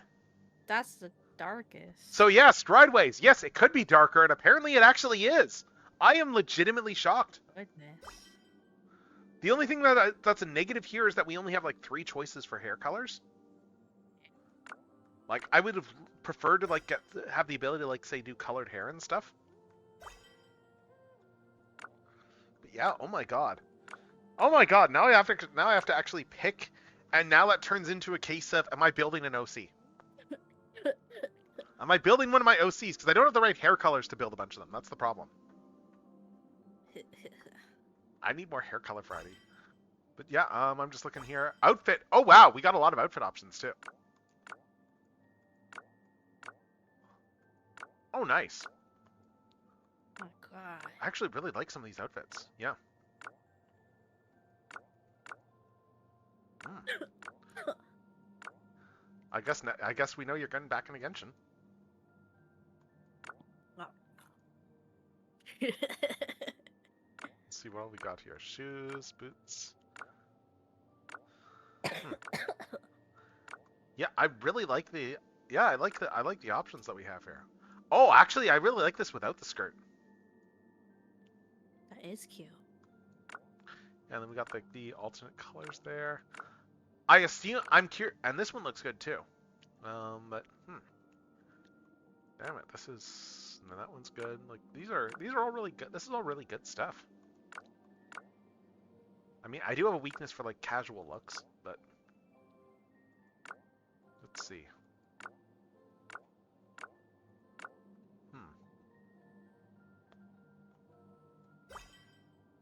What do we got here? Yeah, I think the biggest limitation to this is the lack of limitation to 3 hair tones. Like, I understand why you would want to limit it, but somewhere. You got to draw the line somewhere. But I mean, like, that does feel a little limiting, especially since there's so many cool hair tones you could do. Like, oh my god, if they done like pink hair or something. Unless there's a salon in this magical world Oh for my even god. more customization. Who Maybe knows? there is. We'll find out. Maybe there is. Oh, that actually looks really good, the short brown hair. Let's see. Oh, and you even have different irises. Okay, oh, you can do iris size? Oh my gosh. Oh my god. You can make it moe. You can make it like panicked as hell or moe as hell. Oh wow, and then like just eye shape and stuff too. And yet we can't change hair color. Yeah. Well, even then you only have a few options, but yeah. Let's see. I'm just. All right. Let's see what I can do here. Let's get as close as I can get to like certain OCs of mine. So, let's see. I guess I can probably customize all this stuff later. I imagine. So. Probably, yeah. I'm not too concerned.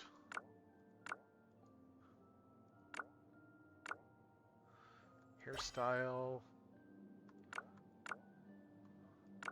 I'll start with a short one here. And let's go with that. Well, what do we got for shoes, actually? Boots. Oh, those boots go well with this. It's kind of, I mean, sort of, but actually, I like the leggings too. Let's do that, and oh my god, actually, you know what I'm going to do? I'm going to, let's do, oh, that looks good too. Yeah, let's stick with this here. What do we got for voices? Sincerest greetings, traveler in Paimon. Sincerest greetings, traveler in Paimon. Sincerest greetings, traveler in Paimon. I'll do this one here. Is this a randomizing button, I guess? I don't know. Let's see. Still, interesting. Name modification rules. You can rename your mannequin. Okay. Alright, so you can actually... Oh, so yeah, so it's got a different name than your actual name. Username. Okay. Damn it. Okay, this is the part where like they hate me. Because I have like legitimately, I have spent time... I had one instance there where I think I spent like an hour, like when Pokemon XY came out, I think I just, like I was starting that up at the time, like I was on a bus there, like, starting that up. I think I spent half an hour sitting there deciding on the, like on the what is your name screen. Because I like picking names that are relevant to the actual game that I'm playing, if I can. Yeah. Unless I'm like making an OC or something like that, but yeah, it sounds like you do have the ability to rename, but we're going to be gated on that for a little bit, so let's... what do I want to name this character? Why don't I name this character? Because I mean, I'm not going to, like, I'm not going to with myself. Screw that. I'm not playing games to make avatars of myself. Exactly. It's like how I assume that if you start this, if I see someone running around named Dinah, I'll know who's playing that. No idea what you're talking about. Let's see. Let's see. I mean, like the ultimate thing would be to do something like, I don't know. I'm just seeing here. What do we got here? Oh God, yeah, I'm really liking the animations on this and stuff. Yeah. Oh, Jesus. Why do they have to go and make it? Why do they have to go and make this in hard mode? Like, I appreciate the choice, but it's still hard mode. It's still hard mode because I got to decide whether or not I'm like doing an existing OC. Because I don't know the. You know what? Screw this. I'm gonna look up and see if there is more customization in this thing.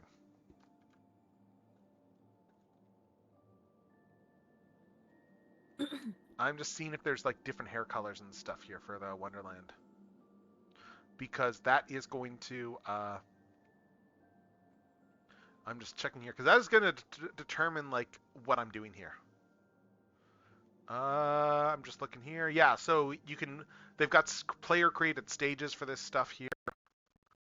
The new characters, mannequins. I'm just looking to see what we got here. I'm reading some stuff up here. Okay, yeah. So let's see. There's the customizing stuff there. There is paid. They do have paid outfits. It looks like. Makes sense. And there's some free stuff as well too that they have. I'm just trying to see if there's anything with regards to like, things like during that virtual setup they may customize this stuff. Looks like there are more equipable items for slots like hairstyle, All right. pupil color. I'm just looking at stuff, facial makeup, skin tone. I'm seeing some screenshots here with different hair tones as well too.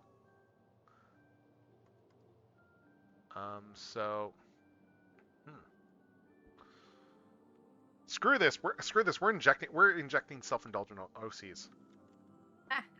We're doing self-indulgent OCs. I don't have all the accessories to properly make her, but we're putting her in here. I can probably always like rename this later if need be.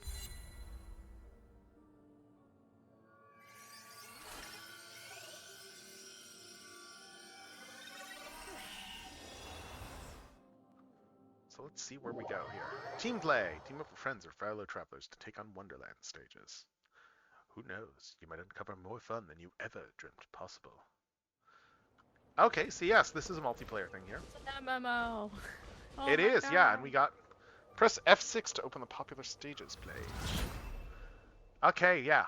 Mining simulator. Yeah, so it looks like it's all like... Oh my God. Oh my God, yeah, this is basically just like the... oh my God.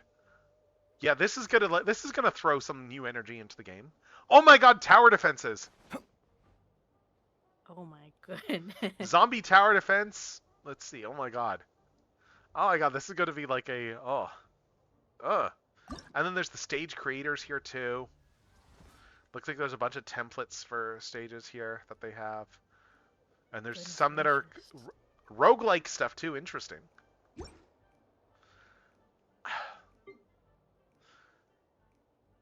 Oh my God, I'm just looking at some...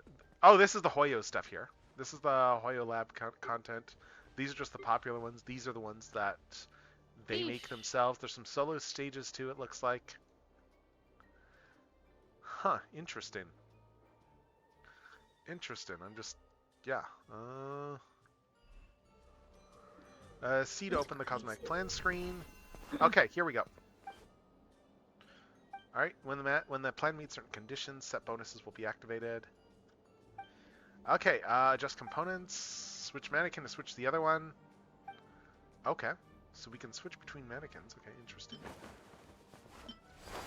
Oh my God, I'm just looking at look at all these sets. Oh my God.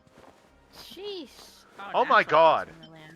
Oh my God, like oh Jesus, they basically just like Why didn't they make this a separate game? Oh my God, it's like they're trying to get me to spend more time in Genshin. Ah. Yeah, that's just all the existing hairstyles there. So we need to figure out, like... Yeah, so we need to get more stuff here. We got all this stuff here. We got facial makeup options here. Oh my God, we got all these over here, too, for different marks. Oh, nice. I can, like... Yeah, I can add some stuff there. What do we got here? We got lipsticks. Festive pumpkin. Frosty rose. Lipstick grapefruit tea. Oh, is some of this stuff like, do I have to purchase some of this stuff, or I'm just seeing here? Nice, Nightveil Nebula, Whale Song Waters, Amethyst Spell. Let's see, Ice Shape, Roaring Tides. Wow, we got a lot of options here. Okay, so these are the ones I don't own, I guess. Oh wow, expressions, actions, effects, and voiceovers. You can choose the expressions and actions you already... Oh my god! Oh my god, this is going to be like a time sink here. Oh my god.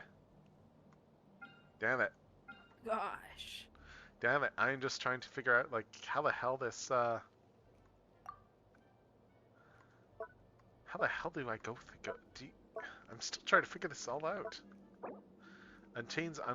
Okay, let's, Okay, let's cancel this. Confirm. I'm just trying to figure out all the cosmetic stuff here. What's this here? This is... Of course they have, like, special rewards here. Is this its own battle pass? Oh my god. Yeah. Did they make a friggin' outfit battle pass? Oh gosh. And there's weekly missions too. Log in, earn 5,000. Oh my lord. Oh wow, we got all this stuff just from that. So there's a bunch of achievements here. Jesus. Platform Night Candlelight. Christ, they've got a whole other system within the game for, like, polls.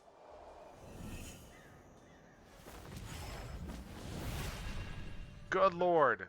Good lord, they put Infinity Nikki into the game.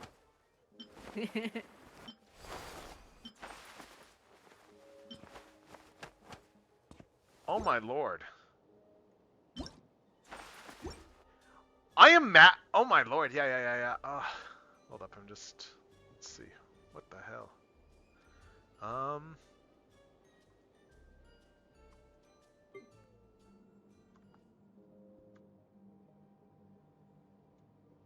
Yeah, every 10 odes. Yeah, so again, we got like separate poll. We got a whole poll system here. Okay, animal. Wow, we got stuff here. Oh my god, I'm just trying to figure out, like... I'm still just trying to figure out, like... Yeah, we got all this outfit stuff, right? We got all those new outfits here. What's this here? Use try-on cape. Okay, so we got... Oh, nice! Oh my god, some of these are great. We got this here. We got all these expressions here.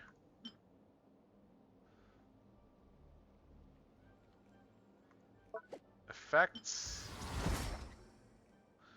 Nice general teleport. Voiceovers. Hairstyles.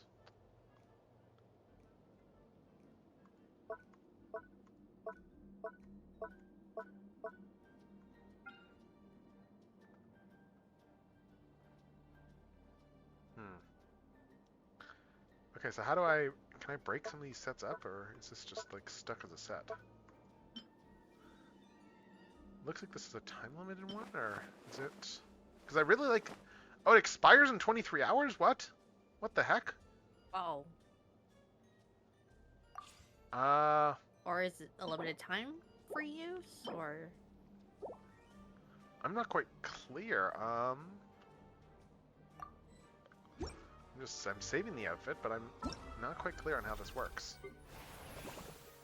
Change cosmetic once. Okay, I got stuff for that. Sweet. Change and save a mannequin plan once.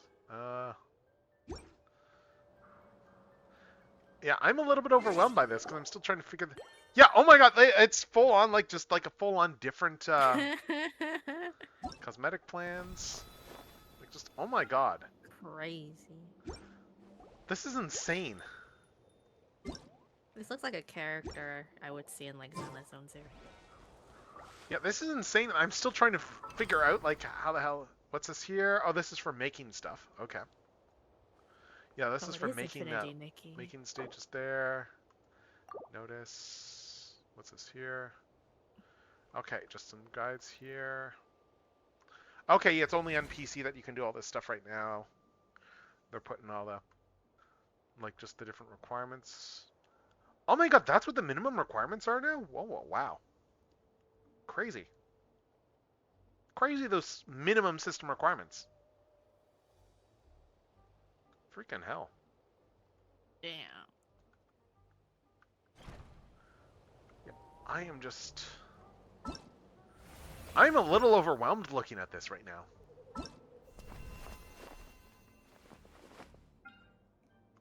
What the hell?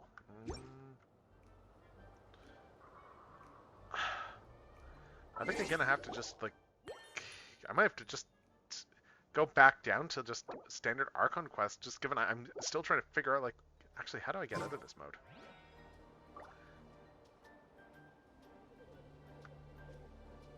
How do I get out of this mode here? Let's see, because, yeah, this is very overwhelming. Oh, that's quick game, Molester shop. Take photo, notices, mail, settings. What's this? Go to Odes. Okay, yeah, so this stuff here. Oh, so it gave me some stuff here to do an Ode, okay. So I guess I got stuff to do a poll. What do we got here? Obtained from the Lastria Pass. Okay, yeah, so this is the, Okay, so this is essentially the same sort of thing that they do in, yeah, so it's Battle Pass. That's actually not too bad for Battle Pass, for Outfit Pass. I mean, that's Canadian, so that's probably like $5 US, I'm guessing. I don't know. But let's see. Yeah, I am... What else do we got here? No preferred Wonderland set yet. I'm trying to figure out, like, how the hell you get back to regular Genshin. You can't leave. What is this, the Hotel California here? How do I get out of it? How do I get back to regular Genshin? I just...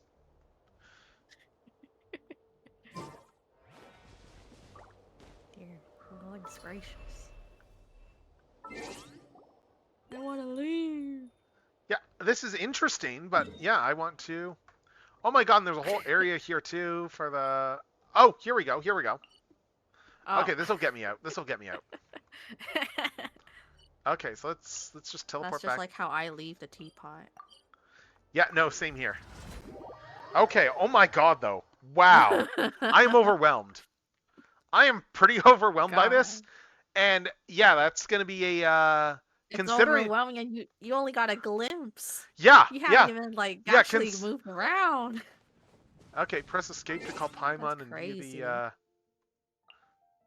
Okay, so you can access all this stuff from here still too. Okay. All right. He's just crazy. Yeah, that's insane. And then we got Battle Pass here. Yeah, standard stuff. Yeah, may as well grab the login one. I'll grab the login one later. But let's see what we got for quests though, because... oh, right. That's right. They give you all this stuff for free now if you've already done that character's thing. Thank goodness. Yeah, so like for Farina, I've done hers, so I get all her stuff for free. Nefer, let's try Nefer out. Yeah. Dendro damage dealer who enables her powers to trigger Lunar Bloom reactions who can consume Verdant Dew. Let's see, when she's in the party, blooms are converted to Lunar Bloom, which provides with the dew. She can use that to deal damage. Elemental skill, Shadow Dance state. Okay, let's see, Ascendant Gleam. Nefer's elemental skill will cause nearby dendro cords to get Seeds of Deceit. Okay, and that does damage stuff. Okay, let's see. I'm probably not going to really understand a lot of this stuff, but let's see. No more love. The deception ends here. I assume I'm not going to... Let's see. Okay. Oh.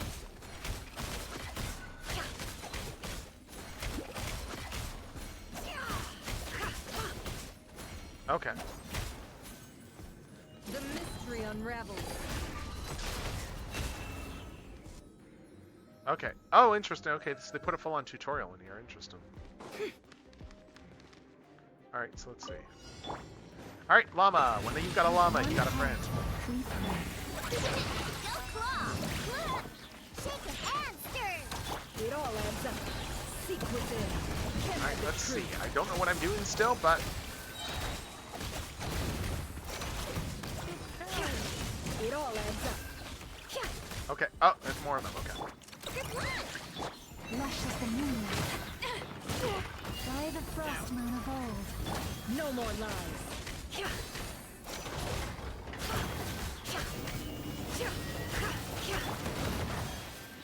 pew! Go claw! Flash attack! Can't handle your drink! Can't hide the truth. The mystery unravels. For the everlasting forest.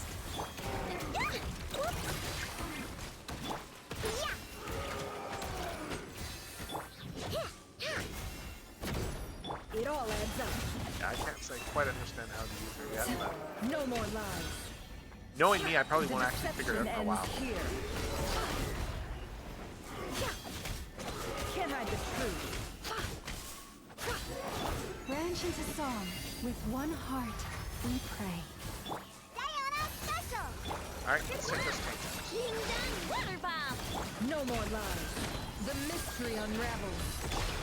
Forest, protect. Can't hide the truth. All right, well, we got those 20 things there, so let's see. The trail stages. Let's see.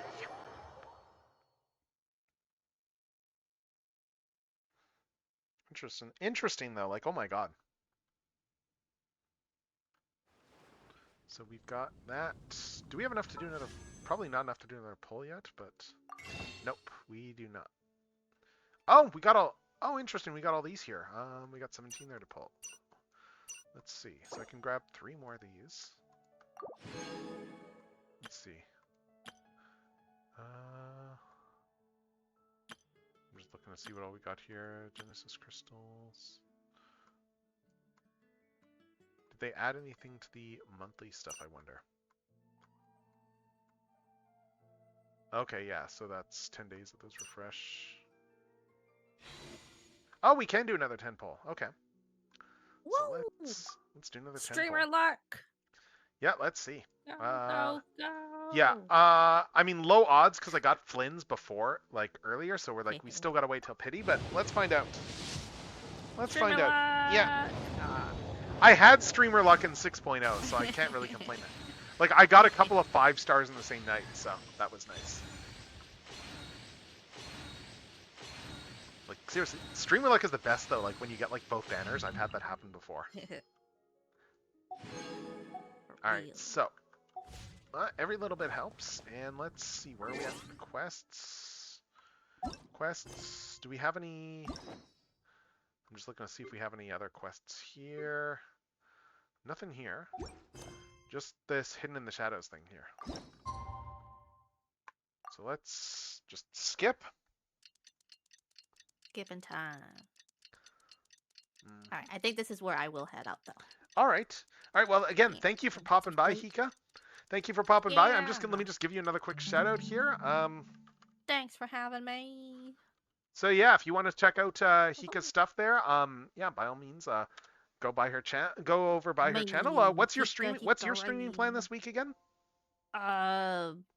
Tomorrow I'm playing the visual novel I've been trying to play on from itch.io IO, but because the website kept going down, I wasn't able to. So I'll finally be able to do that tomorrow, and then that's it, because then I go on a break and I come back next week. Okay, cool. Well, yeah, enjoy. Have a good break. Have a good streaming break. Yeah, You've been doing a lot of like BN reads and stuff there, so you could probably use the break. It's a lot of reading. Wow. All right. Good night, everybody. Yeah, have a good one, Hika. So let's keep going once Hika's popped out, and let's wish her a good night. Whoa! I'm a little upset. I know everything! Okay, I guess we're doing this. You've been waiting for this. Oh my god. Yeah, you've been waiting for this here, haven't you? Okay, so another Archie Sonic fact. All right, so what do we want to do for Archie Sonic fact next? Let me think. We were talking about Renfield last. Oh, let's talk about Metal Sonic. Let's talk about Metal Sonic because his history is really interesting. Let me just bring up where's the which browser window is the Metal Sonic stuff in? Because I want to talk about Metal Sonic here. In Archie because he actually had a really interesting long-running arc. And like a surprisingly interesting long-running arc. It's a shame how it all kind of like ended the way it did. And I'm just bringing up some references here for photos here because I need to. Let's see. I'm just seeing if I've got this here. So, yeah, we're gonna talk Metal Sonic here. I'm gonna just bring up the. Let's bring up the mini viewer. Okay, yeah, I need to readjust the mini viewer location there because stuff got messed up a bit. But let's see. Yeah, so anyway, Metal Sonic.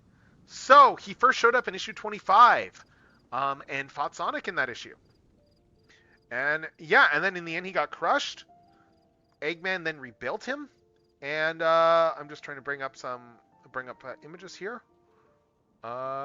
Which one is this here?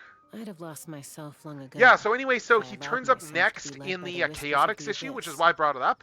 And that's Surviving because was Metal tough. Sonic was a boss in Taming the Knuckles beast then in the Knuckles Chaotix game. was tougher. There was a giant red Metal Sonic that was a boss. And I can't actually see an image of this here.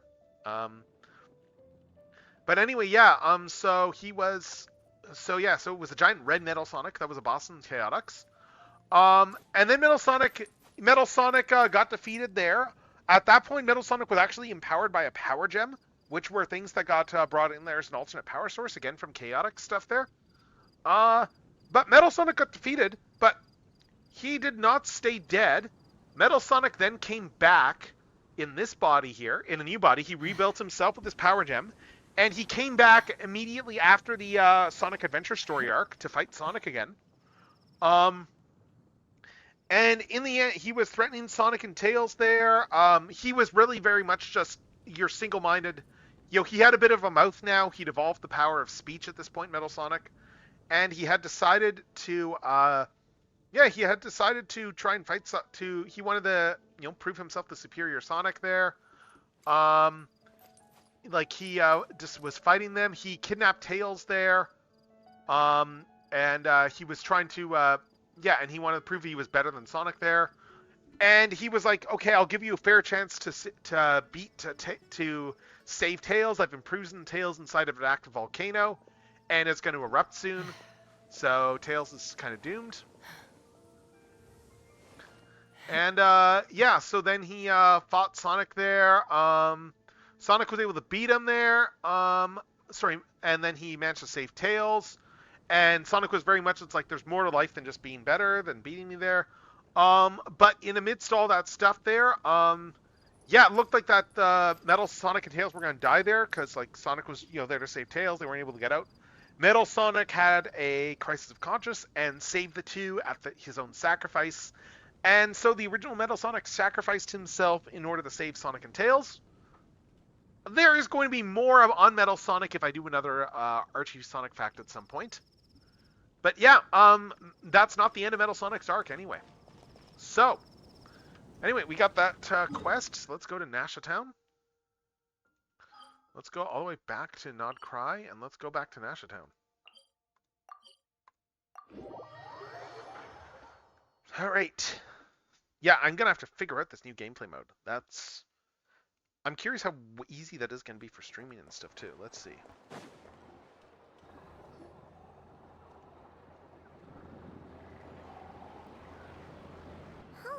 It's been a few days since we said bye to the others in Nasha Town. Still no news about Rarer, though. Where could he have slunk off to?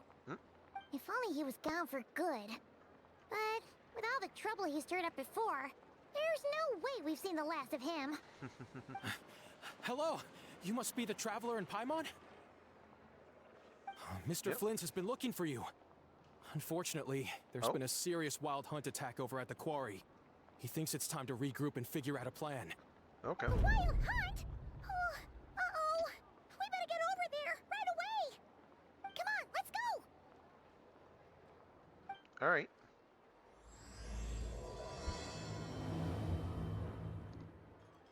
All right, let's see. So, let's go meet up with Flynn's at the quarry, I guess.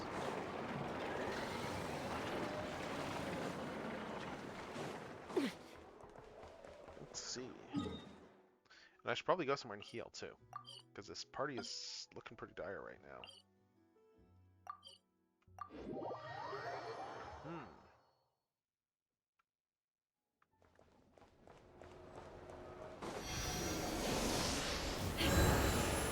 Alright, anyway, let's see. I want to change out some party members here, so let's do that.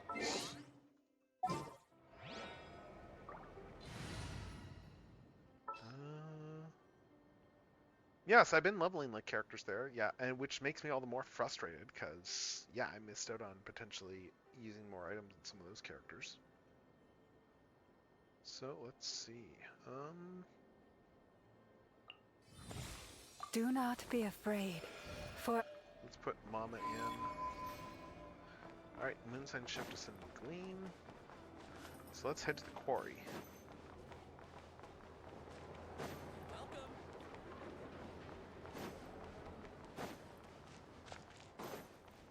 Is that... Oh, that's all the way down here. Okay. And let's run through town.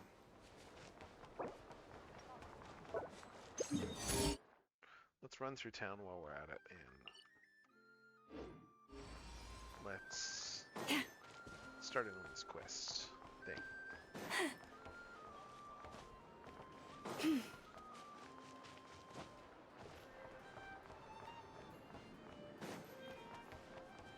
Oh, what do I still have to redeem up here? Did I... What else did I... Oh, I leveled someone else's stuff. Okay, right, yeah. So, okay, so she's C6 now. Cool. Oh, and there's someone else too. What else we got here? Who else has... Oh! Oh my god, I can actually, Oh, okay, so can I... Wait, can I actually use my, What? I can actually use my character? Well. Huh. Oh my god, I can actually use my own, like, my own OC character here in this stuff. No constellations, but... Unless you can unlock those later, but... Okay. So it's Pyro right now. I'm guessing that that's something you can unlock, like, with different upgrades. And I'm guessing that weapons... I wonder how this all works. Let's see. Okay, so I need to reach... Okay, so you need to actually progress in the Molestra Wonderland for this. Okay. Interesting.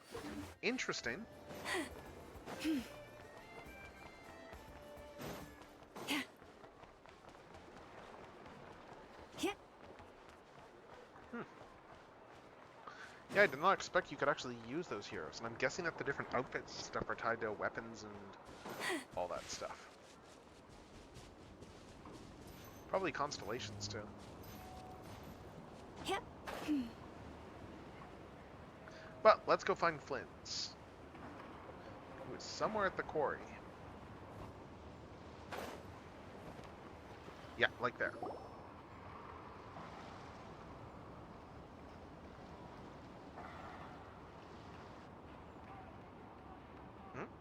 Everyone's here.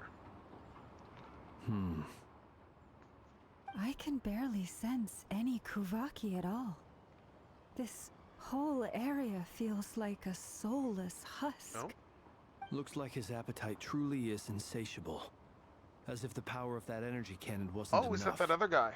He's not seriously still getting stronger? What's his endgame here? Right, that guy. Everyone's here already.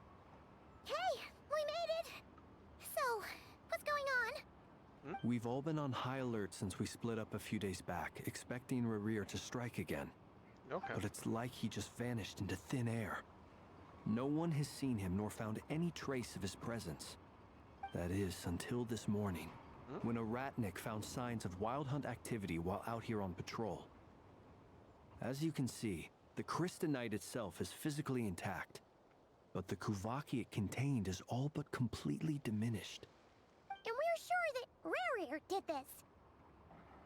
Who else? He's the only one who could pull off a stunt like this. Kuvaki loss has reached critical levels. Reikir of Solnari set to maximum threat level. Warning, unless de-escalation measures are taken soon, he will pose a threat beyond our ability to contain. The consequences could be catastrophic. Traveler, do you remember when we encountered Rerir just after regaining his body? There wasn't a shred of sanity left. Nothing but madness and rage. Yeah, he was really dangerous even then. Yeah, didn't he shout out a bunch of names? Then he started raving about how nothing in this world mattered to him. Oh, Paimon gets chills just thinking about it. Oh, but the thought that he's still out there, lurking somewhere in Notcry, waiting for his chance to strike? Oh, even chillier. Last time we fought, we were already at a disadvantage. If he has such overwhelming strength, why would he suddenly go into hiding? Yeah, That's true. If I were him and I wanted more Kuvaki, I'd just take it by force. No point staying in the shadows. Unless something went wrong. His whole resurrection thing didn't exactly go smoothly.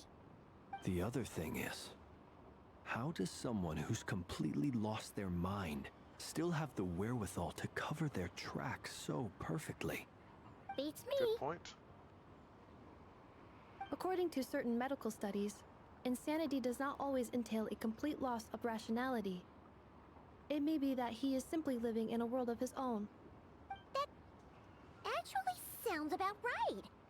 He was ranting away to himself the whole time, like he had zero interest in talking to us. There are many unanswered questions here. He could be right under our noses, and we'd still be in the dark. Besides his name and title, we know little about him. Certainly nothing about his past, or what he might be hoping to achieve. Exactly. And we wouldn't even know where to begin looking. Even Boss hadn't heard of the Rahir of Solnari before all this. I'd be willing to bet that even if we gathered together every scrap of intel in Nodcry, we still wouldn't find more than, like, 3 useful facts about him. So, if we do nothing, he'll just keep getting stronger. And if we want to investigate him, we have no idea where to look. Last time we had Marionette and her big robo-buddy to help us, and we still barely held our ground. If we had to face him alone... Oh, Paimon's head hurts just thinking about it. What are we supposed to do against a threat this big?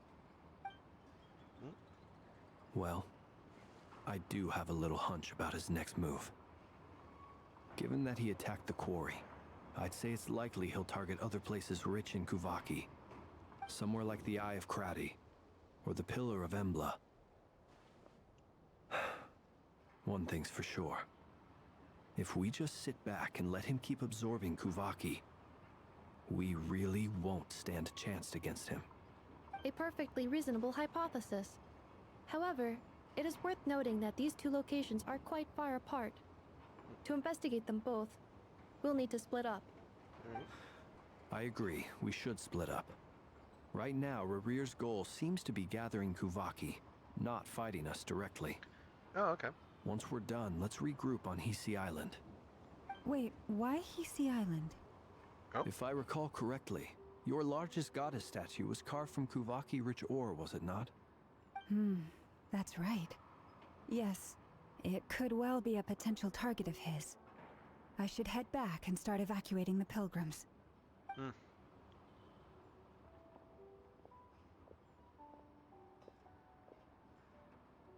Splitting up's always gonna be risky. But I guess we don't have much choice, right? We're in a race against time here. And if we do run into Rear, what then? Yes, what then? That's when you follow the third rule of treasure hunting. Run like the wind. Didn't you say the third rule was go with the flow? I don't know. Did I? Anyway, whatever. In this situation, All right. go with the flow means go find backup. Agreed. If anyone finds so much as a trace of Rear, do not pursue him. Get out of the area and alert the rest of us as soon as possible. We need to put safety first. Okay. All right, we'd better get moving. Come on, Anetha, let's go. All right.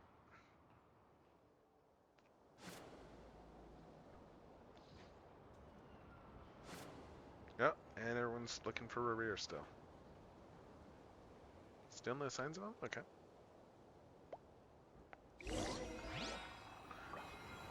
Now listen close, Vieri. I'm only sharing this with you because I trust you. But the proof of the cognoscenti, that's not something you find just lying around. Have What? you decided where you will go from here? Wait, what? If not, why not find a patch of soft grass and rest a while? Where was all that coming from? Is there like another quest around here somewhere? Okay. Yo, to Galahad! Hello! How's it going? With three blast fire on! Sorry. No Been in worries. Promare mood ever since I unboxed, Art Fire. Yeah. You mentioned that you got Artfire earlier tonight. Yeah. I got them a few days ago. I just unboxed them today. Right. Yeah, as soon as I saw that the Inferno mold had like a Matoi thing or whatever the Japanese firefighter pole is called. Yeah. I'm like, yeah, I'm getting this because I'm a Promare nerd. I mean, that's a good reason to get it. Okay, so I need to go all the way over here. Let's see. Yeah, God, I'm still trying to like figure my way out around this whole this new Genshin patch.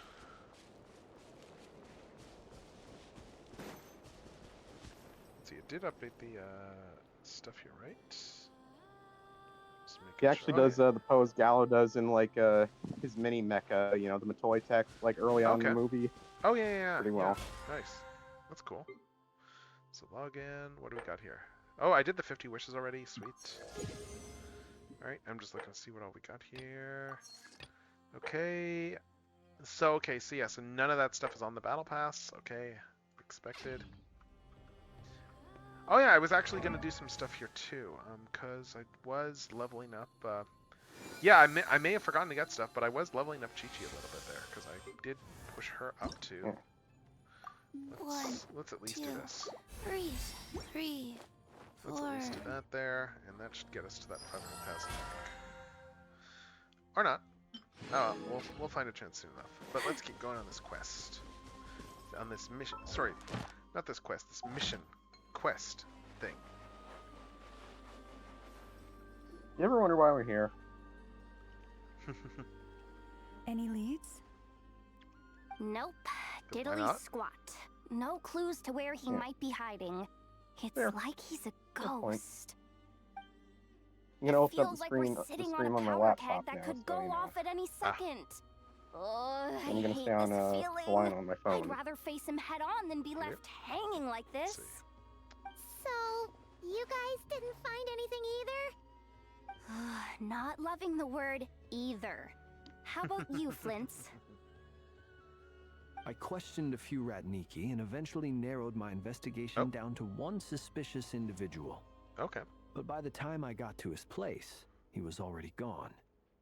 Almost as if he knew someone was on to him. Either that, or he's just extremely cautious and doesn't stay in one place for long. He's been biding his time for a while now. The question is, where or what is his next target? No idea. Since regaining his body, he seems to have lost all interest Oh yeah, in if the you're wondering fragment why in why my I possession. said before I did the Sonic fact, he I was did quoting still Red want Guy it, from Cow and he's Chicken. had plenty of chances to take it. All we can do I now just is thought hope things that were I going a know bit and too Anefa turn up smoothly. some leads. Darn it, Reverie.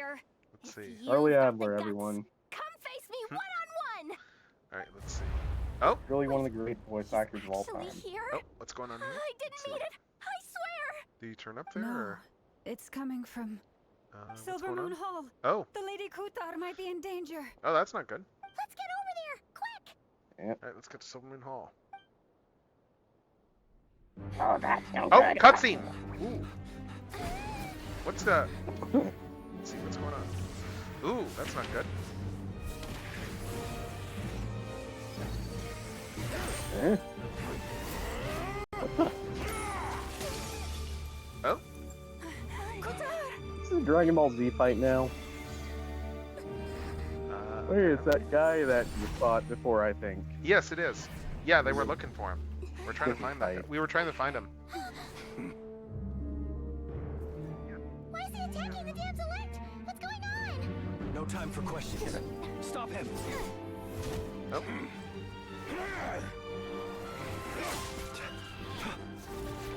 No time for questions.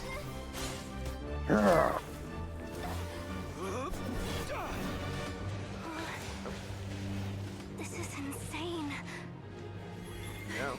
Yehoda, get Kutar out of here. On it. He died. Let's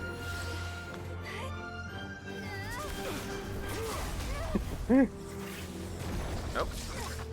Oh, that's not good. Nope. Look where your feeble light has gotten you. These Now are you shall pissing plunge me into off. darkness. I'm the original Felindus, Star Walker. I will find a way. Yeah. Watch out. Oh, crud. That's not good. Yep. So, you all gonna die or what? Oof.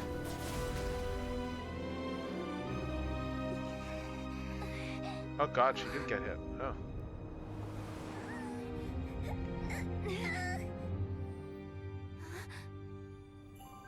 What? What?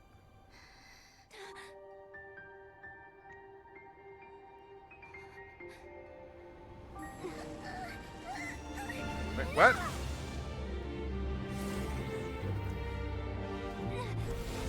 Okay, so I'm free. Now what? Oh.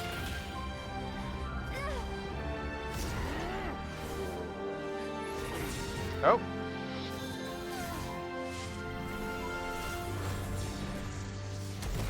Okay.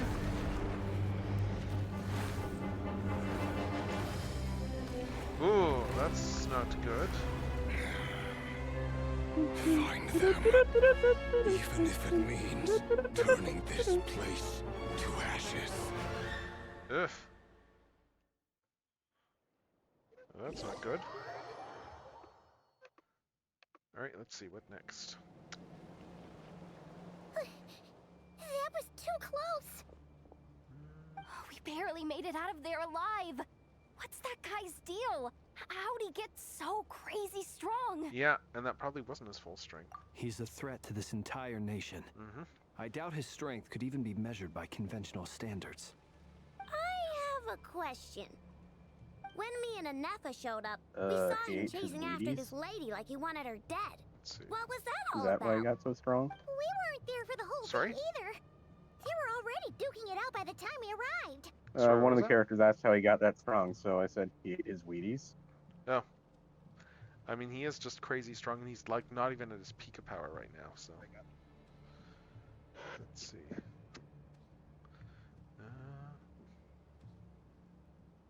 What else here? Let's keep going here. Yep. Yeah, we didn't see how it all started. It all escalated so quickly, we had no choice but to step in. Kutar, can you shed any light on the situation? Kutar. Cross-checking database. I see. So you're the one that the Frost Moon Scions refer to as the Moon Goddess? Wait, She's the moon goddess? Oh, no wonder she looks just like all those statues. There are many reasons why people might worship the moon, and just as many why they might despise it. I've never met that They person made before, Ikubo Kawa, the but there was top no team epic mistaking guy. He his did like a deep-seated top team hostility epic style towards figure me. of Why fingers he in his holds ass me guy in such from contempt, Danganronpa. I cannot say. But since he hunts the power of the moon, it's no surprise that I am a target. Target 2006, more like. There are many potential motives. For instance, you help the traveler escape his grasp. This could be his way of taking revenge. It is also possible that he covets the Kuvaki inside you and seeks to take it for his own. The list goes on. Yep. But right now, devising a counter strategy should be our #1 priority. The likelihood of this location being discovered is close to 100%. A counter strategy? We don't stand a chance against an enemy like this. Surely our only option is to run. He's not gonna chase us to the end of the world, right? So as long as we can sneak out of Nodcry undetected. Yeah, we're all gonna die. No, I can't say that. Come on, Yehoda. This is serious stuff. You can't suggest we all just chicken out. Running is our only option. Oh. Huh? You seem surprised. But what other choice do we have?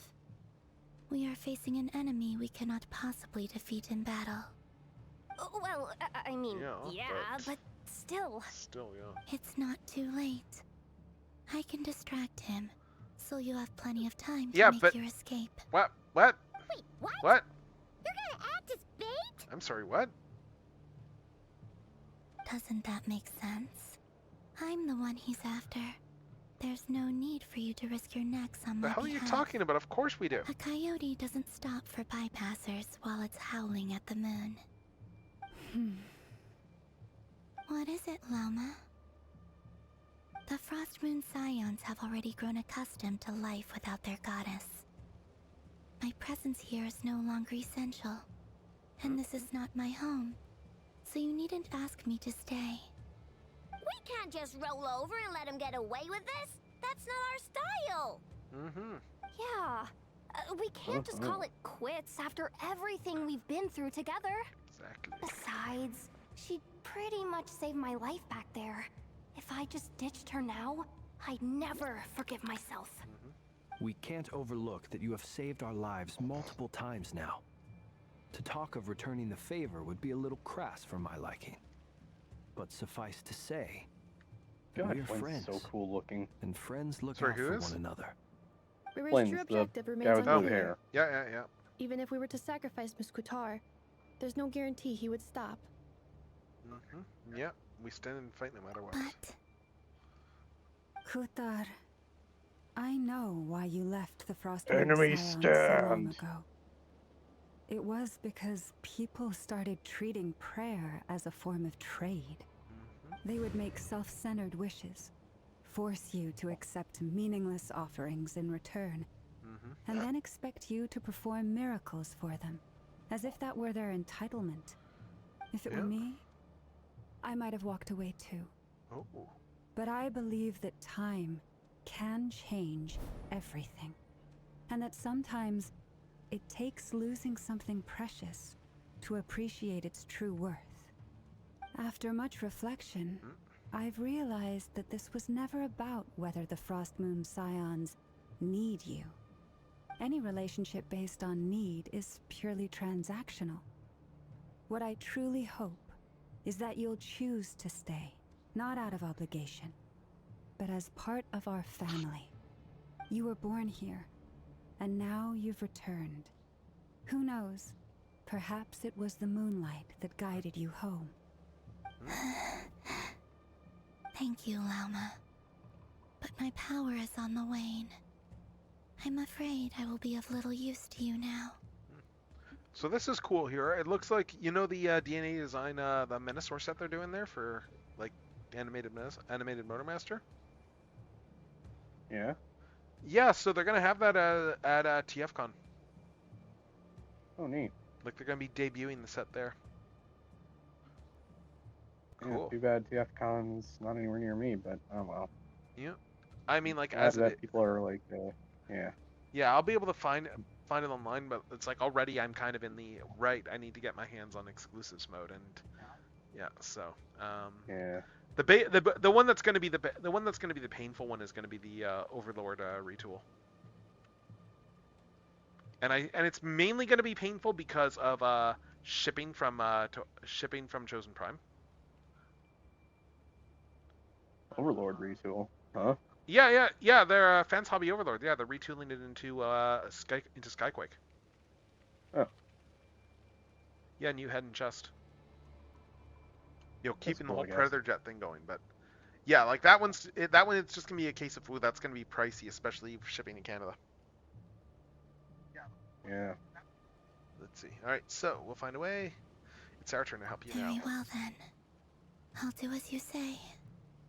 Both times you saved us, we were transported across great distances in an instant. Is that one of your powers as the moon goddess? Yeah, that's a good question. But I find it very draining. I barely managed to pull it off just now. And it will be some time before I'm strong enough to do so again. Okay, so we can Rejected by the world.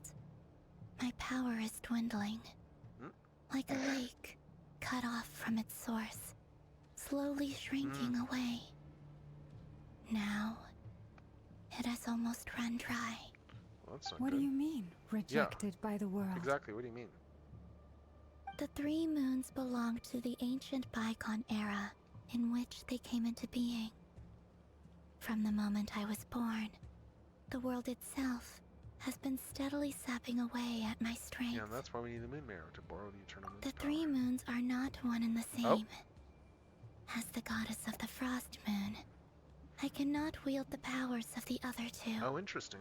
Yet moonlight has a way of blending together. Each can reflect the other's glow. So when our fingers touched, I was able to restore my strength by drawing Kuvaki from the Eternal Moon's marrow. Okay. But this method of recovery is painfully slow. If only we could find the... Oh, crud, they're here. It's the Wild Hunt! Even faster than we expected. Bro, We'll have to finish this they're boned. conversation later. See how those wild hunt creatures are running away from us. They're likely just a scouting party. Which means Rerir won't be far behind. Yeah. Then what are we waiting for? Let's get the heck out of here! Yeah, let's go to Dodge. Or not, because... We need this place. By the Frost Moon of old. Cleanup sequence initiated. Preparing for dust. Okay, so I need to speed up the Close your eyes. Beware the creature. They just keep coming! This is driving me nuts! Rerir closing in on us. We need to pick up the pace. There's too many of them! And this time, we can't fall back on Kutar's help to escape! If this goes on much longer... Earth, protect us with one heart. Look! Rainbow! Defensive mode engaged. God, there's enough of them here. Jesus, there's a lot of them here. Receive my Accept for the everlasting curse. Silent, the night cometh. Fear the dark. Being done, Weatherbomb! Oh my god, there's enough of these Cleanup guys. sequence initiated. Still can't break out of their onslaught.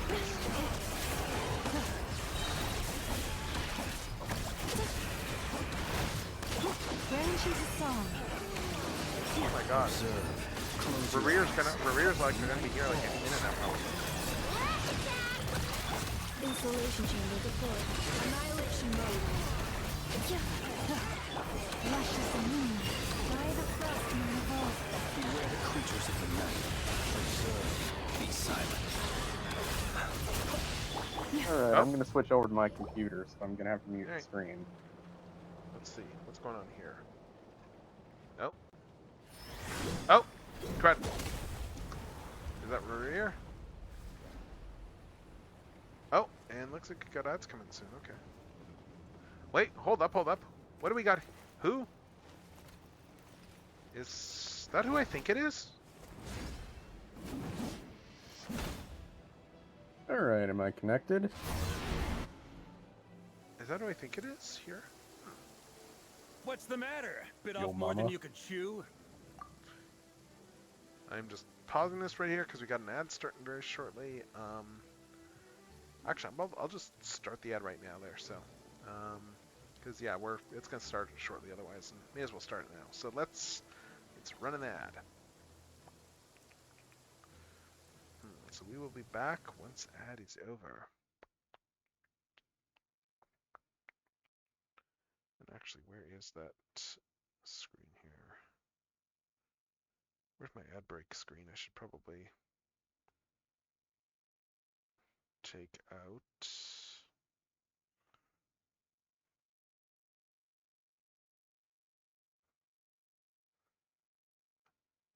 Yeah, I should probably remove the mic at some point from that screen. I don't know if it's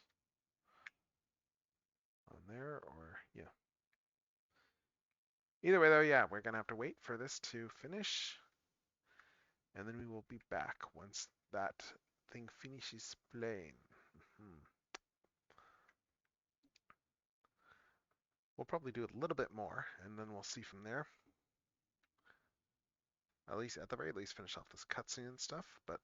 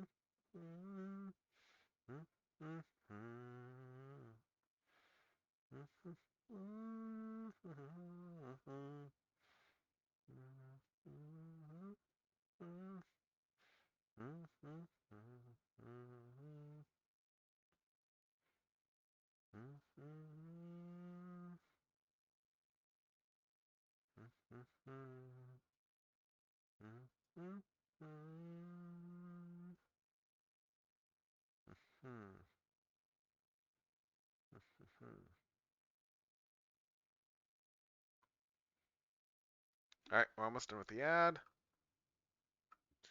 Almost done with the ad, and then Z will be back, and we will do stuff here. So we're back from ads. Alright, so let's see. Anyway, is this who I think it is? Uncle Varka! It is Varka! I was wondering if that was Varka. Whoa! You're Varka? We finally meet Varka. Okay. We could save the intros for later. Right now, let's get you all out of this hellhole. Follow me. I know somewhere you'll be safe. The bar? Oh, is that where I think it is? That's the one. Come on, move! There's no time to waste. Alright. I guess we're following Varka.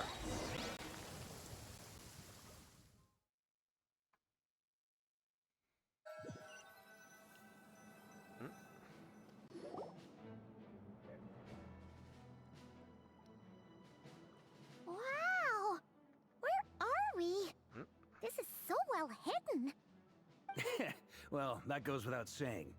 This is the Knights of Favonius' meeting place in Nodcry, and a contact hub for the Northern Intelligence Network. Oh, the Northern Intelligence Network. AKA, the black market of intel.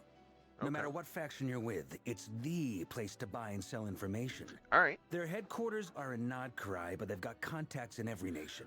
Okay. As an expeditionary force on foreign soil, Working with them has offered us the most effective way of getting our hands on reliable local intel. This is where we meet, so naturally, it's secure. Okay. Anyway, Makes where sense. were we? Folks from Nodcry should be pretty familiar with me by now. But I believe this is the first time we've met. It is. Allow me to introduce myself. I am Varka, Knight of Boreas, and Grand Master of the Knights of Favonius. All right. We've heard all about you. Yeah. This We've meeting's only been been a waiting long for this for time like, coming. what, like 5 years? You look way younger than Paimon expected. Yeah, But yeah, honestly, yes. definitely have that Grand Master vibe. Well, I'm no spring chicken. Just not showing my age yet.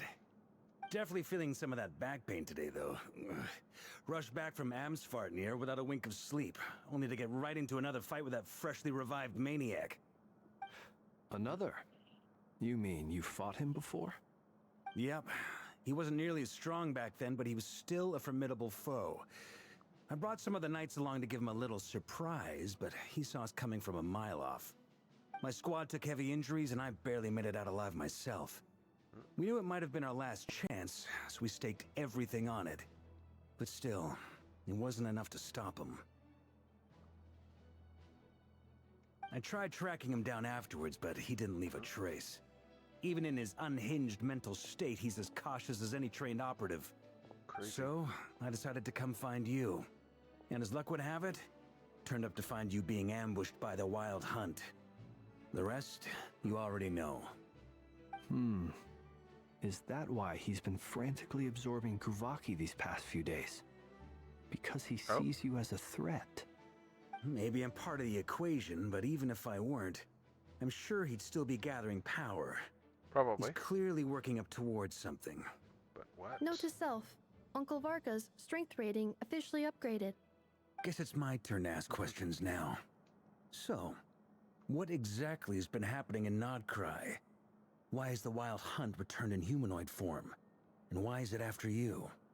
That's a long story, but I'll try to make it quick. Alright, so we filling him in. Wow, I had no idea so much had happened. Sounds like you guys have really been through it. So, the Kutar is actually a Fatui Harbinger. And all this Wild Hunt activity in Nodcry is the work of the Raker of Solnari, one of the 5 sinners. That's a lot to take in. Need some time to wrap my head around it all. I'm truly sorry, Mr. Varka. You stood with us against the Wild Hunt and did everything you could to stop it from escalating into a full-blown catastrophe. And then, the one time you're away, it all comes to a head and all your hard work gets undone.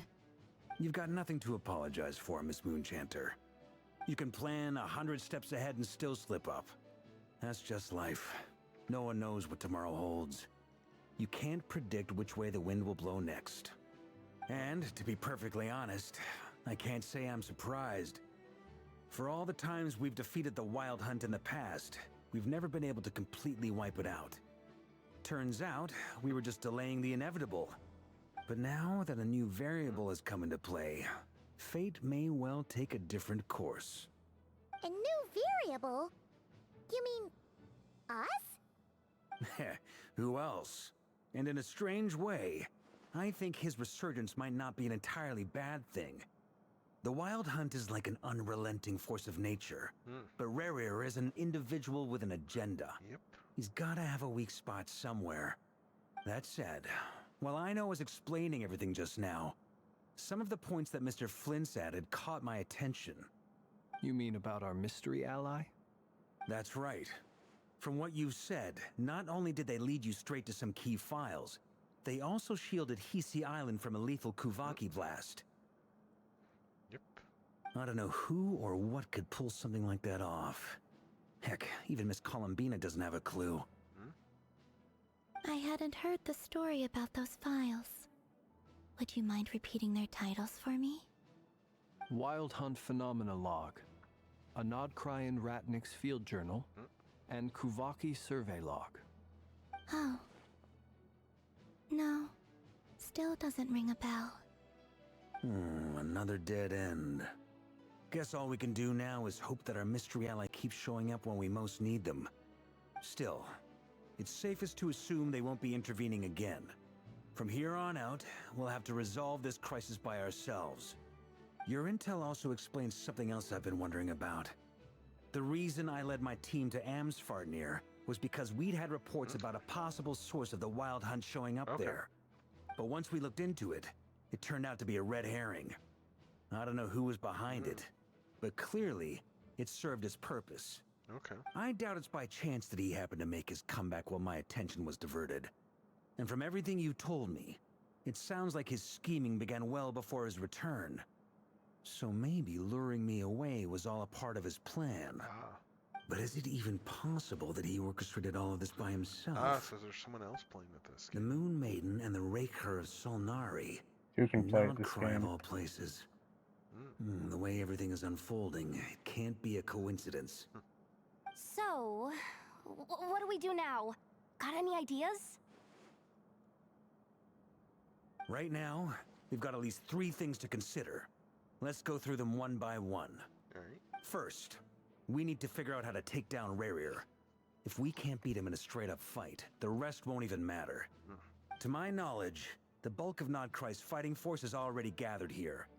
But even with everyone united, we're still no match for Rarir in his current state, let alone with his power still growing. Yep. What if there was a way to tap into a new power of our own? Oh, a new power, How you say? so? Have you thought of something, Columbina? 3 moons once watched over this world. The Eternal Moon was the largest. The Frost Moon was the brightest. And the Iridescent Moon was the most mysterious. Right. They say that back then, the 3 moon goddesses wielded immense power. Okay. Enough to shape the workings of the world itself. Right. I now bear the Frost Moon's power, and the Eternal Moon's marrow resides within the Traveler. Okay. Yeah. Hold on. Are you Did suggesting... we find the other moon? The iridescent moon. The last piece in the puzzle. Right. That's right. If we can find the Iridescent Moon's marrow, I will be able to regain my strength much more quickly. The 3 moons are said to stir the tides and illuminate all things. Perhaps they hold further secrets beyond our understanding. Maybe. According to my analysis, the solution is feasible. However, it is subject to one major condition. How do we locate the iridescent moon's marrow? I know a way, but we will need to visit the Fatui's Experimental Design Bureau. Okay. That means... The Experimental Design Bureau? Are you saying we need to involve Marionette? Maybe. Yes. I must speak with Sandrone. It's a long way from here to the Experimental Design Bureau. There's a high chance you'll be spotted. You shouldn't go alone. I'll go with her. Then that's settled. Next up, our second priority. Somehow, we need to figure out Rarir's end goal. As you saw for yourselves, when he was still in his Wild Hunt form, everything he did was for the sake of recovering his body and resurrecting himself. His first act since then, after laying low for a while, was to try and assassinate this young lady. People's obsessions often reveal their greatest vulnerabilities. That's there true. must be a reason why he despises the moon so deeply. Perhaps it sheds some light on his title, the Raker of Solnari. The Wild Hunt has plagued Nodcry for centuries now. If we want to stop it for good, we have to get to the root cause of what's driving it. It's true. We still know very little about him. If Kuthar hadn't given us that lead, we wouldn't even know his name. But where would we even start? I doubt even the Intel Queen of Nodcry has a clue, and she has info coming out of her ears. Oh? That's a rather hasty conclusion for someone who's so painstakingly meticulous when it comes to dealing with Of course she's there. She heard me. Hey, it's Nefer. Not surprised, this is one of her meeting places. What are you doing here? I'm now asking myself the same question. Oh? I received a letter from a humble knight of Favonius, requesting a meeting to discuss a major business deal. But it looks like this humble knight had something else in mind. Details, details. Miss Neffer, the important thing is that you've arrived at the perfect time. Since his failed ambush, I've been racking my brains trying to come up with a plan to fight Rarier. Given the severity of the situation, I think it's fair to say that our only chance lies in uniting as one. And I'm talking all the factions in Notcry. Including hers. We can't do this without the Curatorium. But I knew it'd be a tough job to win you over. So, I took the liberty of reaching out for a little chat. Wait a sec. How did you even hear about this place, Neffer? It's her place, probably. It's her meeting place. This is meant to be the Knights of Favonius' meeting spot? And a contact hub for the Northern Intelligence Network? Yeah, Neffer's probably tied into that. Isn't it supposed to be super hidden? You really think he could have gotten settled in Notcry? Hey, there's the devil. Besides, I'm the one running this right on the side there. Of course, I under know where art the meeting stuff. place is. Oh. You mean you're the Allow one me running to it. Yeah. introduce the current head of the Northern Intelligence Network. Yeah, I figured. If it's intel you're after, she's your woman. I figured. Pretty much seen and heard it all. Please spare me the flattery. Let's cut to the chase. Seems like you've run into some trouble, huh? Way too tired to think of anything to talk about, so I think I'm No gonna worries. get off voice. No worries. Well, I don't know how this much certainly later I'm gone qualifies myself. as an unforeseen crisis. On behalf of the Curatorium of Secrets, see. I wish All you right. all the best of luck. Wait, So what? you're just That's going it? to sit this one out? You're sitting it out? What? Why should I get involved? What could possibly be in it for me? What if we told you we can't do this without you? Oh? Then I'd say, you'd better make it worth my while. I don't work for free. Of course she'll say I that. can't put a price on something like this. It's just not in my nature. But then again, you and I have always been polar opposites in this regard. So I can't exactly say I didn't see this coming. If you insist on compensation, I will pay you. Consider this a formal commission. Sound fair? You just don't give up, do you? Too bad. I know you well enough to know you can't afford my prices. Yeah. The riskier the job, the more it'll cost. And a Moonchanter's stipend isn't exactly generous. Unless you're planning to start passing the donation box around among the faithful. Boss, just a thought. If they come up short, maybe you can take the difference out of my next few paychecks. Yeah. Things got really dangerous during the fight with Rarier. If this girl hadn't saved me, I'd be ley line fodder by now. I'd be gone for good, boss. If there's any way we can make this work, I'd really like to help her. Please? I'm begging you. This is why I'm always telling you never accept favors. They are the hardest debts to repay. You have to be careful who you get involved with, or you invite all kinds of misfortune. Very well, Yehoda, I will help.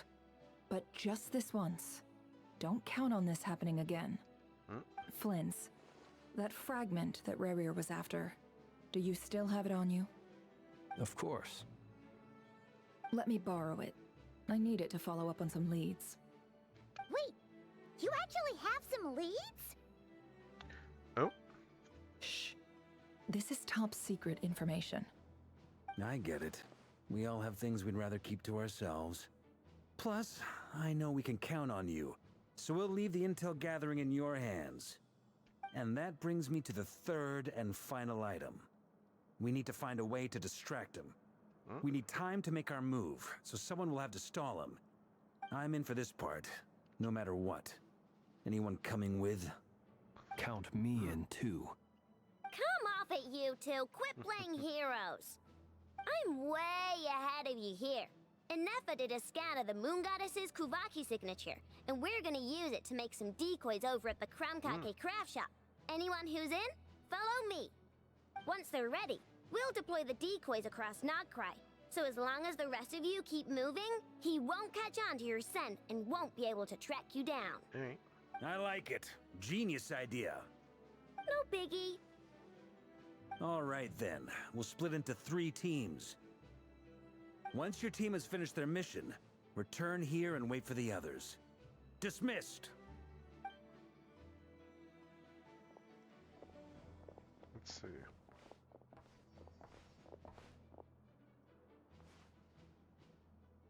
Alright, so what's going on here? Okay, so we got 3 groups here going on, I guess. Let's see. So we're at the Design Bureau. Alright. Lady Damselette. Wait. And you two? What are you doing at the Kuvaki Experimental Design Bureau? We've been doing our best to mind our own business lately. But if you're just gonna waltz up here like this, you're seriously pressing your luck. Don't blame us for doing what we have to. We're here to talk, not to fight. You really think that's gonna scare us off? We're not looking for any trouble. I just want to see Sandrone. Do I need to remind you that you're still a wanted fugitive for deserting us? Out of consideration for our former ties and the crisis we're all up against, we'll let you leave in one piece. But don't even think about trying to get inside. Let them in. But... Are you going to make me repeat that? No, my lady. Sandrone seems to be in a good mood. Must be maintenance day.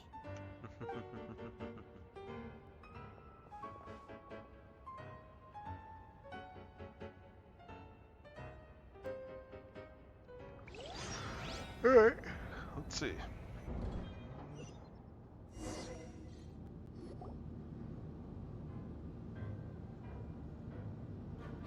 Nope.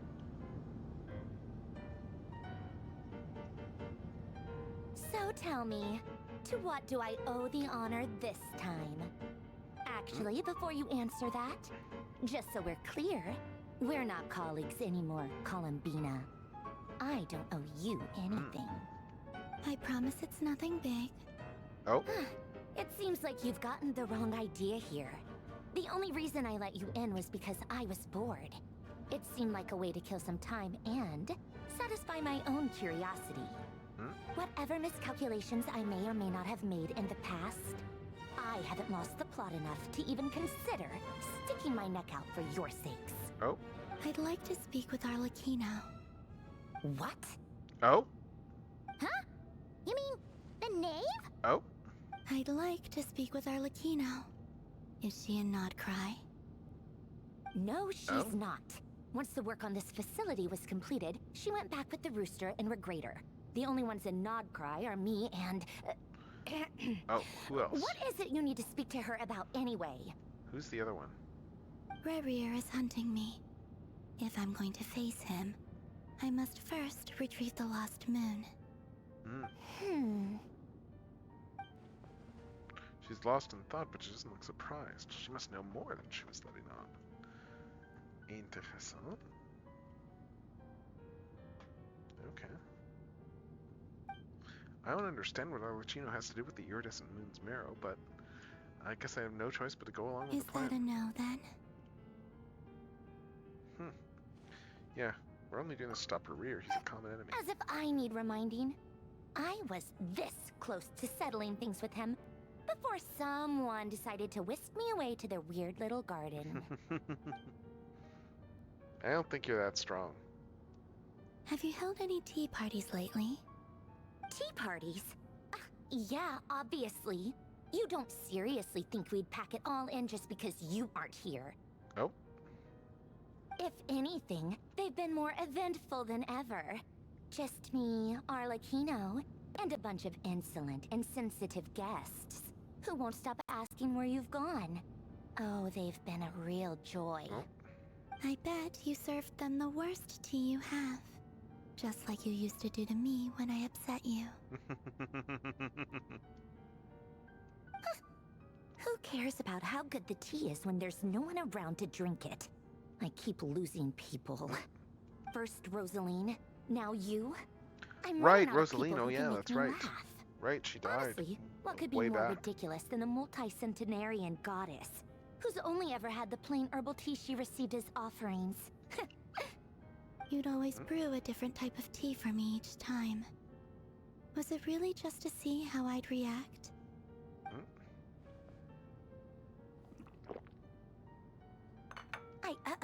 Well, duh. Why else? Watching you squirm was practically my only form of entertainment. Or she genuinely trying to introduce her to the new flavors. Maybe all the coldness is just an act and they actually get along. Oh, yeah. And Capitano sometimes used to bring Tartaglia around too. But I guess we won't be seeing him again. Yeah, I guess not. Well, I guess we are overdue for a get-together. Polonia! Oh. Have Febronia pass a message to Arlecchino for me. It's time for tea. Will suffice. Oh. Pass along a message for me, too, if you would. My body cannot contain the marrow of 2 moons, so I'll be leaving one of them in her care. Oh. Excuse me? Who said you were on the guest list? If my tea meant that much to you, maybe quitting the Fatui wasn't your brightest move. Back when you were under the Tsaritsa's protection, no one would have dared come at you so openly. But that protection didn't come for free. In fact, I paid dearly for it. At the end of the day, it was just another transaction. Okay, what'd you have to do? I just got tired, that's all. I never wanted any part in their grand ambitions, and I've had enough of being treated like a bottomless supply of power. Oh. It brings back memories from the old days, when I was still worshipped as the moon goddess. Centuries on, it may be a different group of people, but I see the same greed in their eyes. I figured you'd leave eventually. You didn't have as much of a reason to stay as I do. The Tsaritsa gave you shelter and protection, but that was it. Nothing more, nothing less. Meanwhile, the Fatui demanded everything from you in return, until it was more than you could bear. I get why you left. And frankly, I have no interest in dragging you back just because the higher-ups told me to. But if you keep hanging around with this riffraff, the next time we cross paths, we might be enemies for real. She says that, but she's the one who just agreed to help. Yeah, so... Guess that's our cue to leave? Yeah, let's not keep the others waiting. That might be your plan. But it sounds like someone else wants you to stay a little longer. Wait, what? Huh? Sure. What do you mean? Listen. Oh? Oh crud, the Wild Hunt's here? My lady, it's the Wild Hunt. A horde of monsters is headed straight for the facility. Another uninvited guest trying to crash my tea party. Clear the area. I'll handle this. Interesting. Wait, what? You want us to leave you here by yourself? Huh, you'll be lucky to make it out of this alive. You really think you can afford to worry about me? Go on, get out of here. You may have stopped Polonia from crushing him last time, but I've made sure that won't happen again. The entire Experimental Design Bureau is rigged for war. Oh. Stay and watch if you want, but it'll be at your own risk. You're not flagged as friendlies in the weapon system. Just be careful though, okay? Don't tell me what to do! Look, if you're leaving, make it quick. Or you'll just get in my way. Oh. There's a secret passage on the 2nd floor. It'll take you right to the plains out back. Okay. Stare all you want, Columbina. You're not getting another invitation to my tea party. I know. But thank you anyway, Sandrone. This is exactly why you shouldn't hang around with those people. All their melodrama and sentimental nonsense is rubbing off on you. Alright. Oh. Oh, so we're getting the actual fight, or is... Come on then, Mr. Ray here. Let's pick up where we left off. It's your Wild Hunt monstrosities versus my beautiful creations. Let's see who comes out on top. Oh.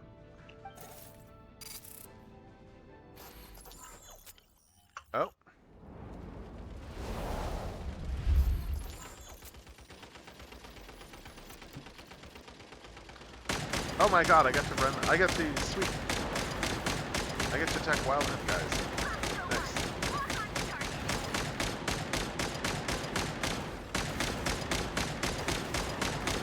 Oh my god, I was not expecting this much stuff here. Crud, they're getting close. Crud.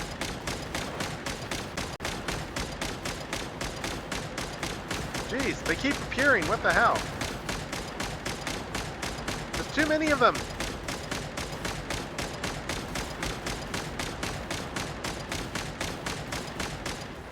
Oh my god, they're getting closer. Good lord, there's a lot of Wild Hunt guys here.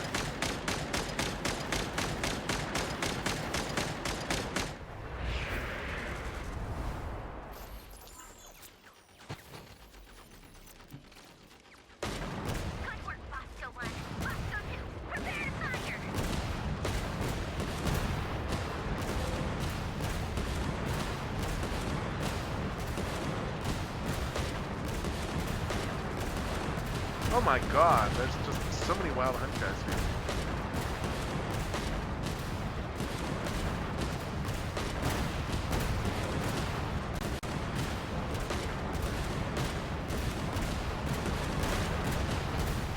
Good lord, they keep coming.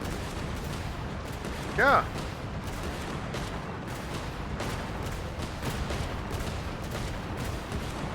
I keep thinking I'm making a dent, but it's like, no, they just keep appearing.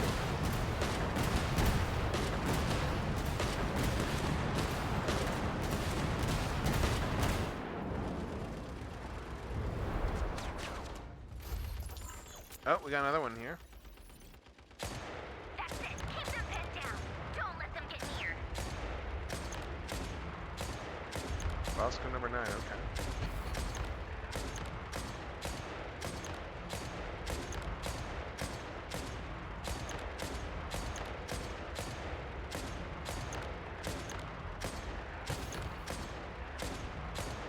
Oh my god, there's a whole bunch down here too. Freaking everywhere.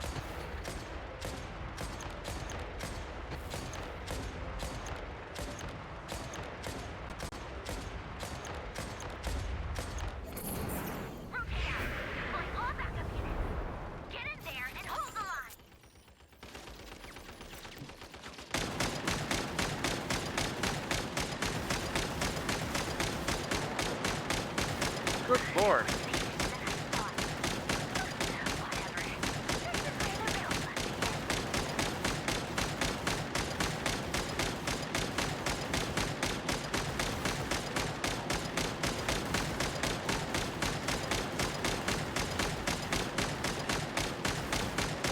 Good lord, they won't stop coming.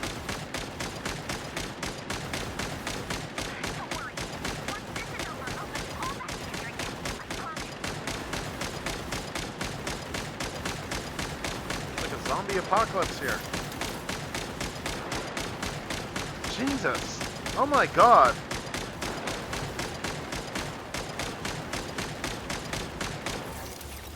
Oh no, oh no, oh no, oh no, severely damaged.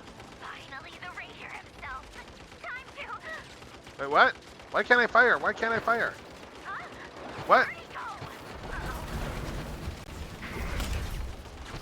Oh. Oh, that's not good. He's still coming. That's really not good.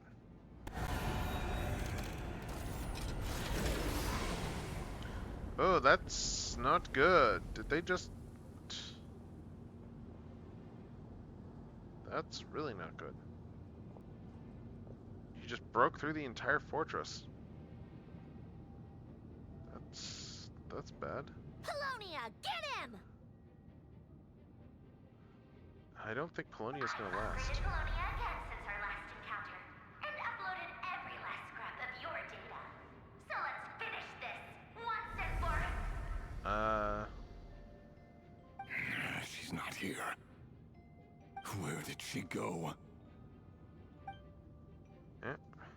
Hey, over here, you big... Curse it. Moon. Go. Keep searching. She cannot have gotten far.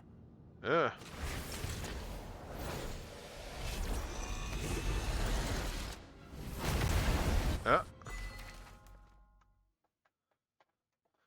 Okay, so you got this going on here. Can I exit out of any of this? Because, let's see. I keep looking for an exit point.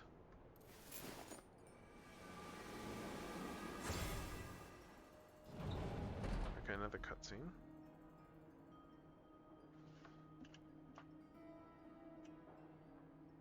Like, now would be a good time to bow out. So but... this is your method for investigating Rarir's past. It almost looks like some kind of ceremony. Oh. Good deduction. But it's quite a different affair from what you're used to with the Frostwind Scions. Let's see. Whoa! First time I've ever been in here. Boss always said it was off limits, so I pictured some kind of creepy dungeon. But it's actually kinda nice. Oh, I guess this must be Sumero decor? That's where Boss is from. And that nice shopkeeper who sold me my treasure compass. Oh, yeah, Dory.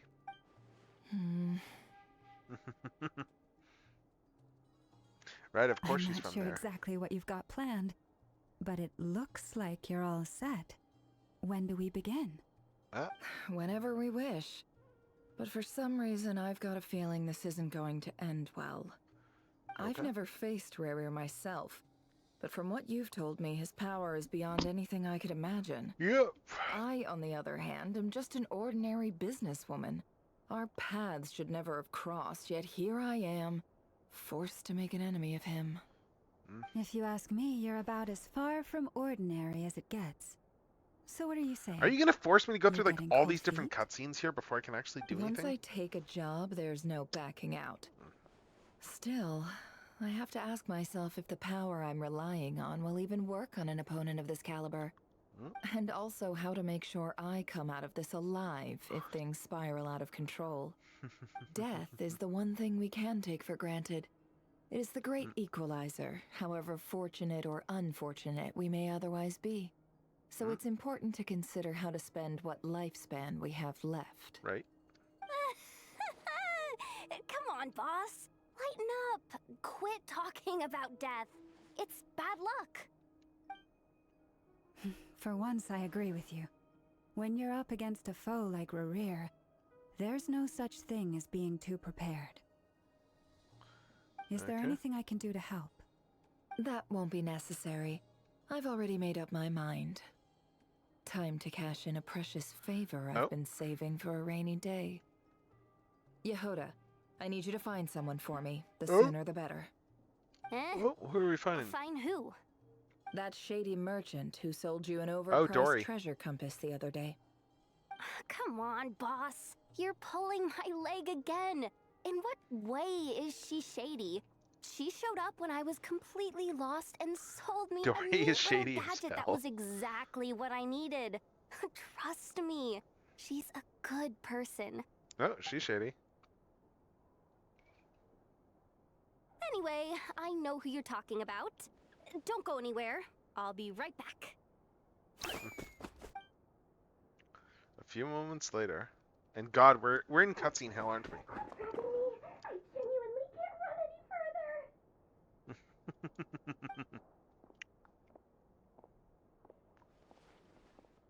Hey, aren't you? Yeah, it's Dory. What is it? What's the big rush? You dragged me out of a dream where I was literally swimming in Mora. I'm charging double my usual attendance fee. See, look how easygoing she is.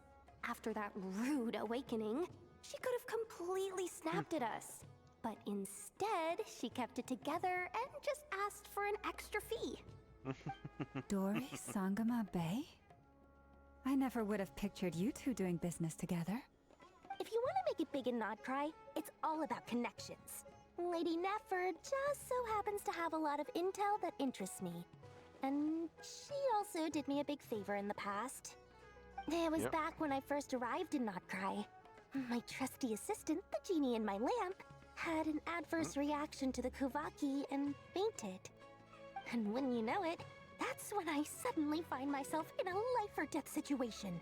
Good thing my compatriot was there to swoop in and save the day. I've been giving her a 30% discount off all of my goods ever since. Now, so that no one here feels left out, I'm willing to extend a 20% discount to fellow friends of Boss Nefer. Plus, any other friends you send my way will enjoy 10% off. Huh, what can I say? The great Lord Sangamabe is nothing if not generous. Oh, Dory. So, let me guess. You've run into some trouble? I've got everything you could possibly need, and the more you buy, the more you'll save.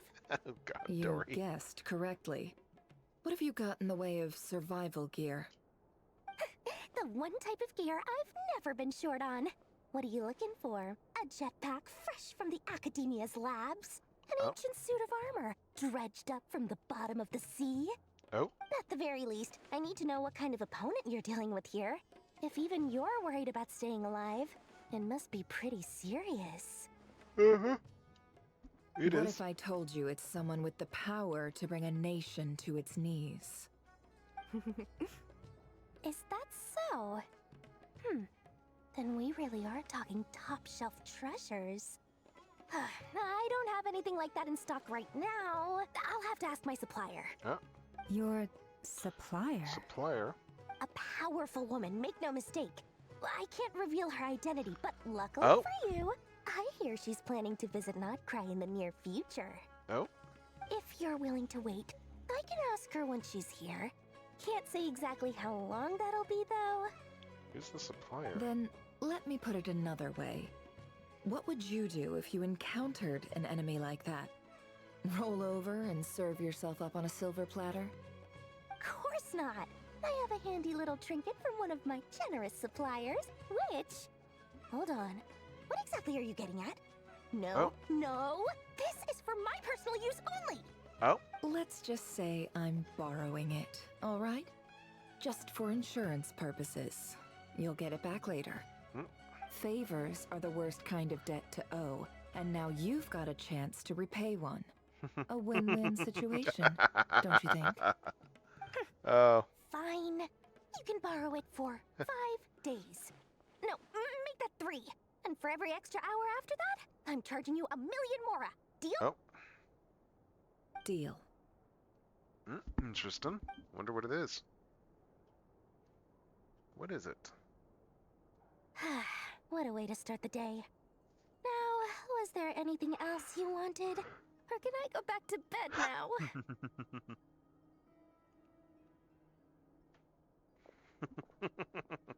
That will be all. Take care now. Don't trip up on your way back, friend. See you later! You're my favorite shopkeeper.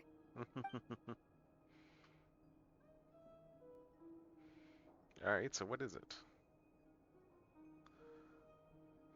Excellent. Everything is well and truly ready.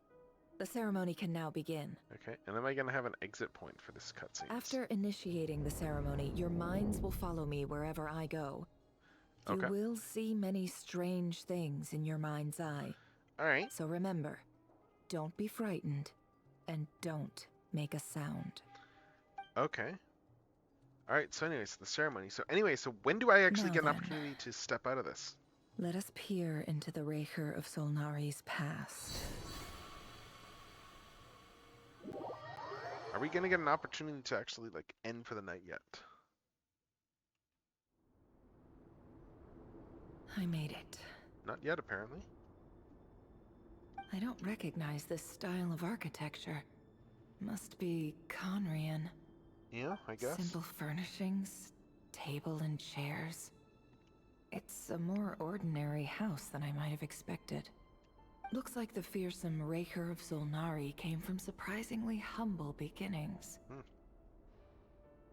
Unless this passed for luxury in Conria. Unlikely. It was said to be a very prosperous nation in its heyday.